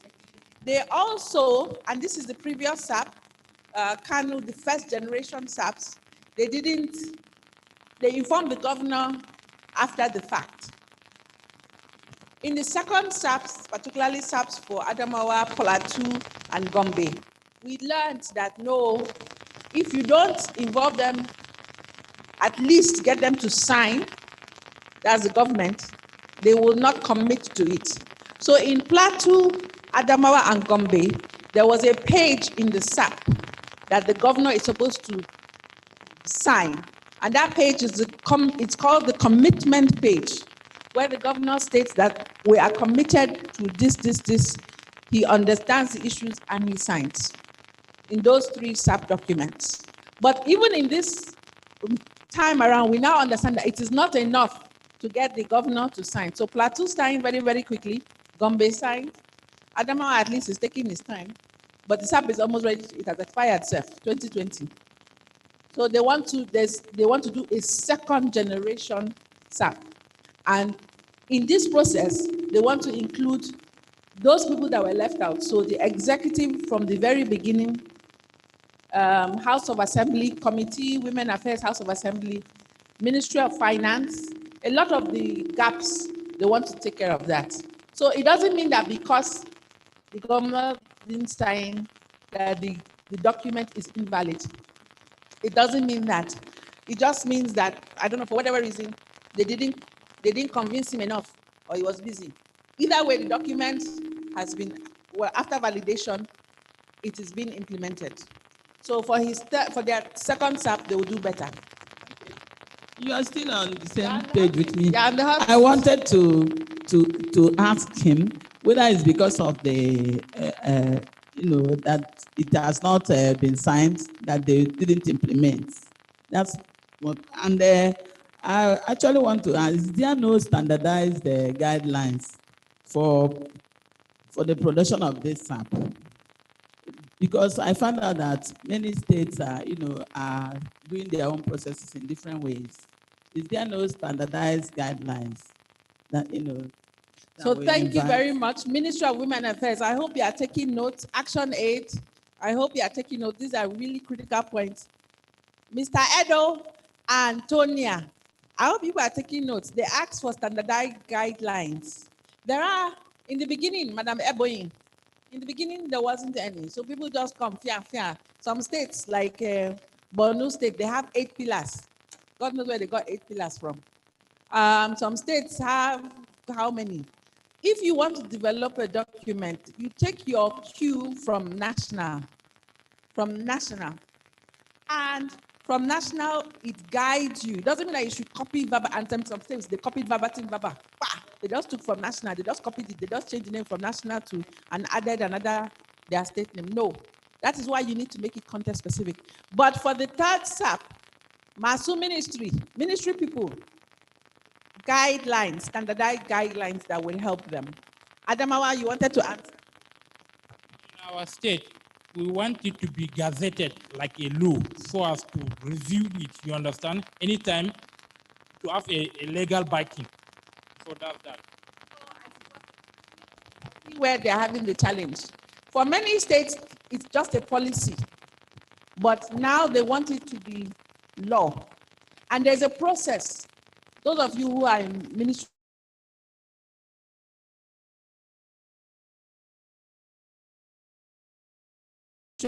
we have lunch served, but we still have to hear from Benue State. Yes, thank you please give Adamawa a round of applause. Benue State, you have to shorten your own.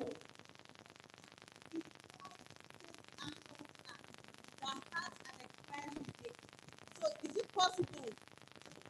Yes, so it's called State Action Plan that has an expiry date. So is it possible for an action plan to be put into a law?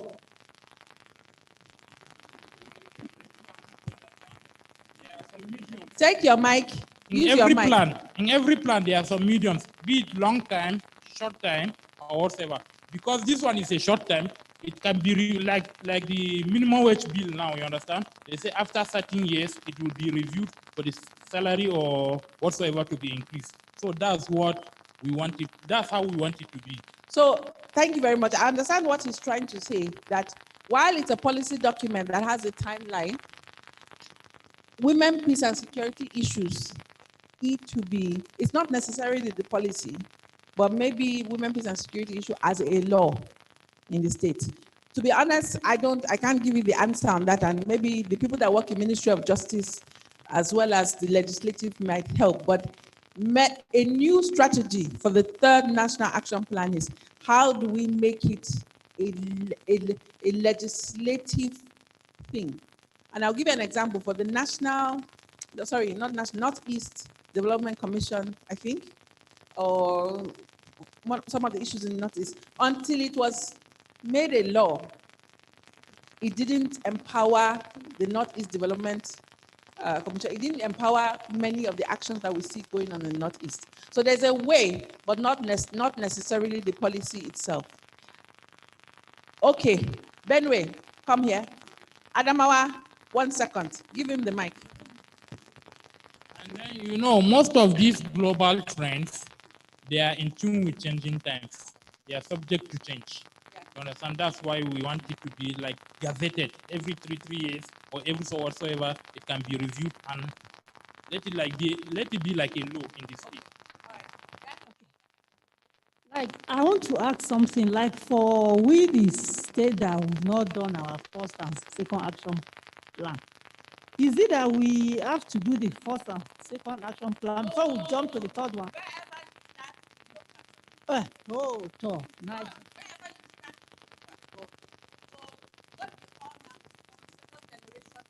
Plan, because Nigeria is in its second generation. So we're going into the third, they call it third action plan, third generation. For you, wherever you start, that is your first. Depends on each state. Wherever you start is your first. That's the first.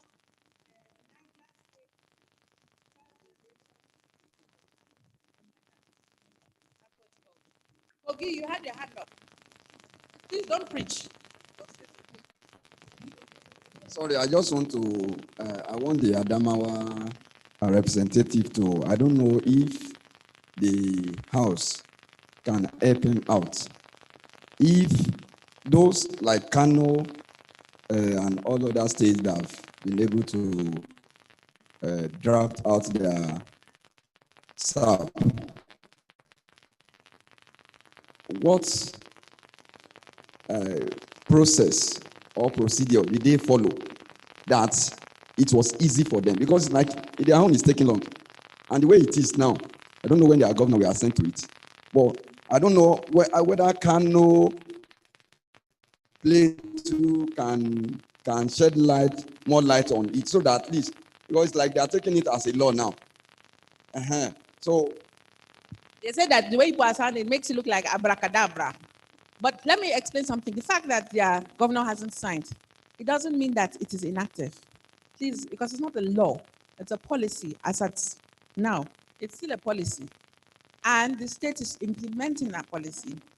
So what would have made it more effective if the governor signs is that it clearly shows his commitment, and that is the next step for advocacy. If the governor has committed to it, then when you go back to him and say, sir, please, we need a funding budget line for WPS, he will not act, what is this about? I don't know what it's about. He has already signed to it, so that he has committed. And so it makes your advocacy easier. So it doesn't mean that right now they cannot report on what they have. It's a policy that is in action, that has been in action since 2017. Maybe their indicators or whatever they are reporting is 0, 0, 0, 0, 0, or nothing, because maybe they are not implementing it. But it's a document. Getting the executive and the legislature to sign, it takes it a little further to say, oh, now we have commitment. And with commitment comes budgetary commitment. So all of you that are talking no money, no money, no money, no money. This is another helpful thing. Does that help you? Esther? Good afternoon, everybody. Magdalene Ando from Benue State. By His grace, I will not preach. I'm going to make PowerPoint presentation. The Benue State Action Plan. Sorry. On women, peace and security. That is SAP. Was developed, but yet to be launched. It was developed under these 4 pillars. And the pillars are prevention of conflict and disaster preparedness, participation and representation, protection and prosecution, crisis management, early recovery and reconciliation. We have a goal, which is to guide, develop the SAP, the NAB.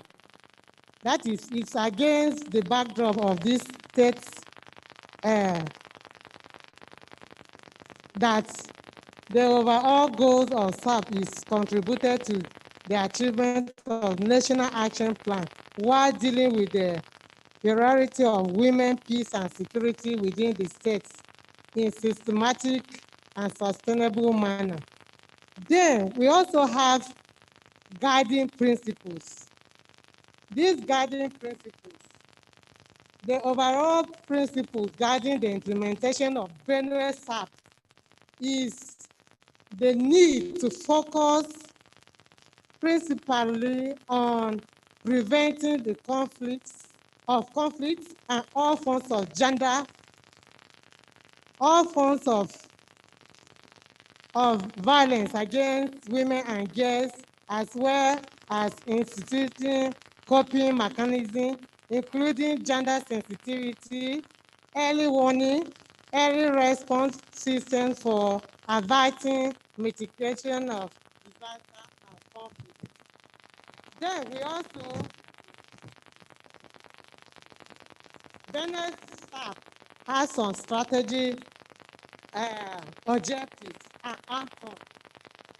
Then for synergy and facilitation in the implementation of Benue SAP under the identification of priority pillars, WPS issues in the states were reviewed, and a set of specific core strategies were generated. They are legislation and policy, SAP promotion and advocacy, capacity building, service and service delivery, research, documentation, and dissemination, coordination and synergy of activities between among stakeholders. No, I'm not reading that. I want us to know that SAP in Benue State has proposed a budget activity of the sum of 9 million under each pillar to be implemented from 2021 to 2023. The activities conducted so far with support from the UN Women and Benue State government are as follows.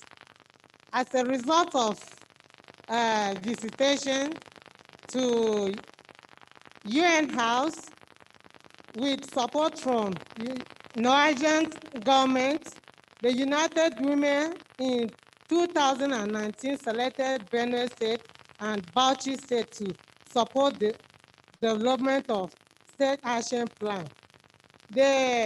With the support, we were able to carry out some activities like radio programs, TV projects.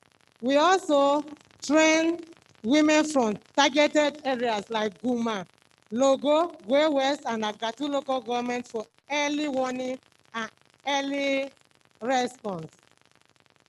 Survey by partner West Africa, Nigeria is one of the activities. First meeting on women political empowerment is an activity that was carried out. A nominee attended African Women Space Summit in Tunisia from Benue State. Another activity that I would like you to know is that introduction of the implementing partners to the states, international alert and partner West Africa. Experience sharing with countries that have implemented UNSCR 1325 in Abuja, advocacy to stakeholders like judiciary, Benue State House of Assembly, police,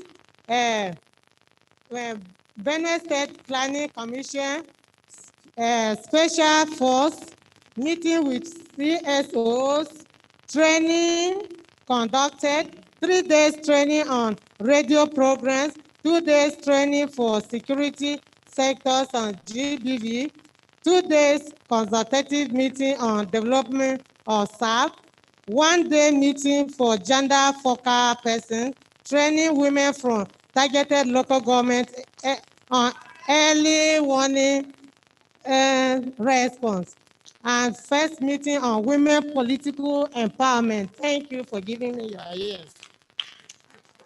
Thank you, Magdalene. You were reading from the book. Okay. There were a lot of noise, and I can see that Action Aid, people are already eating and making food smell all over the place. So we are not concentrating anymore. Magdalene, please have the hot seat. Any questions for her? And I know that some of you, your eye is not here at all, but try. Try. Yes. Okay. Let me explain all of this. Oh, you have a question? Okay, please. Action 8, you are eating food. Enough. Well, sorry. Oh, yeah. Put that on for them. Okay, thank you very much. Madam, while you were reading, I picked two major points. You talked about early response. Early warning, early warning response, sorry. And then you didn't tell us about the implementation. How are they implementing How are they implementing it in your state? Meetings and advocacy visits are being carried out. We have trainings, we train these people. We selected some women from various local governments concerning this issue. Madam, did you train the CSOs too? Because I've been going to Benue State. Yes. You trained them? Mentioned them here. You trained the CSOs? Okay, thank you very much. So let us. Okay, you included them in your training. Yes. Yes. Okay, you carried out advocacy and the rest of them. Thank you very much. Okay, are you sure that's all? Because it sounds as if you have a bee in your bonnet. Okay, not all CSOs in Benue, some CSOs, and they should stress also that it's not all LGAs, it's some LGAs. Some LGAs. And it is with support of International Alert and UN Women, the one that are talking like this, so it's with support of somebody. So that is why they focused on that. Okay, but let me stress that it has not yet been launched. So unlike the other states that talked, Adamawa, it has not yet been validated. It hasn't been launched. They are waiting for the governor signature. And the reason why this is peculiar for both Bauchi and Benue is the commitment. They want the governor or whoever to commit to it. And the governor said he needed to send it to the Attorney General to review. So that's a process of legislation. So they've sent it to the Attorney General to review. He has reviewed it and he has sent it back. It's on the governor's table before that katakata started for them to do it. So you see, with every SAP, there is a much more deeper commitment. So the previous SAP were just, but with every other SAP. So all of you that want to go back and do SAP, now you are getting strategies to make it deeper, not wishy-washy, bring one consultant, bring one donor and they come, fra, or abracadabra, we have SAP. No, this is so that it will be sustainable, it will be part of the process. The House of Assembly members, House of, what are they called, Representative Assembly, they are part of the process. They are very much aware. That validation meeting with the governor is critical and important. That is why they haven't yet launched it. Bauchi recently did theirs, where the governor was present and where he committed to ensure that budget is given and committed certain things, not just verbally, but also in writing for Bauchi State. Does that answer anybody's question? Yes. Yes.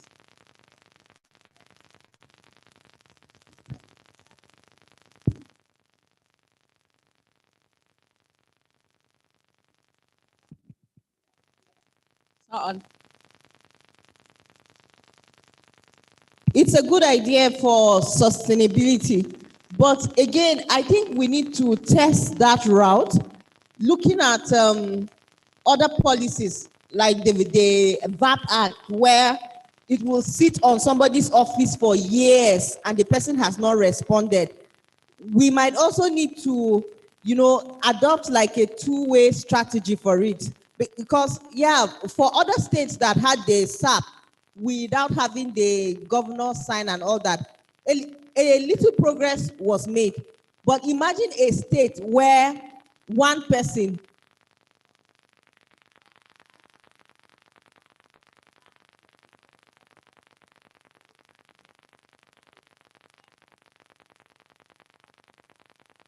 Thank you. Yes, I think that is part of the review process, particularly for the third NAP. Right now, as we speak, they are doing review process, what worked, what doesn't work, best practices. So it is something that we should be taken on board with Ministry of Women Affairs. But more importantly, the states that have those accents of the governor are recent states. So there are states like Benue, Bauchi, or I think, and Jos that have the governor, Jos and Gombe. So there, I think that it's a good thing to review. Anything else for Benue State? So Benue State is one of the newest states, and Kogi. You are not new. Sit. This is new. These are the baby of the house. They are 2020, as at last year. Ah, okay. Congratulations. But this is the baby of the house. After lunch, we hear from those who are not babies, those who are not adults. We don't know where those ones are. We are still deciding whether they will fertilize them. So we'll end this session now. Thank you all for listening. Thank you to Benue, Plateau, Adamawa, and Kano states for sharing that. I will hand over to Mr. Edo to take over. Please give Ms. Magdalene a round of applause.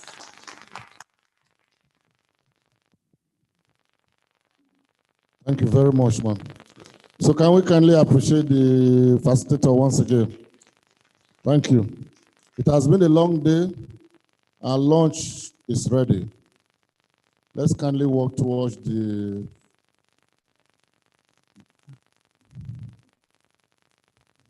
okay.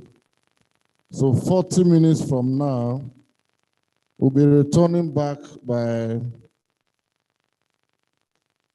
this is, let's say 3:40.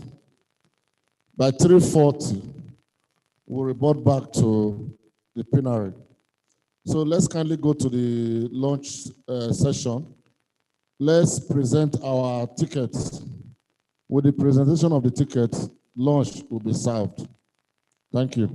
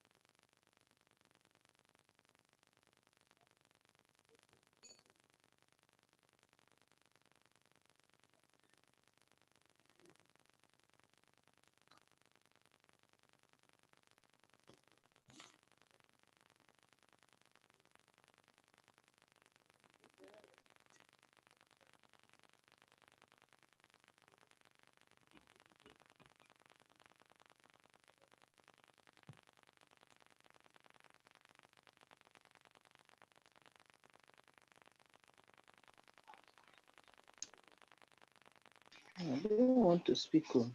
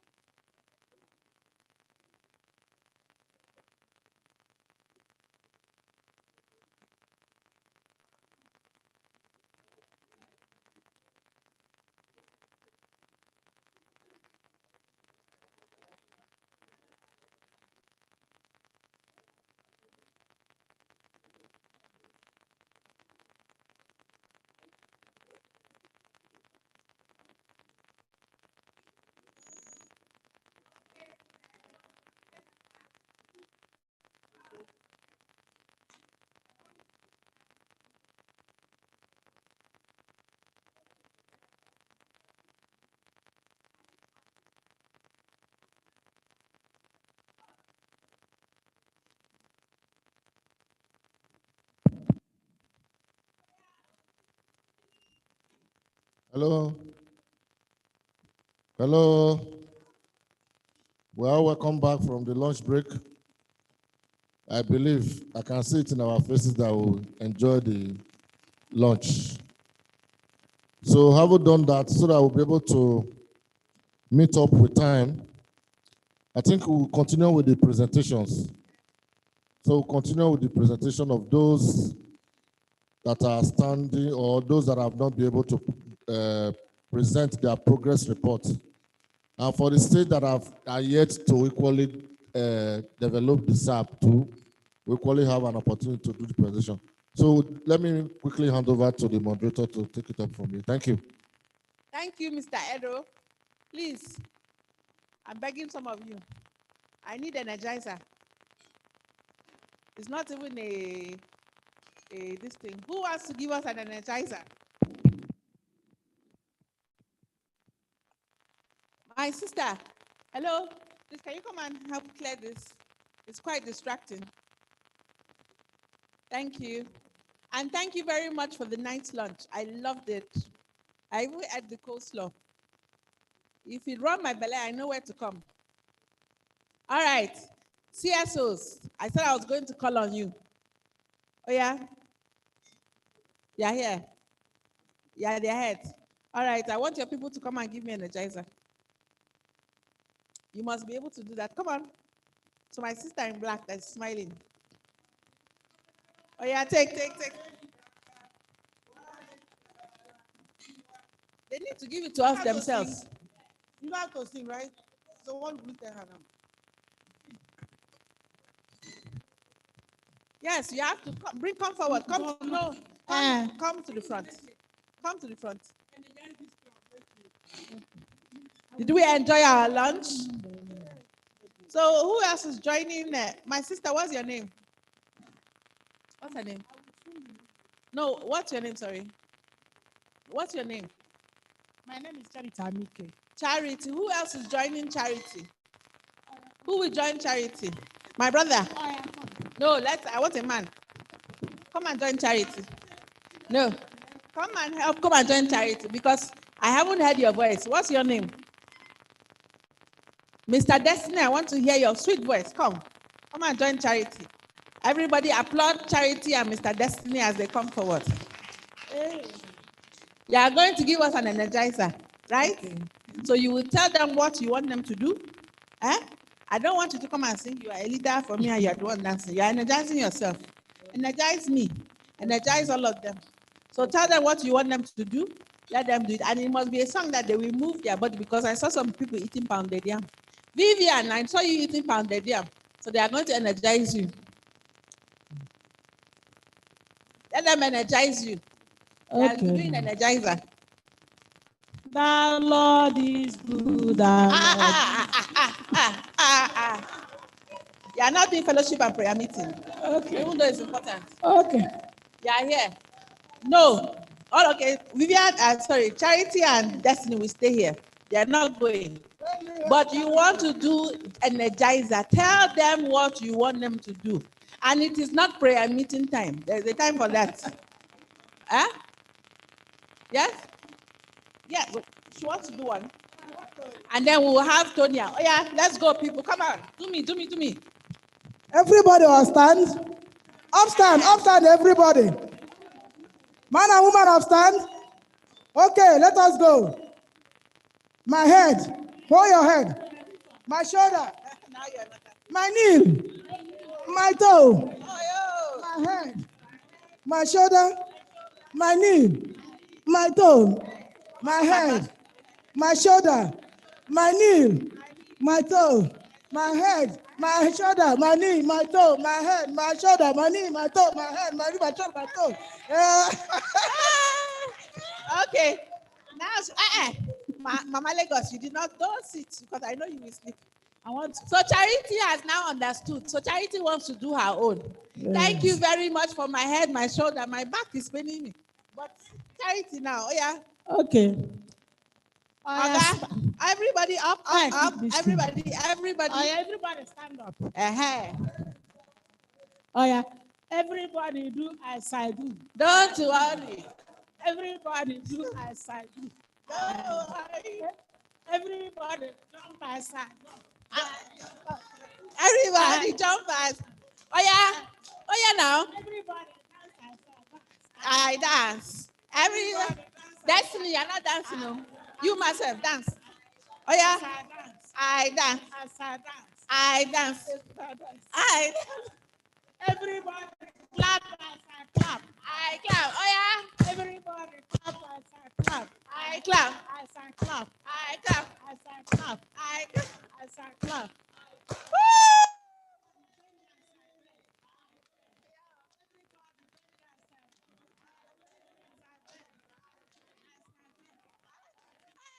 Give them a round of applause.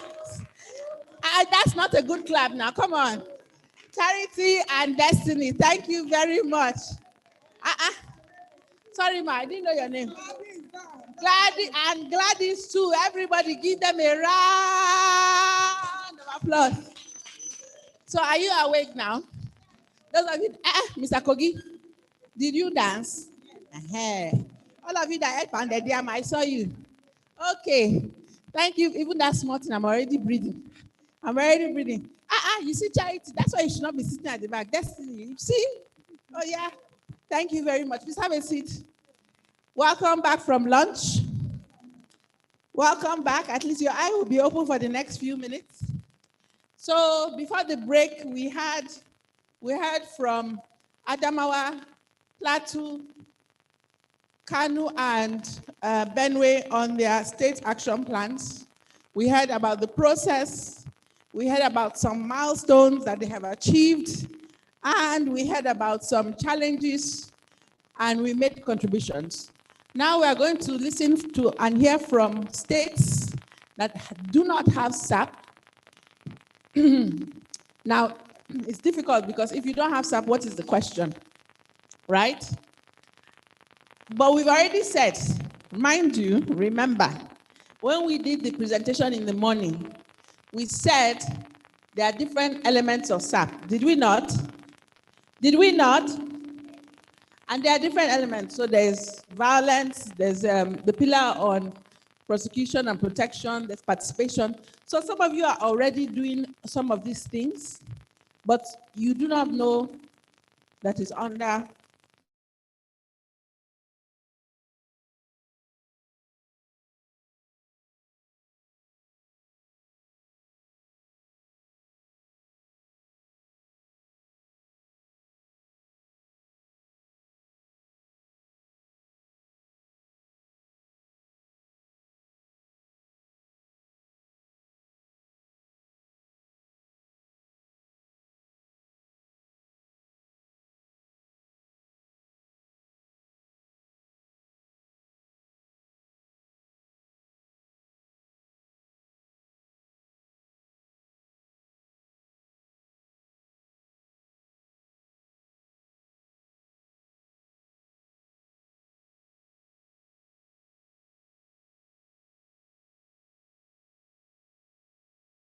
don't feel bad that your state doesn't have staff. You can still do a presentation based on your understanding, on some of the milestones you have achieved, on other pillars, and why you think your state is yet to implement SAP or do a SAP, what are challenges and how you think you can mitigate it. So with that in mind, I will call Lagos to come forward. Please come forward, come forward. You have to move your body. Let us move, let's move. Oh yeah. We'll hear from Lagos. And then after Lagos, we have Kwara and Enugu. Good afternoon, all. I'm sure every one of us enjoy our lunch. Really, I think about SAP. Change of government is part of what affected Lagos anyway, because sometimes in 2014, the planning, research, and statistics of the ministry was like taking a research on actual causes of violations of women. And the department went to different villages, different communities, different rural areas, and even in the city, even to the Woolham side. We call them big boy side. We don't call them Woolham.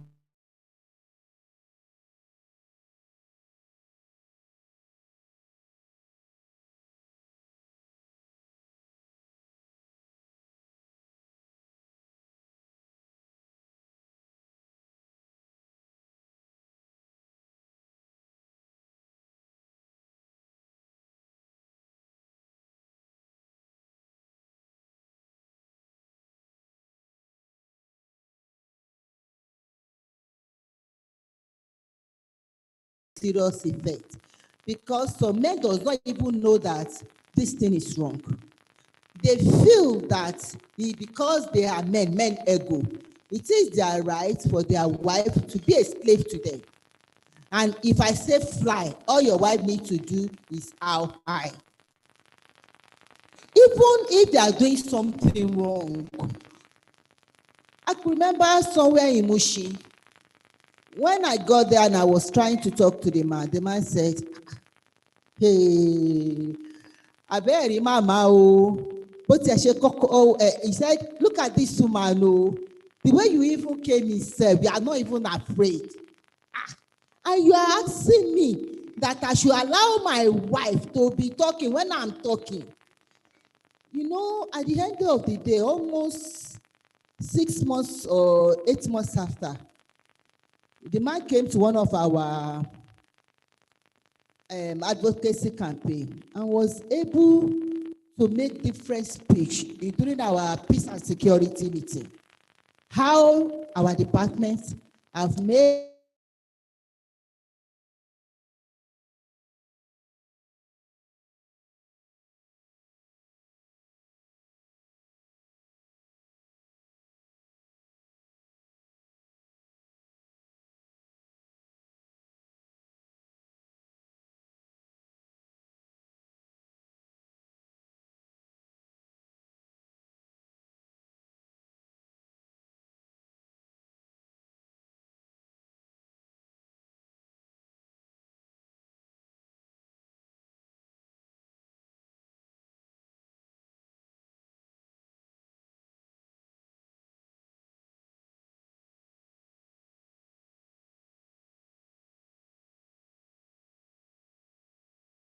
improving. About the SAP, I think in one of our National Council meeting, it was discussed, I think so. And during the process of about to start this SAP something, that leads to during the period of change of government.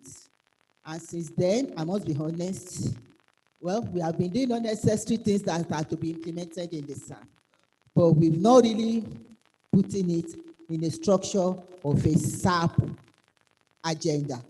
And in which I think with my director women seated, director NGO, the legal department, the PRS department, we will work on it very soon. But we have been working rigorously. From what I heard that SAP is about, we have been implementing it. It's even budgeted for. If we might not be SAP, we have peace and security vote in our budget. We have aggressive campaign over domestic violence in our budget. Even domestic violence exercise, boys to men campaign, boys to men sensitization, religious leaders sensitization, etc. like that in our budget is brilliantly budgeted for. And I'm sure we are working seriously in Lagos State. Thank you. Hey, Lagos State, don't go. Come and sit on the hot seat. I am biased towards Lagos State, but I live in Lagos State. So you want to add here? Yes, thank you very much. Like she rightly said, we may not have a particular word to coin that we have this SAP. But I must tell you that in Lagos, there are so many programs and that are geared towards social protections. And therefore, like she said, we're going to go back, meet with the PS, and have a report of what we did here and see how. I said that we may not have a SAP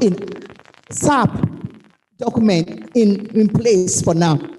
But however, we have a lot of programs that's got to do with social protection in the states. And therefore, I can see from the discussion that a lot of our activities in the Women Affairs Ministry are embedded already here. The Director of Planning, Research and Statistics has said a lot. We have lines of votes for all these things, for peace and security. There is a line of vote. And during that time, what we utilize this is that we call relevant stakeholders, like those in the police, we call the civil defense, we call security personnel, justice, stakeholders. And therefore, apart from that, we have programs for women that are massive, both in the urban and in the rural center. We have a lot of skill acquisition programs.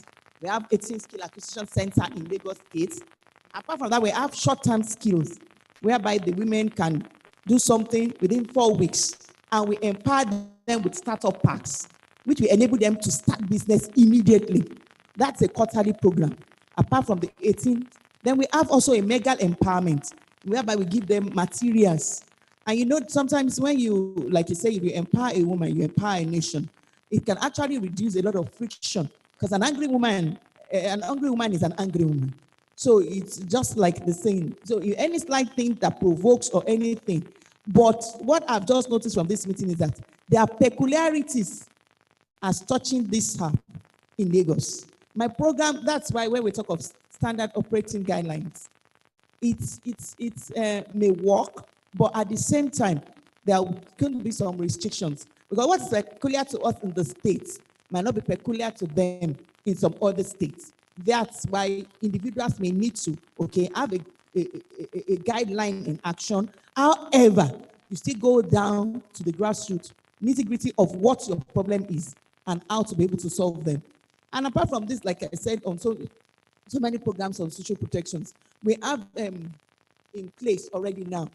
We're trying to see if we can have widow trust fund, in the sense that all these things that we feel may cause problem in the society because the woman does not have a means of taking care of, the husband, they've sent her out, parking and all these things, trying to see if we can actually get some things in place that these widows, they will be their rights, still legalizing the right of women.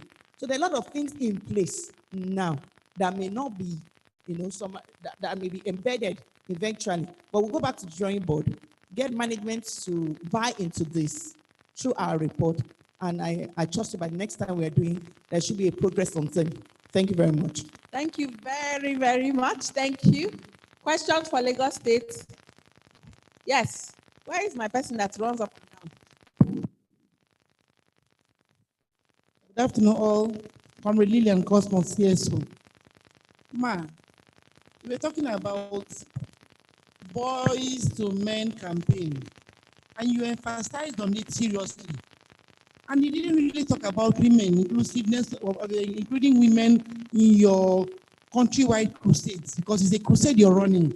And this crusade is how to bring women together and ensure that all hands are on deck to pass this particular bill. Ma, please, you really don't, I don't know, you really did not include women in your campaign. Thank you very much.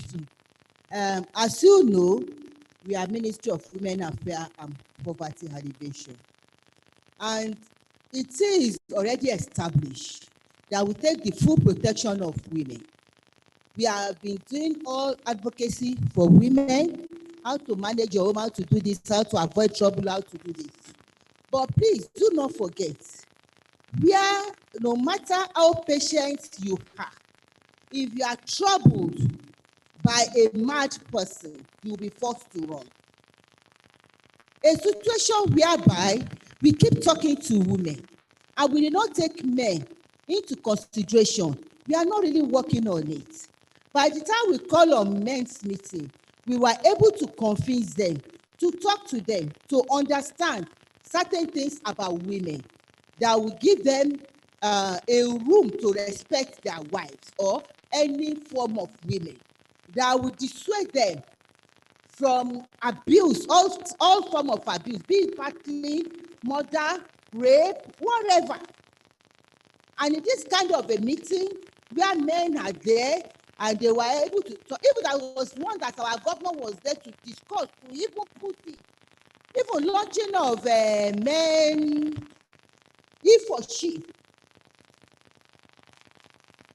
is more or less like a program where men are called into order to respect women, to know the gravity of women, to give women a chance, both politically and in other form of business or work. And it's seriously working, especially in Lagos. Okay, thank you. Questions, yes, and then I will come back to Mr. Adamawa and then Ms. Ebonyi, and we'll move. So you can sit down. Okay, I must really commend Lagos State for the work you're doing, the structures you have on ground, which a lot of states need to learn from. However, I want to emphasize, the note at which she ended on, the need to have the SAP. You cannot, there are a lot of empowerment programs and violence against women and girls programs going on. But, like she was saying earlier when she was introducing what UNRC 1325 is all about, is for conflict-related situations. And Lagos may not have had a major conflict like the Northeast or the North Central. But at this point, your SAP should be focused on pillar 1, prevention and disaster preparedness. Because if you don't prepare for it, because there are a lot of things that the SAP does, that all the things you have mentioned cannot cover up for it.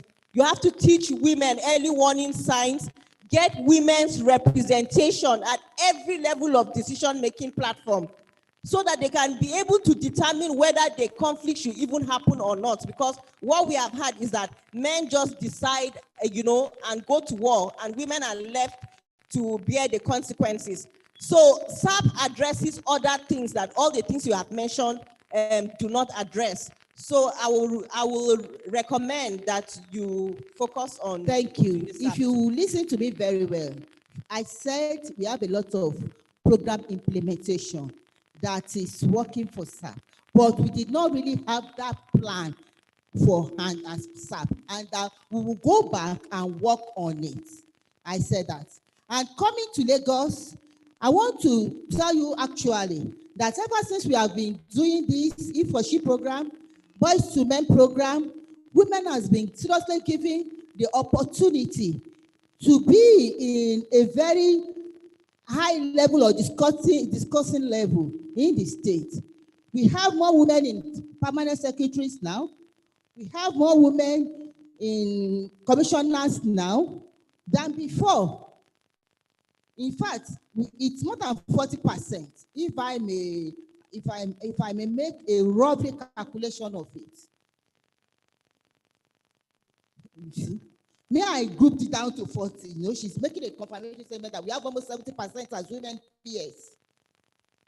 And it's only in the House of Assembly itself, we have one before, now there are about 4, and I'm sure the next one, women has been given the priority to move out, and most likely, if you know your way, you can go in. Even though we still need to work more on ourselves to stand for women, because I'm putting up a program here now that women should stand for women.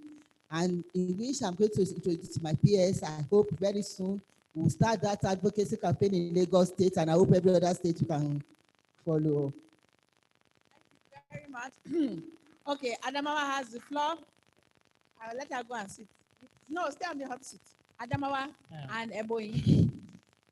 Good day all. And Lagos, then, I would like to say kudos for you people.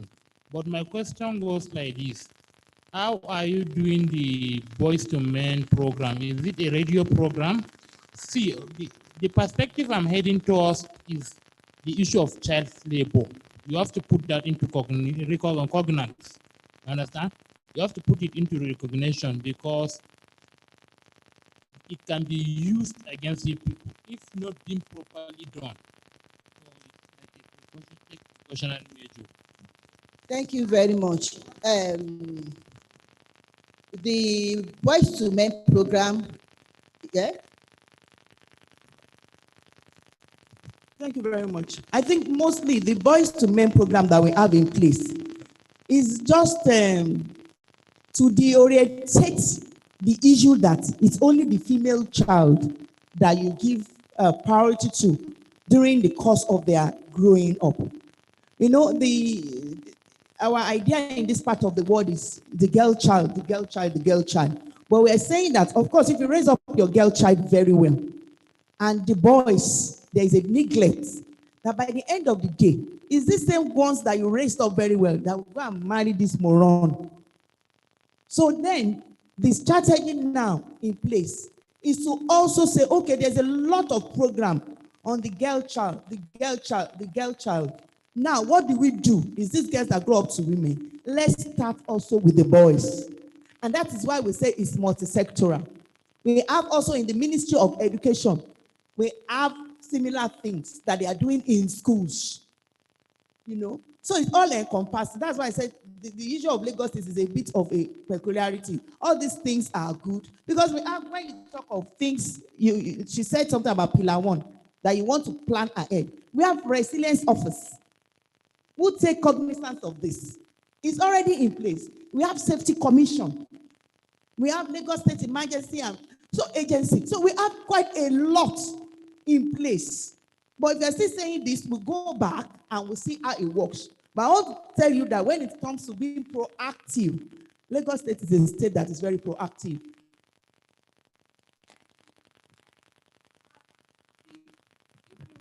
So we have Ebony. You want Ebony has the floor. I will give you Ebony first. I'll give you, and then I will wrap up. Hello. Thank you very much, Lagos State. My own is that we are still missing up the issue of gender-based violence and the situation of women, peace and security. Actually, you were talking of domestic violence, a man battering the wife, and if I got a consultant very well, she was talking of you know, narrating sort of a situation you know, that falls into women, peace and security, which you have handled as a ministry. So there's still a mix-up. So we should always be cautious to distinguish between the two, gender violence issues and that of women, peace and security. Thank you. Thank I you. would give Niger and then I would answer her, and then I would give you the opportunity to answer.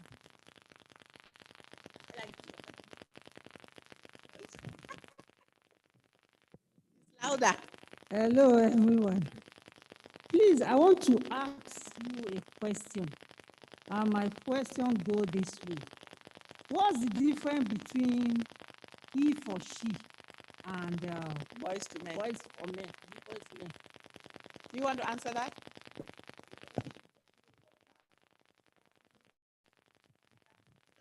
It's an initiative to bring men, to buy men into the support of women in all spheres. But the boys to men that you're talking about is just a local program. It's not a UN program, just like he for she that was launched in the States.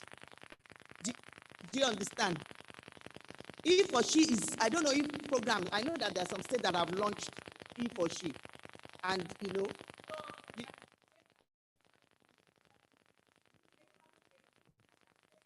hello, boys to men is mainly organized there, like to advocate for men how to handle or treat women. While he for she, when it was introduced, is a UN program that is designed to give women chance in all form of ratification. Yeah. He for she is not so much as design, it is to create, they call them male champions. What's the word? They exemplify the ideal of advocating for women equality, the women empowerment and things like that. So there are men, it's a UN initiative like everybody has announced, but it's essentially to put men at the end of affairs to say, if they say this is a he for she, there are certain values that he stands for. One of them being he prefers women in leadership, women empowerment. He believes in the ideals of gender equality. From what I understand, Boys to Men is Lagos State's own program that they have created based on the research and data that they have to show that there's a lot of gap when it comes to the boy child versus the reality that is in Lagos State. So there are many boys who grow up who do not have those values and orientation. And so Lagos State has decided that since they are mostly the perpetrators of violence, and many of them perpetrate that violence because they have this mindset that women and girls' bodies is free for all.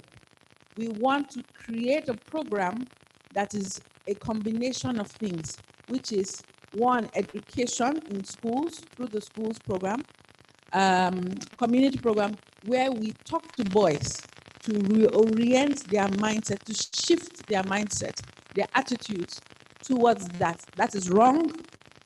We have a law against it, number one. I think people will tell them that there's a law against it. But essentially to create a platform where they change their thinking. That is what I understand about Boys to Men. Did I get that right? Okay. Yours and then we wrap. Yes, yours and then we wrap up. You have to write so that they will capture it. Just those things that you said. I think it's the same idea that we have, but we call it male engagement in my state. Yes. The idea is to have a paradigm shift from what is obtainable and the psyche of men, that it's a man's world, and then we concentrate on training our girls and we leave out the men. Yes. So when they grow up, they do not know the difference, how to treat girls, how to treat women. So the essence is that as they are growing up, you are telling them what they ought to know, how to treat girls, how to treat women. You know, conscientizing them. Actually, I think the word is you are changing toxic masculinity. Okay. So that whole idea of women are the Male ones that cook, masculinity, women are the ones that cook, the girls are the ones that go to the kitchen, yes, yes. men are the ones that do this, the girls are the ones that do that. That is part of he for she. To change that, it's called toxic masculinity. And learning to support, essentially learning to support women, knowing that they have the capabilities to support them when they are trying to do something. Yes. We call it male engagement in my state. Thank you. So different names, but it is a best practice that shows that if you actively engage men and boys on changing behaviors, changing mindset, at the same time, building the capacity of girls and women, making sure that there are laws and policies. So it's not just, you can't say do one thing and then women will have equality. No, it's a myriad of things that you have to do at the same time. Okay, so Ebony made a comment about what Lagos State presented. And Lagos State, you have rightfully said that looking at everything Lagos State does, you already have some of these platforms. I agree. What you don't have is a name. What you don't have is the understanding of women, peace, and security. That is the gap. You don't have it. What you currently have is something that was deliberately done by previous governments around gender-based violence, around violence against children. Wonderful, great. But you've already begun, continue well. Name that women, peace, and security. Have a policy, have a document, in mainstream women's issues into the Peace and Security Council. Mainstream women's issues into the resilience. So you said something about a resilience, whatever. Mainstream it, because if you had mainstreamed it, this COVID-19 lockdown won't have hit you people the way it hit you. You would have been prepared for it. They won't have locked your shelters.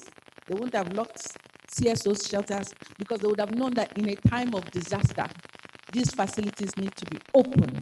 Not only do they need to be open, they need to operate, they need to function. I wouldn't have been arrested or stopped by police to be asking me, where am I going? Where is your letter? Where is your this? When I told them I'm going to answer a case. It wouldn't have been an issue. It would have been automatic. Do you understand what mainstream is? So you already have all these things. Just mainstream it into it. And have your document, because what doesn't get measured doesn't get what? Done. So you can be calling it, but if you do not have indicators for women, peace, and security, it won't get done. So you have women in leadership, you have women as commissioners, you have women as whatever. All those data is all well and good. How many women are on the Security Council? How many women are occupying leadership positions at the community level? How many women are, those are the things that we want in peace and security. Are we together? So you need to name it. That is where you need the expertise. It is not to go back and reinvent the wheel. It's to go back and take the right people in the room and pull it out and say, what are we doing in health under WPS? What are we doing here? How do we know? How do we measure? How do we report on it? Are we together? I look forward to that. Meanwhile, you say Lagos State doesn't have conflict. Who said that? Do you know that the recent thing now is girls are part of gangs?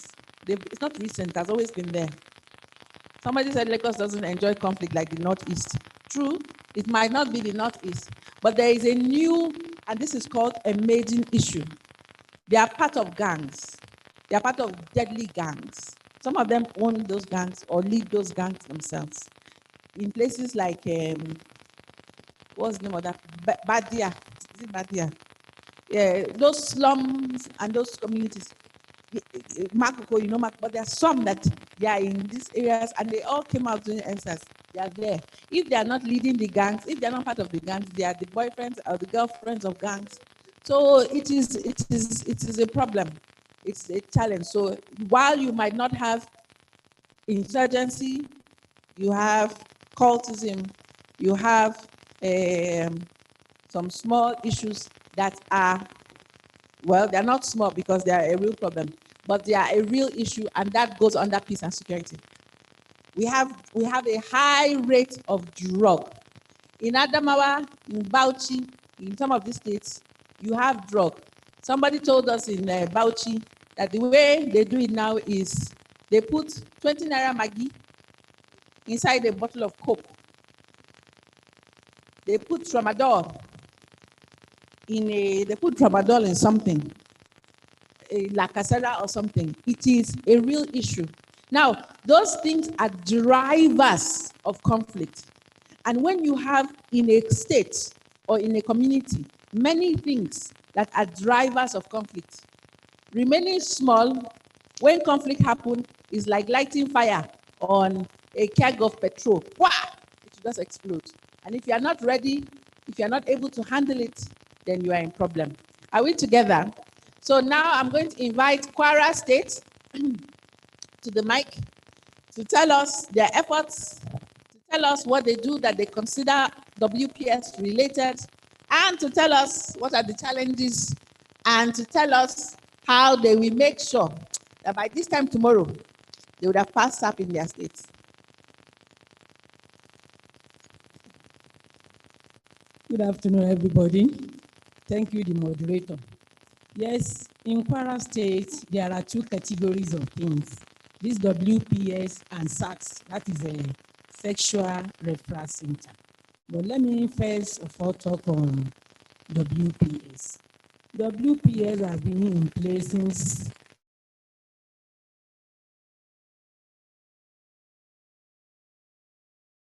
a brief to His Excellency then, but there was no approval. He said the amount is too much. We now see is not this something that has to do with security and peace for women and children in the state. Since there are a vote for securities in the state, why should the government now turn it back and saying the amount there is too much? We now felt, let's collaborate with one of the NGOs in the state. There was an NGO called TRIOS, that is I think I've forgotten that is the acronym, Human Development Foundation, TRIOS Foundation. We now went to the man. The man now collaborated with the ministry. And during the collaboration in 2018, we are able to form an inauguration of teams from all walks of these peace and security that are built by all the security men in the states, the police, the SDC, the NCDC, the prison officers, and some other alike. So the crowd was flooded then in the ministry. Now, we don't know there are spies from government house that saw what was going on, sponsored by an NGO, that is TRIOS Human Development Foundation. The man funded everything, and he brought all his facilities in place for the ministry to use. It is then now the government now gear up that NGO could do this. The government now give us a budget line that they should charge it under certain budget line. So when they charge it, we now wrote another brief. So that brief went on. So before the brief came back, some of the directors in the ministry were changed. So we went on course for almost 2 years. So we came back after election in 2019. So we don't know what really happens. So when I saw the letter to this, and I said, this is what we are saying. We have been saying the state should prepare. Those of you on ground, what have you done about women, peace, and security in the state? They now said they have been trying, but there was no budget approval, this and that. So that is what I can say on that, on peace and security. But with this present governor that came in 2019, the man is a women-friendly governor. In his cabinet, though we were unfortunate in the state assembly, there was no single woman. And what really happens? You see, mere going to school doesn't seem you are educated. Please, some educated people will be saying, it is a political riffraff that can go in for election. When nobody buy in for this House of Assembly, then men occupy the whole space. So after the Assembly inauguration, people now stand up in the state.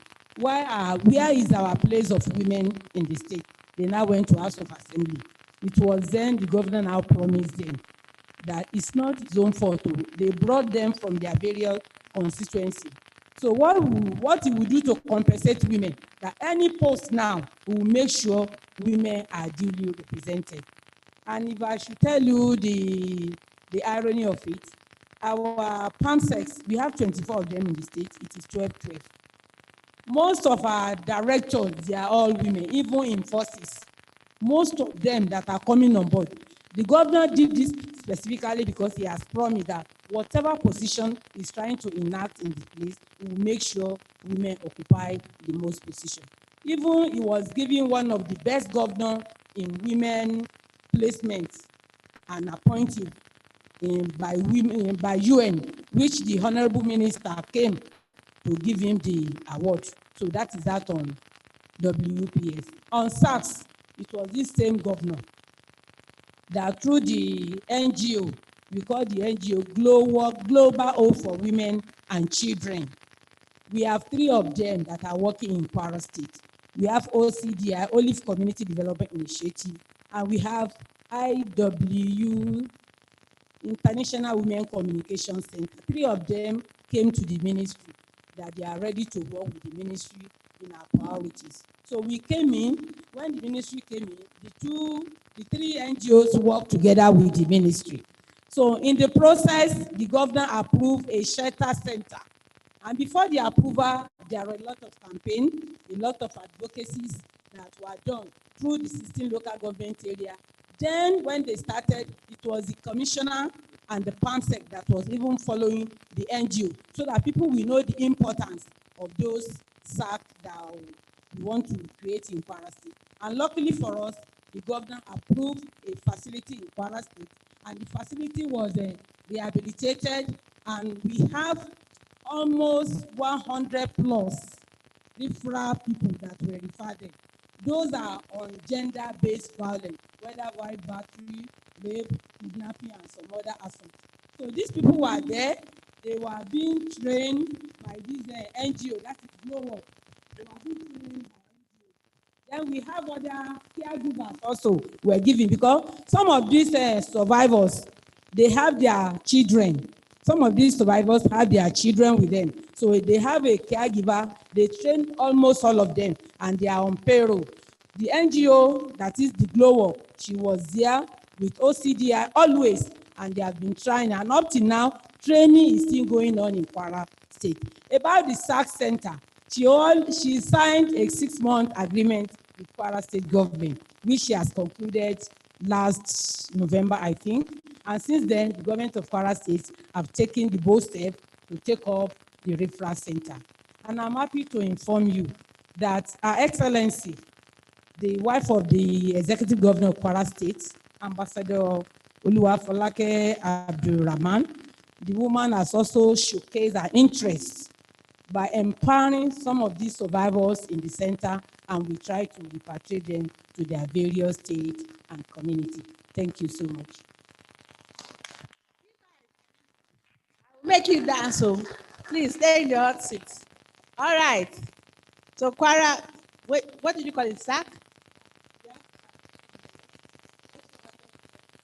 Yes. Okay. All of you know the latest is SAC. But you know what? I'm happy for that, because I remember a time where you used to bring victims of domestic violence and battery to our house. So we are happy. However, a word of caution. Please, all the saka. Please, and you need to learn from Lagos State in this regard, or not learn, or hear. I don't know whether you can learn anything from them, but here, many of these SACs, they need to be adequately maintained, equipped and maintained. It's not the one that you say you have a SAC and they call the number, nobody is picking up. But they come by 2 o'clock and nobody is there. And when I'm saying this, I'm looking at Adamawa State with one eye. Because I recently did an evaluation of you people's SAC. They are calling and calling and calling. They come, no rape kit, no material. Something that they are supposed to use for forensic is the Ministry of Justice. It's not, there's no light, there's no water, this, that, this. So it's important to whom responsibility is given, much is expected. So it's not to just tick a list and say, we have SAC, tick, we have SAC, go, we have shelter, car. It is how are they being maintained? Are they equipped? Do you have the right personnel? Do the personnel have the right skills? Do they know how to take evidence? And when you take those evidence, are you able to work with the police to make sure it is reported? Because the whole idea of this is not only to provide treatment for the victim and the survivor, counseling, but also for prosecution purposes. Abinalai, we want to be able to take evidence. Without evidence, you cannot have a case. Yes, Mr. Adamawa State. I'm sorry. Sorry, Adamawa. She had the mic. I didn't see your hand. Good. Okay. Well done to the Kwara director. Yeah, I just wanted to say that I did not hear you mention Action Aid because OCDI, Glowhawk, and IWCC are being funded by Action Aid under the Women's Voice and Leadership Nigeria project, and we've been to your ministries several times. Just an observation. And this is how donors leave you. They leave you. Even the Amoyos Center, yes, it was funded by Action Aid, but you did not mention our name at all. Yeah, I said sorry now. All of you, let us beg Action Aid. Sorry. Adamawa, let us learn to give credit to whom credit is due. It's important. Go on. But thank you for that. We have observed your observation. We have noted your observation. Thank you. You understand? But we are not in the courtroom to defend Hope Center, meaning the Adamawa SAC there at Yola. I did not call anybody's name. No, I understand. But the major problem is mostly if they are going home, they usually leave the phone with the security men. Abba. No, there is a reason for that. There's a reason for that. Because the security men are on a 24-hour service. You understand? And then some of these staff that were being deployed to the center do work to 4 o'clock or closing hours, unless there is a scenario or a case that will warrant them to stay overtime. You understand?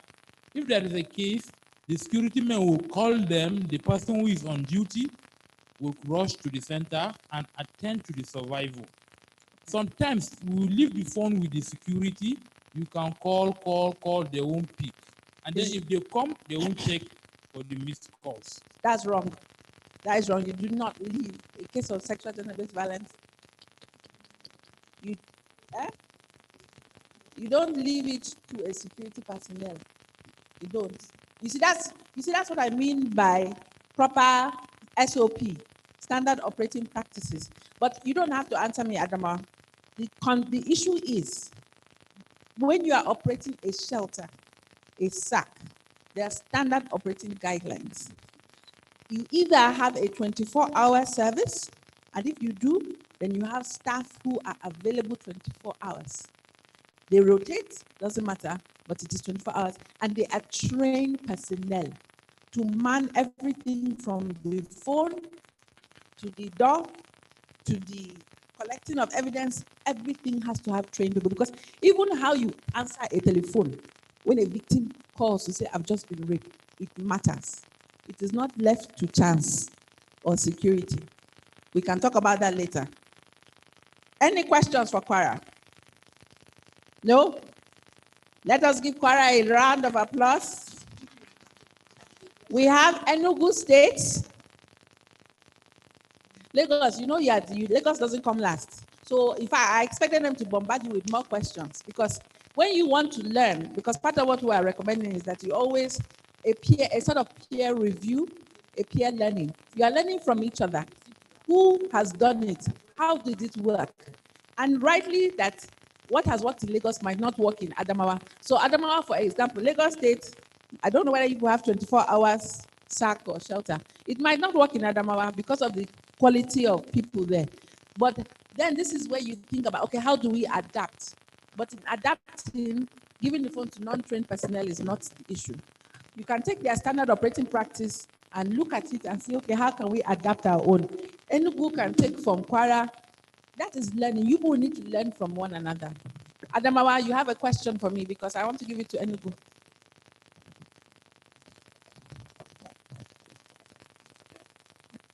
True. No, despite the fact I'm not working with the Hope Center, yes, but I once worked there. Okay. You understand? There are some silent futures that will ginger somebody. Everybody needs, you understand? So I basically, don't they are know- giving you more money than they are giving them. No, know that, you know, there are some positive reinforcement that they might be getting. If you tell our people, you need to work 24 hours a week. No, they'll start you saying, can. It's against labor laws to tell somebody to work 24 hours. No, they can be rationing, Rotating, or yes. rotating. You understand? So, like a nurse. Like nurses, because I beg your pardon? nurses, the Hope Center is a one-stop shop. It cannot be a one-stop shop if you give the phone to security. On this peace and security, because there have been contributions saying that we should not concentrate on issues of GBV alone, or domestic violence, or all the likes, fine. And we agree here that there are components. One of the components, some of the components, I still need to, yes, are they the issue of maybe women in prostitutes? Are they part, because they are also security threat? This drug issue that I just mentioned now.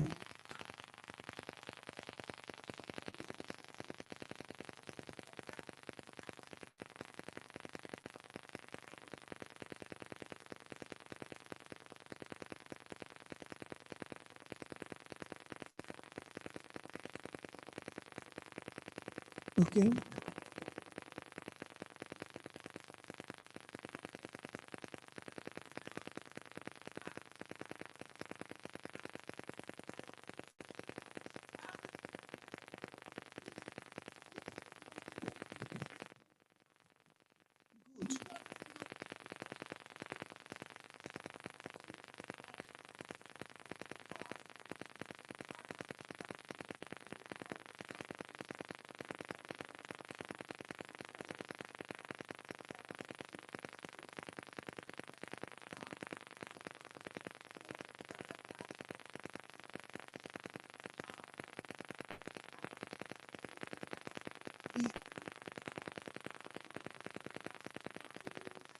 That's what we do. Every year we go to IDP camps for women affairs. We go there to go and empower.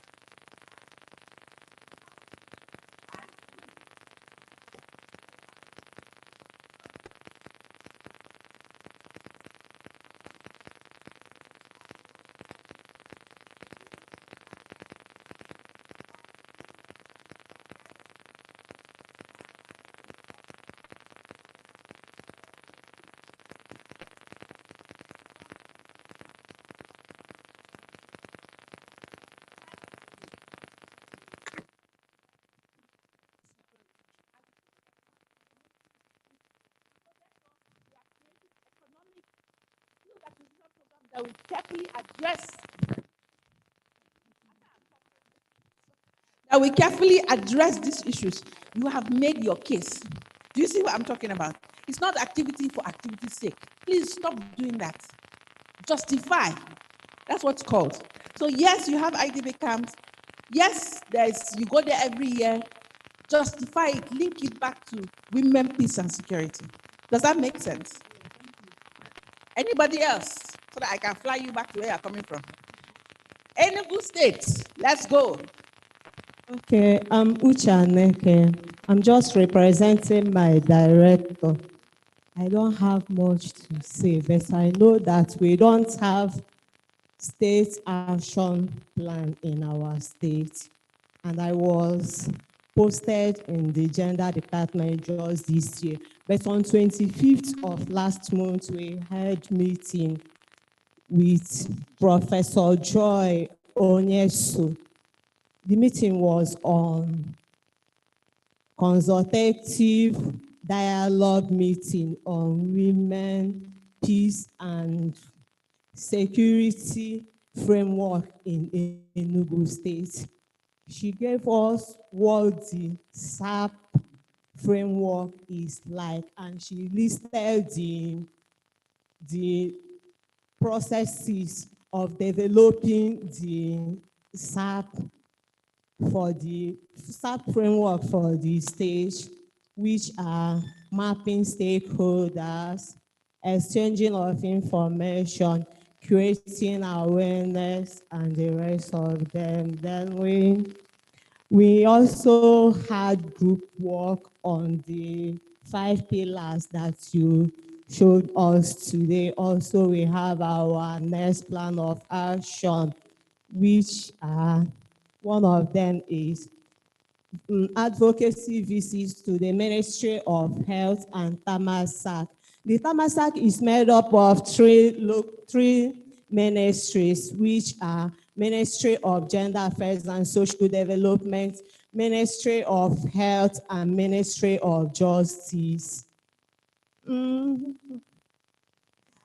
one of the challenges that we are having general in our ministry is definition of work.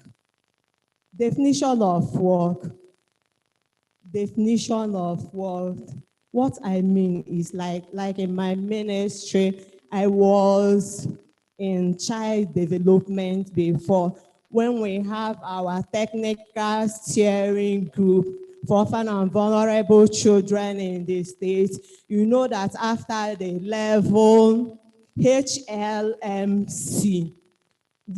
somebody is supposed to chair the technical steering group is the director child, but the admin wants to chair the technical steering group instead of doing the administrative work. So that is one of the major problems that we are having in this state.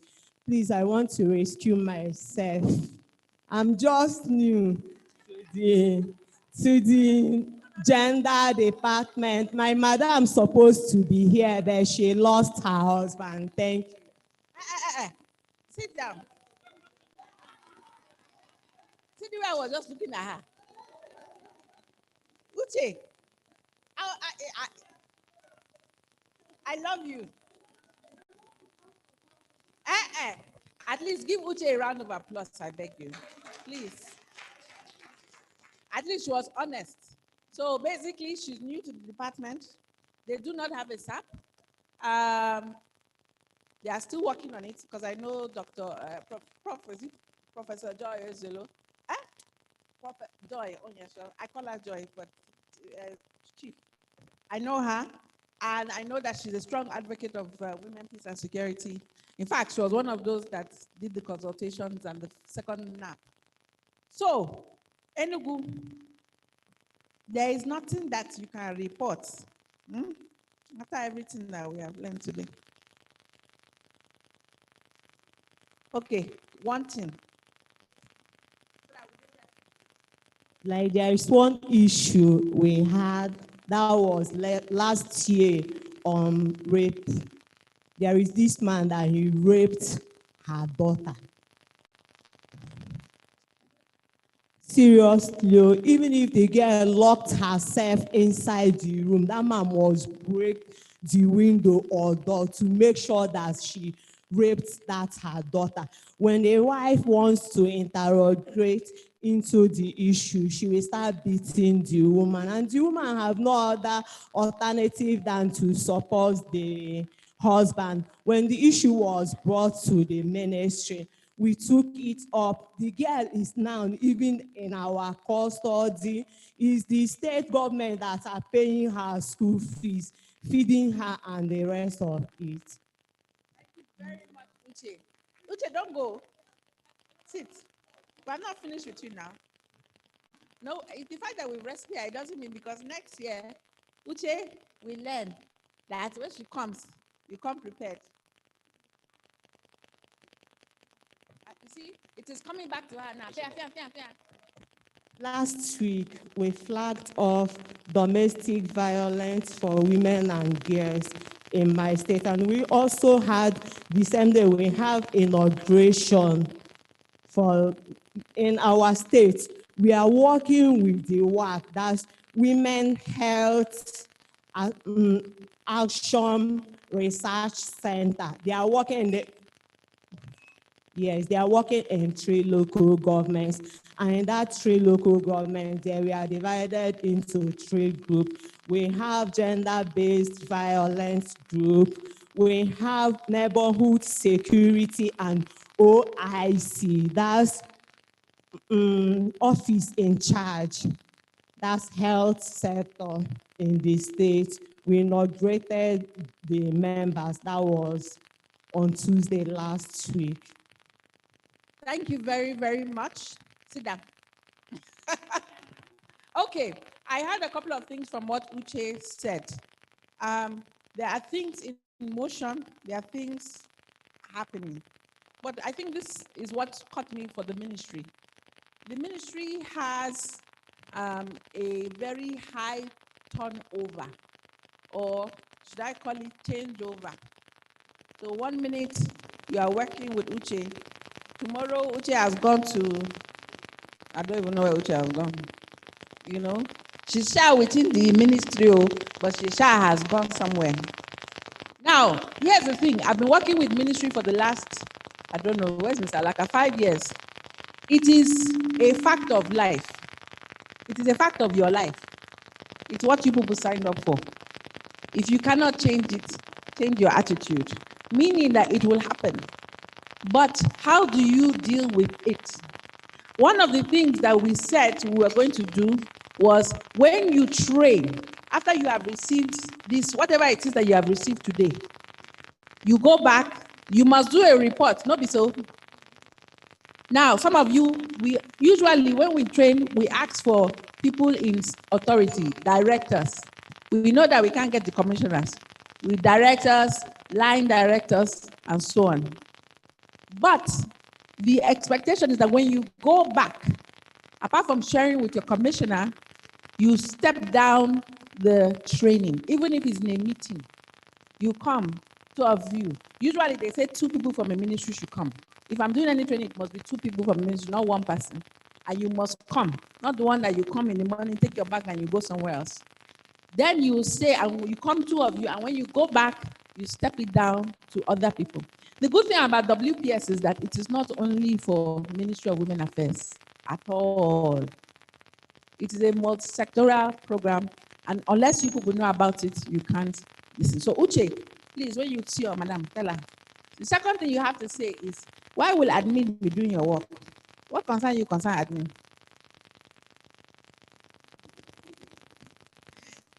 There are terms of reference for your ministries. Yes, and Mr. Edo wants to answer that, don't you? You have information for me? Okay.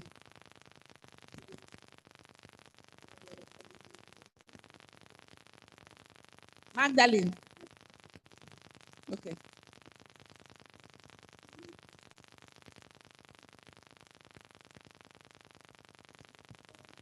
Do they have to go now? Look, Phyllis, sit down. One by one. One after the other. Just call their names and they will go after each other. You are disrupting my flow and my energy. It's okay. You go after. It's your money. You will get it. If they don't give it to you, don't leave. My point is that Ministry, there are terms of reference, scope of work. All of you that have come here today, you are chosen because in your ministry, you are a director and there's a scope of work that you do. How will you go back to your ministry and it is admin or security guards that is answering something? How? That means you are derelict in your duty now. Very duplication of functions. See me speaking English. Very, very duplication of functions. How does it work? Mr. Edo, that is your problem because it is from federal ministry. How does your, I think there should be another session for working ethics within each state ministry. How does it work? Yes, Mr. Adamawa, but before you begin to speak, I want to release Uche. Uche, thank you very much. Clap for Uche. Nobody asked question. There is this language in administrative language. Admin staff are pool staff. Huh? They are pool staff, meaning they can be assigned to various ministries. Oh, right, they are right. pool staff. Right. You understand? Like in my ministry, we're having like 4-5 departments. You understand? Women, child, rehab, and social. Yes. With the inclusion of the admin. But Yes. the admin, they are pool staff. They Pool, only for the okay, administrative. pool, okay, pool. Sorry, yes. So they can be transferred to any ministry. They are not meant to interfere with the ministerial programs. They are only directed or affected. They will work directly with the commissioner or PAMSEC when it comes to transfer and whatsoever. Okay. All right. Yami, you have to go to where they have to go. But let me also say one more thing. Now, the whole idea of even if they have to transfer, it could be that that admin staff, Uche and Mr. Adamawa, pay attention. Hello, Mr. Guy in orange, Chinanso. It could be that that admin staff has gotten information or has been at the forefront of information receiving in that ministry. So that is, she knows knowledge, so she thinks that she's in charge. She's not necessarily in charge, but there has to be a focal person, and maybe she was a focal person.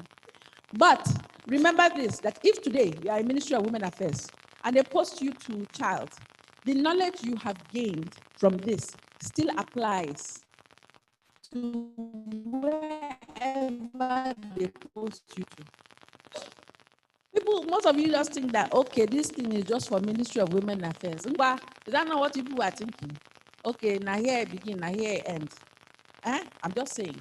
Or if they post you to House of Representatives, it still applies. The principle still applies. Because you, as you will come to notice when you do your own SAP or when you study the SAP, each MDA has something to do with women, peace, and security. So if I was you people, with all this information that I know now, if they take me and they say, Amy, go and work here, I will bring out my best foot forward. And my best foot forward is women, peace, and security. So when they are talking and they're talking, I say, come, have you considered this, this, and this? They will jack me quickly and say, hey, tell us how. Before you know what, I will be the queen of that place. That's how it works. Take your knowledge with you. All right? Okay. Magdalene, 1 second. Kogi, you're looking at me. I wonder why you're looking at me, but I want you to speak on something. We are having our unit, Women Affairs. Our director saddled us with some roles, assignments. We are going for issues of peace and security, you for this and that.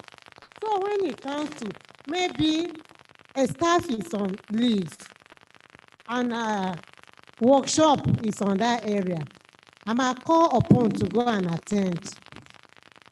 Maybe it will be my first time of attending.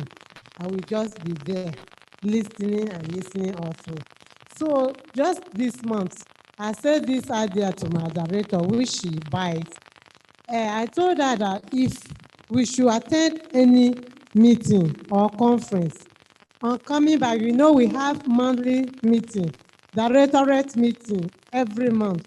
So in that meeting, if you attend, like I've attended this one, I'm going back on that day of that meeting, I'm going to do the presentation so that all my staff or colleagues will be aware of what is happening in this area. So that if I should not attend and somebody else attend, she will follow up. Thank you for giving me that room.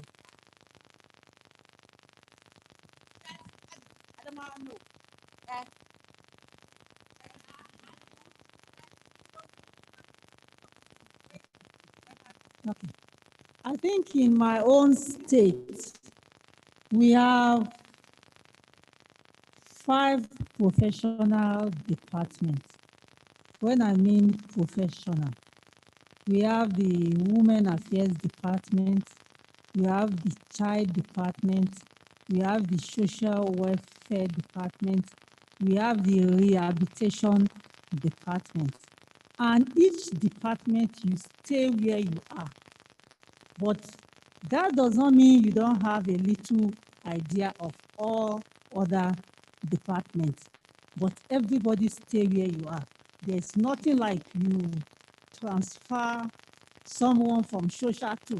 At the end of it all, it will not really, it will work. It will not work. Just as it's, I mean, yes, by transferring from one department to the other. But that does not mean you will not have idea. No, there's going to be a break in communication, whether you like it or not.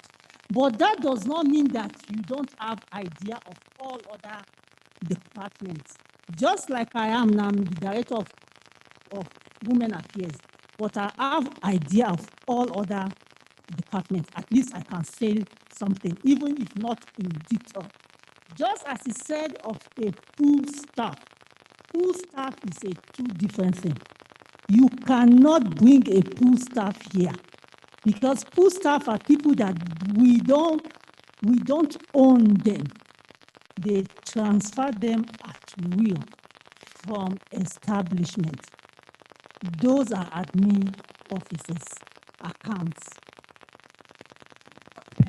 Getting that, Adamawa. And then I'm coming to context. Be it you are Adamawa. from any department, your simple name is that you are a social worker. Okay.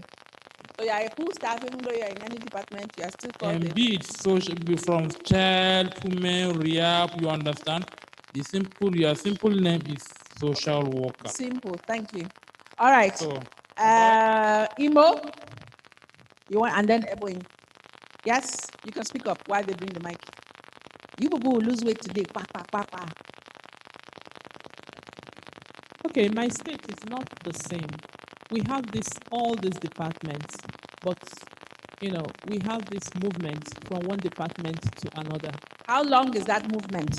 So how long do you stay in one department before you are moved to another? It depends on the person who is on board. I see. Yes, it depends on the permanent secretary or the commissioner. Like in the last 5 years, we had that movement in 2019. So there's likely to be a new movement very soon. Yes, since then we've not had another one, and probably this person presently may not do it until she leaves, and then another person may come and decide to do it. But that movement, I think, is necessary because they said new broom sweeps better. when you stay in a particular place for a very long time, it doesn't really. So fresh blood. You need to change, and then get new experiences and new lessons. It will be interesting to know how you take those experiences. And you're versatile, you can function in all the departments. That's the advantage. Thank you, Imo. Eboyi, I will give you the mic, and then we have Kogi. This is a similar issue with Imo. Just trying to say that we at times are swapped to different departments because as social welfare workers, we're supposed to have an idea of what is happening in the different core departments in the ministry, rehab, social welfare. For one, We were thinking that it was not possible for directors to be swapped, but there was a time we were swapped. I had to. Why are you mentioning me? I was swapped, for example, in 2012. I was swapped from Women Affairs to Child Development. I headed child for three years. After 2015, when the person there retired, I was sent back to Women Affairs. So it's not, there's no clear cut. Very interesting. Kogi? What we are discussing now, I want to believe that is beyond our capacity. Because if we continue to discuss this from here to tomorrow, none of us can influence any staff that will be in one department or the other in this place. It's being controlled and determined by the DAF of the ministry. Who is that? The director, admin, and finance. Do I know him? So they are the one that determines who is to be in one department or the other. And moving from one department or the other, it comes up as need arises.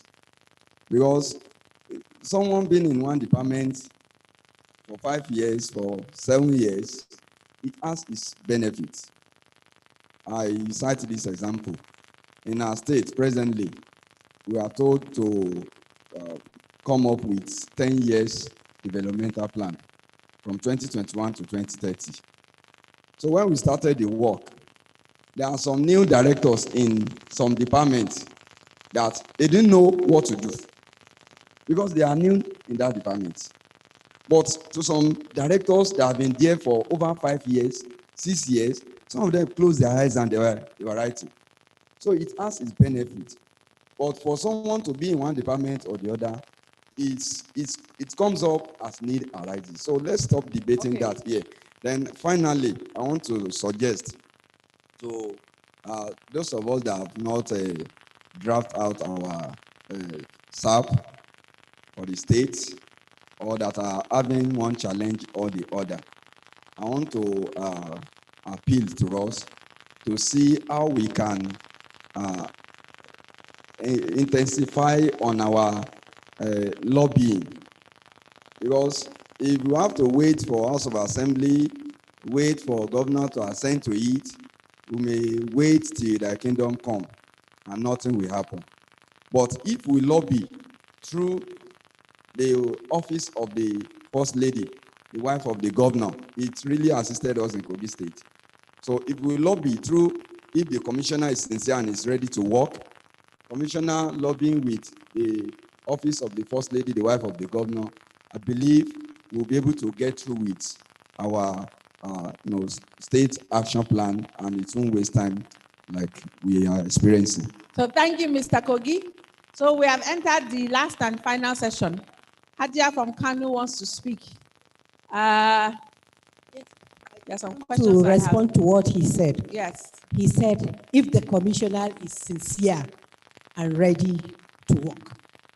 Now bouncing to the comments I made the other time. Work with somebody that have passion and commitment for what you really and actually want to do. You see, it now bounces back. You said, if he's sincere, which means maybe the person I was dealing with was not sincere. So now you are back to my topic. And actually what I really wanted to say was, apart from lobbying, you have to be tolerant, endurance, and you should be ready to tolerate whatever challenges you are going to meet when lobbying. Because if you don't endure, you will never succeed. For us to achieve this in Kanu, I really knew what we went through. Thank you very much. Thank you, Hadia. Thank you. Somebody, yes, Plato? We are going to wrap up in the next 15 minutes. So please comment short and sweet. From what the directors were saying, the ministry work has to be continued, whether you are in the office or not. And as the director, when you go to every department, child, women, and so on, you gain experience. I would just advise that instead of debating whether we should be stagnant in one ministry, every program, every workshop should be documented so that the next person can come read it. Like I said, when I came to explain, I said I was not there when it started in Plateau. Or when I came, I was close to the PAMSEC and the commissioner and all of them, and I got to know a lot of things that happen. So that means there is continuity. And when I will go back and report to them. When I will go, they will not be in the dark. So I think there should be room for continuity, stepping down and so on. Thank you. Underline the word meaningful. But thank you very much.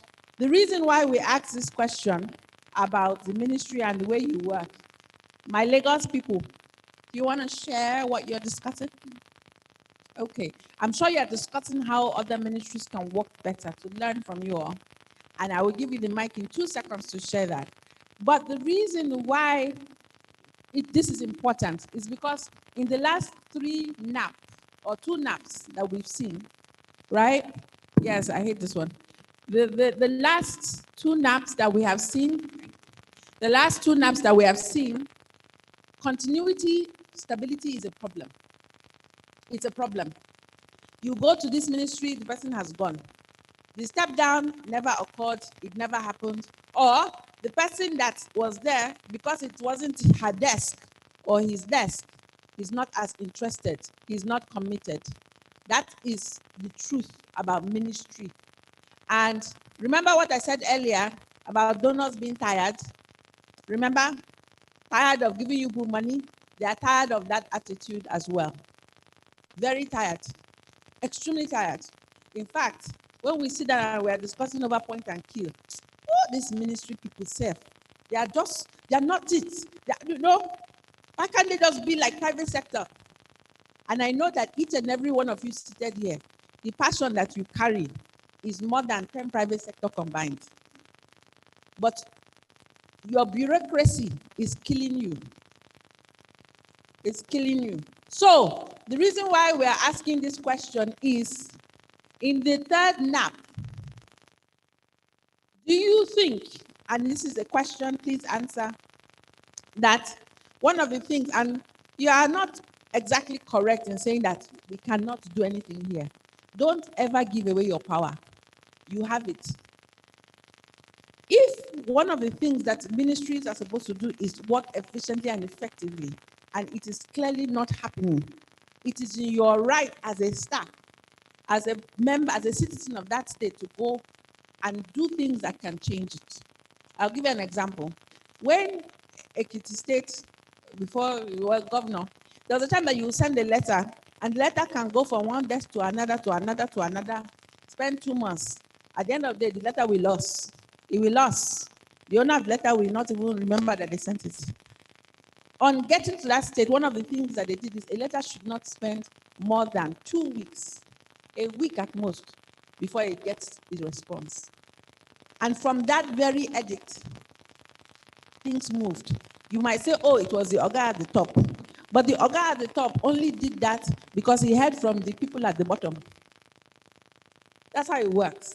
So if you sit down and say there's nothing we can do, the DAF will come, and if they know that efficiency is important, then they will do it. And many donors, what they do is they insist, before they bring a program to a state, they insist that that staff or that program or that department, they don't change them for 2 to 3 years.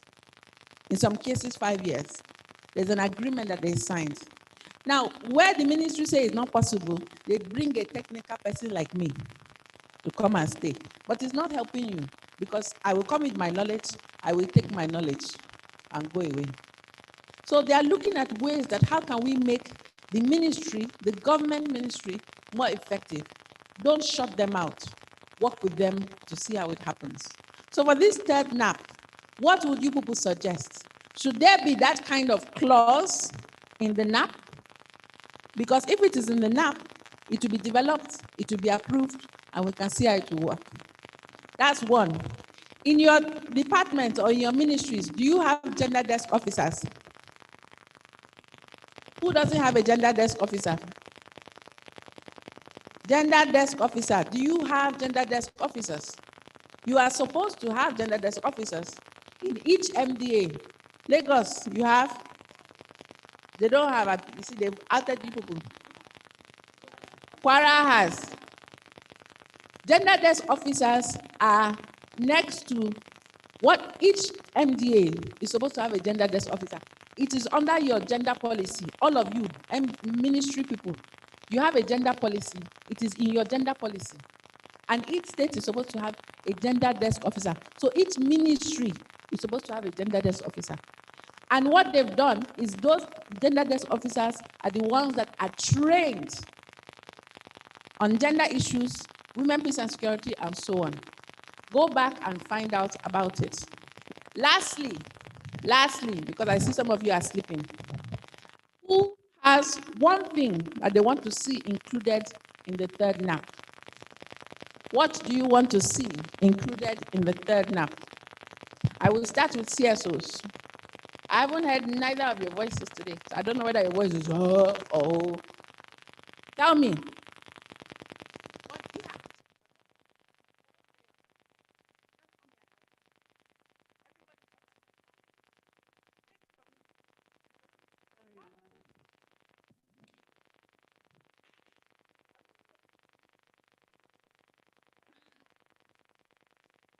Hello, everyone.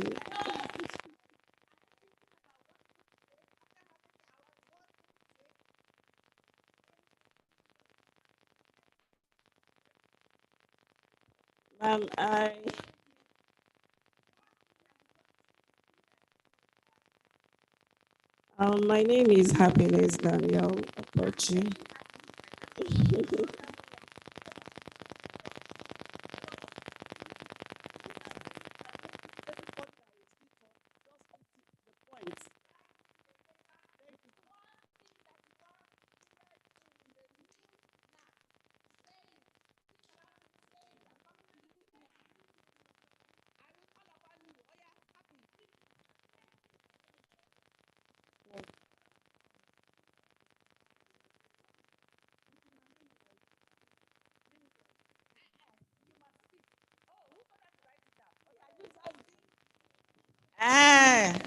You see, Hadia.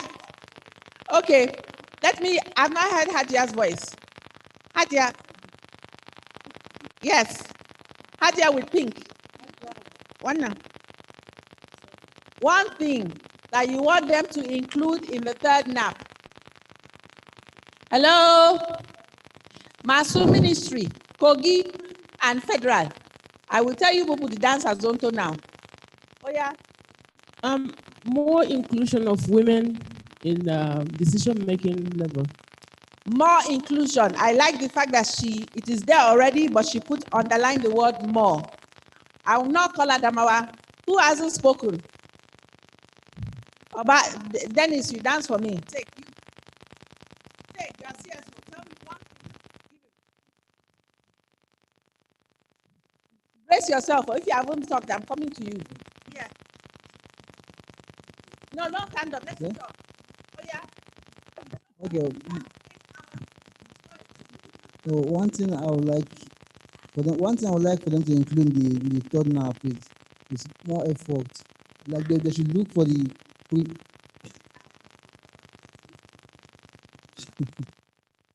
so one thing I would like them to include in the third NAP is they should look for maybe the previous mistakes they made from the first and second, so they will add more effort to the third NAP. And Francis. Yes, ma'am.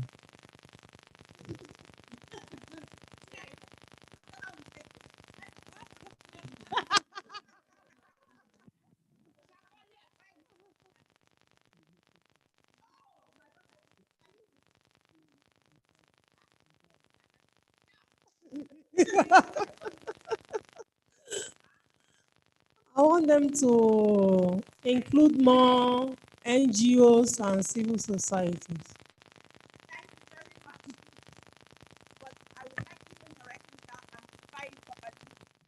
How? I would like you to say how. It's not just include more NGOs. Quantify it. Say which NGOs are those that are missing and so on and so forth. But thank you. Adamawa. I'm going to call people that have. I believe there are some less privileged educational states. Hello, ma. I'm listening. There are some less privileged educational states, so there should be a free education at all secondary schools for women.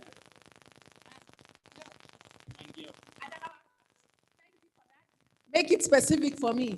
Free education as regards to women, peace, and security. What do you want? You know I will call you.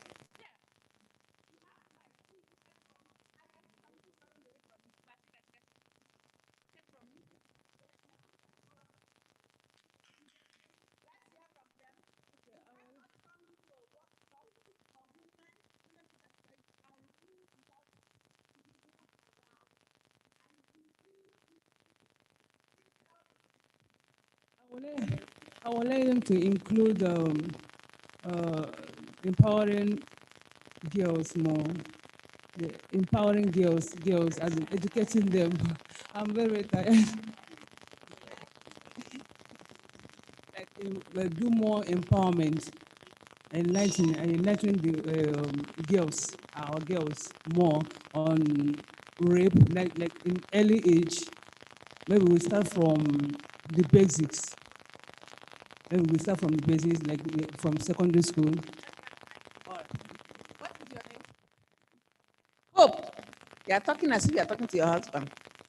Hope is here. I will like you to. She's looking at me with one eye. Come here. You are running away from me. All right. You have the mic. Let's go. Let's go. Do you want me to give you 5 minutes? You have to talk. Action Aid and Women Affairs. Hello, Edo. Vivian. Let's have your people speak. They will speak. They must speak. You don't come to my class and keep quiet. Let's go. She has the mic. One thing, just one thing. And there's no right or wrong answer. Okay, I'll come back to you and you will speak before you leave. My cameraman has something to say. He was asking a question. You see, everybody learns in the class. Oh yeah, come.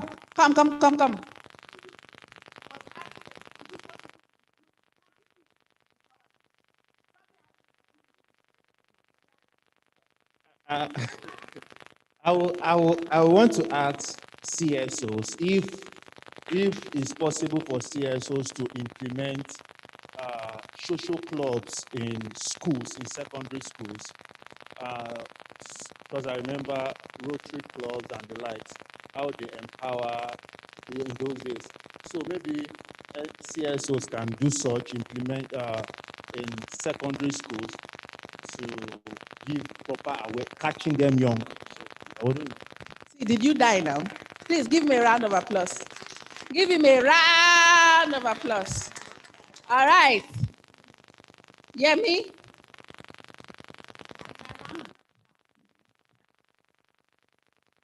One thing I want them to add in the school curriculum, in the new lab, is to add that all schools should have this their program of Lagos. Boys to men, yes, so that we get them when they are young. So they already have that thing built in them when they are growing up. In fact, even the small ones in kindergarten, it will go a very long way so that the next generation will have a free society, free from insecurity. Now you want to answer. All right. Okay. And then after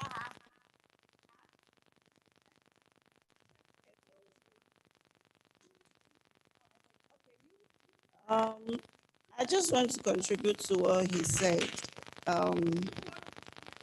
also want if you can institute that in a higher institution, because we have much cases of rape in the institution as well. Thank you. you want her to write it down. Please write it down. Yes. Yes, please just Okay. write it down. You go and write it down. For me, I just want Write that there down. should be clear definition of just like the director from Lagos, she asked the question the other time to say that what when we are talking of women, security and peace, what does it entail? So they Definition. know what to do. So there should be a clear definition. So when CSOs are coming into it, they know what and how they can, because now you prompted us to say that no, it's not just about gender-based violence. You told us we need justifications for these things. Yes. Then another thing I want to add is that if the ministries are complaining that there is always a change all the time, now imagine CSOs working with these people on these issues, and at the end of the day you come back and they say this person is gone. So how do we what in the third NAP should please address that too? Thank you. All right. Okay. Lagos say it's not a problem. Ebonyi State, and then. Thank you, dear. I'm just worried on issue of increase in school dropout, and it's more prevalent among the boys. At university, they drop out, and some of them say if you interview them, they will tell you that after schooling, no work, what's the need? Okay. So this issue of unemployment, youth drop out of school, I don't know, because yes, it's actually linked to conflict, because when the number increase in the society, vices increase. It's a driver of conflict. Kwara State, you have the floor. No, she first. I'm sorry, I'm calling you. She, please tell me your name. Huh? Yes. Ginika James. Okay, you have the mic and then give it to Kwara when you're done. I want them to strengthen the. I want them to. It's okay. Anytime. Just say it. You want them to strengthen what? I want them to strengthen the roads. Northeast. Strengthen them. Strengthen who? Only. Okay. Thank you. You tried. Thank you for humoring me and honoring me.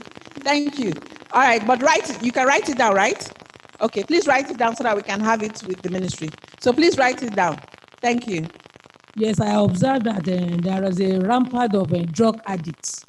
Maybe inclusion of drug issues. The inclusion, then free testing, or even from primary school to secondary, they have started that. Then before the third NAP, the federal ministry can mandate all the states that should not key in. Kwara has not done first and second, and third is about now. They should mandate us to do it before the third one. Mandate, okay. I just want them to strengthen the issue of this rapping. It's too much everywhere, rapping. If there's a way they can strengthen it. I don't think you want them to strengthen the issue no, of raping. Just so. The strengthening laws against the issue of rapping. It's too much everywhere. This rapping. All right, thank you very much. All right, people, I think that now, you see, everybody's hands is raised. You see, all of you are raising hands. Okay. I will ask your colleagues. Hello? They are all raising hands. Can I give them COVID? All right. Vivian has said she's not hearing COVID. Okay, you have 1 minute. Okay, inclusion of sex education in secondary school level. Please write it down, write it down, write it down. And then Thank you for the privilege. Please, I have an issue that I said earlier. There is a program normally organized every year. No, I'm coming from somewhere now, and the program involves girls. I normally do it once, 12 December. That will have queen from each state. So once we are on, I will go to them. I will talk to them that anybody that has a personal issue should come to me. So one of them came, the queen of Adamawa State. she approached me that, yeah, the Queen of Adamawa State, that is the way we organize the program. So she approached me and she told me her challenge, that the challenge she has, that she was raped in her state. She was raped in her state, and along the line, they were, the boys were threatening her and her parents that if they make any comment, What do they you are going to want be them killed. included in the third NAP? I'm going to ask you to be specific because we really don't have time for this story. I know where you're coming. I'm just coming. I want Then the. come. Oh yeah. Oh yeah. I need the support of the house. Also, I would also like to relate to the Adamawa, the person representing Adamawa State. I would like to relate with him because I personally told the girl that I'm going to do something about it. I'm going to take action. So apart from him, now the house also needs. Okay, the house, meet with her later. Kogi, if you preach, I will take the mic. I'm holding the mic. Oh yeah. Okay. I would like us to include in the third NAP that referral centers. Hello. So I don't give them their money. They are not paying attention. They've wasted your time. Oh yeah. I said I want you to include in the third NAP that referral centers should be in place for rape victims to access medical and psychological attention. So it must be a must that is there. I'm a nice facilitator. Oh yeah. God bless you, madam. Please, there's something we've been battling with. We've said everything here, but we've not been able to talk about women who are in hard-to-reach areas. We have a local government area called Obubra, and that Obubra shares boundary with Ebonyi State. Most people in that area, it's called Apepumeja. They go naked. Naked? Yes, because they're in hard-to-reach area. You have to cross about 2 rivers before you get to where they are.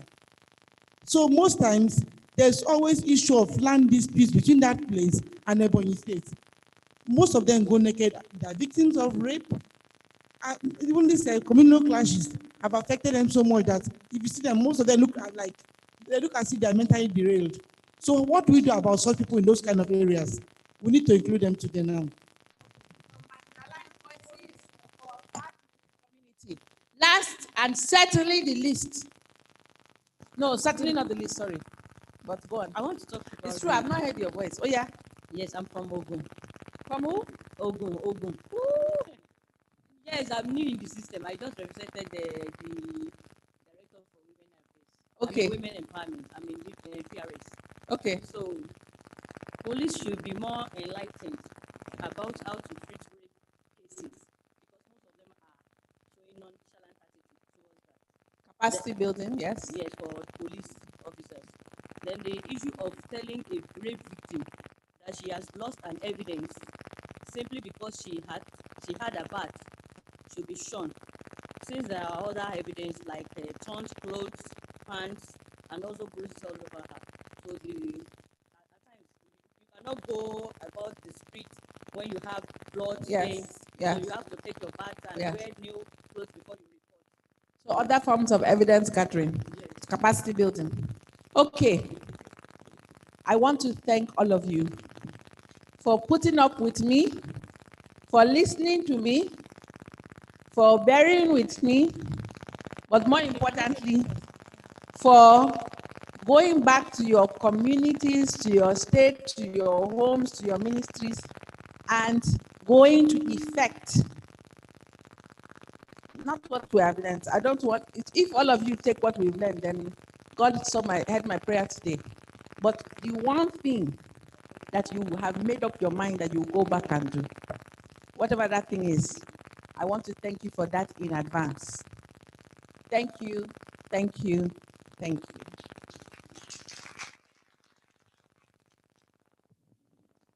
Thank you, thank you, thank you. It's not good enough. Let us kindly stand up and give her a very big round of applause. At the count of 3. 1, 2, 3. Man, that's our big sign of appreciation. We are indeed very grateful. We appreciate all you have imparted. It was fully a robust class. and every other person was a participating class indeed. So before the vote of thanks, I want to bring some announcement to us. Please, for the terminals, we earlier said that those of us that came through air should kindly submit their airport terminal receipts, invoices. So for those of us who does not have the invoices here, you'll be returning. I know you have the only invoice that you use for the 2 ways. So when you get to your respective destination, you scan and email to us so that we can do an onward transmission to Action Aid to equally be able to do their retirement. So for as a guide, each terminal is 5,000. So 4-way terminal is 20,000. So that in some cases where you see some persons go and charter a vehicle for 100,000. So our concern is that that is already budgeted 20,000 for 4 terminals.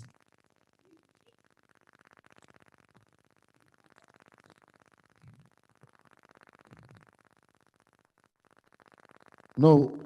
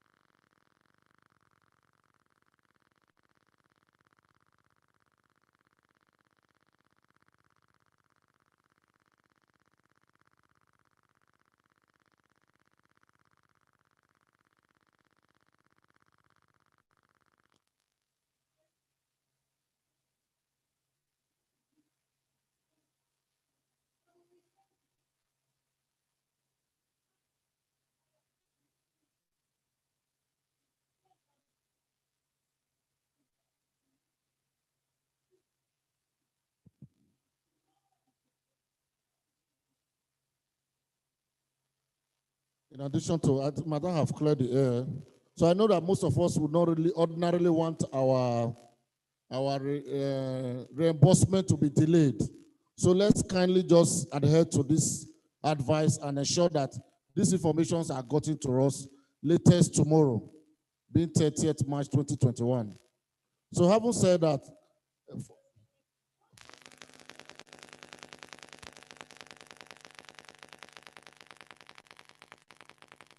you have heard from the horse's mouth. You have said it all.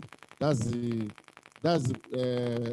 costs budgeted for, and in line with civil service.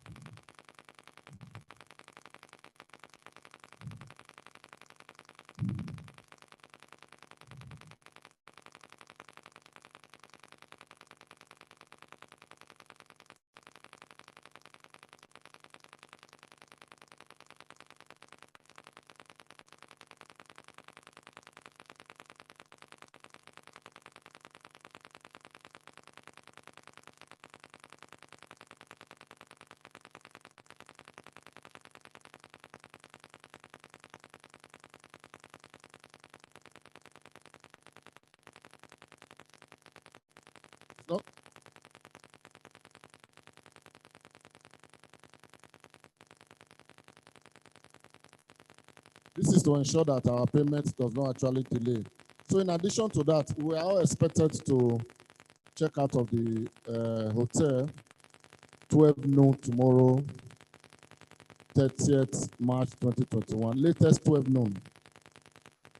So you'll be able to sign your bills when you are going to be ready at the reception.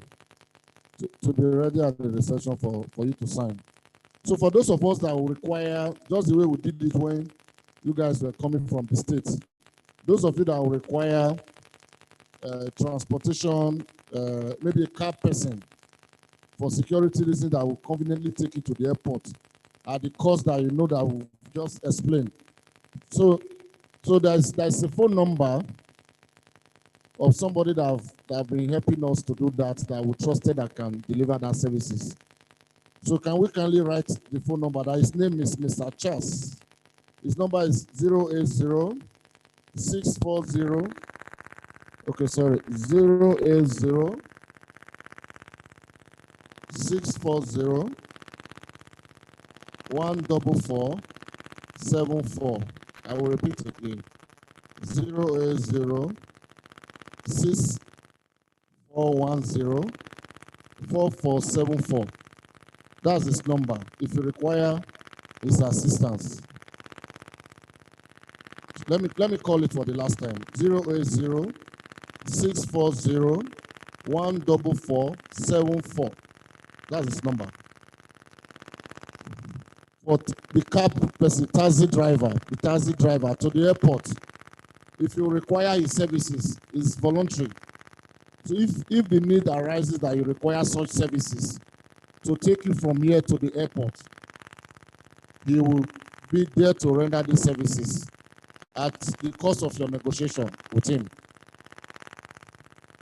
It's not necessarily mean that two people can combine together and split that the cost that would have taken one person from here to the airport to minimize the cost. So he will issue an invoice as well too. So I think the people he brought yesterday, he has issued them receipt for the services rendered. So having said that, if you look to our agenda, it has actually been a long day. This is time for vote of thanks. I will stand for my Director General Affairs, Federal Ministry of Women Affairs, person of Mrs. F.K. Bulus, who we all met in the morning that have left to other